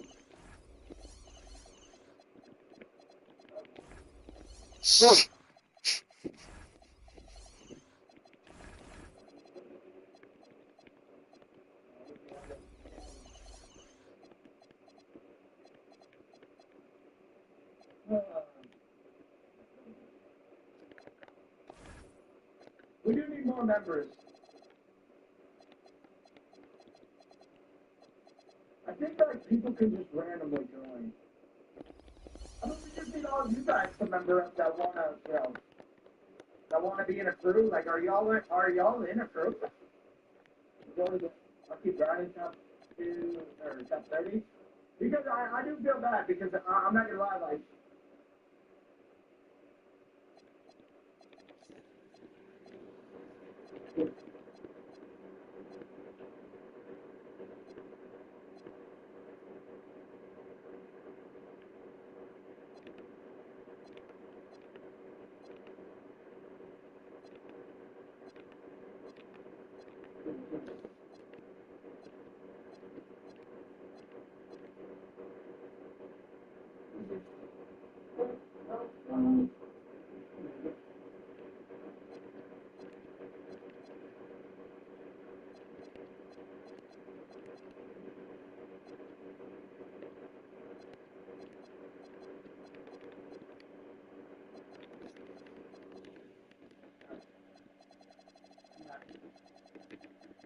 Yeah, that's definitely something. That's something I appreciate. That's been nice. We really just post up 20 to 30. How we doing that return? How we doing, buddy?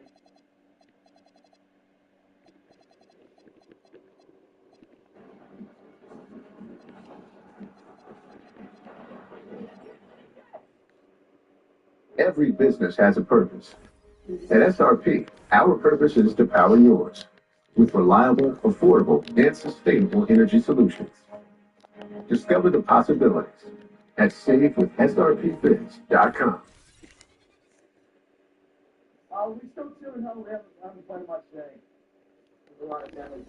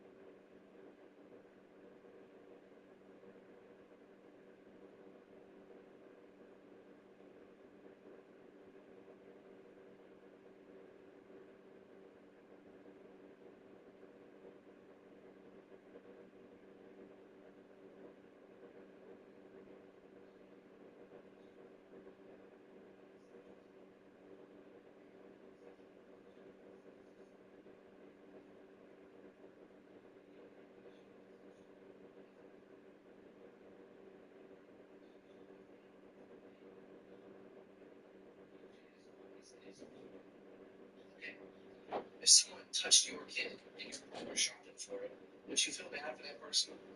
Hold it in your mind. If they didn't touch your kid, but instead they spent their entire life telling you, your friends, and your family that they should be allowed to touch your kid, and your partner shot them for it, would you feel bad for that person? Okay, set that aside.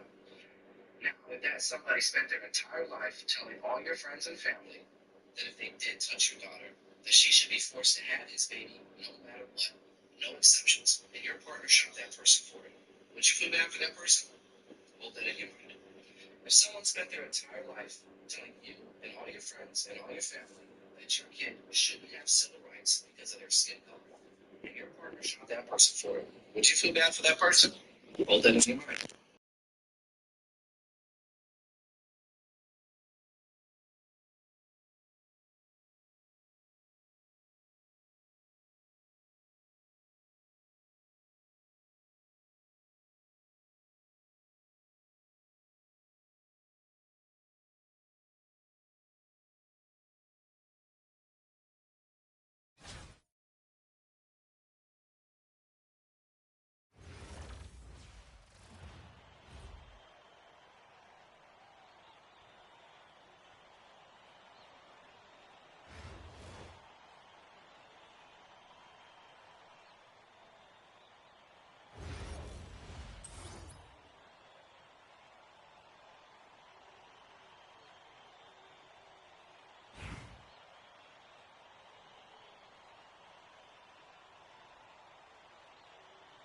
Here we go.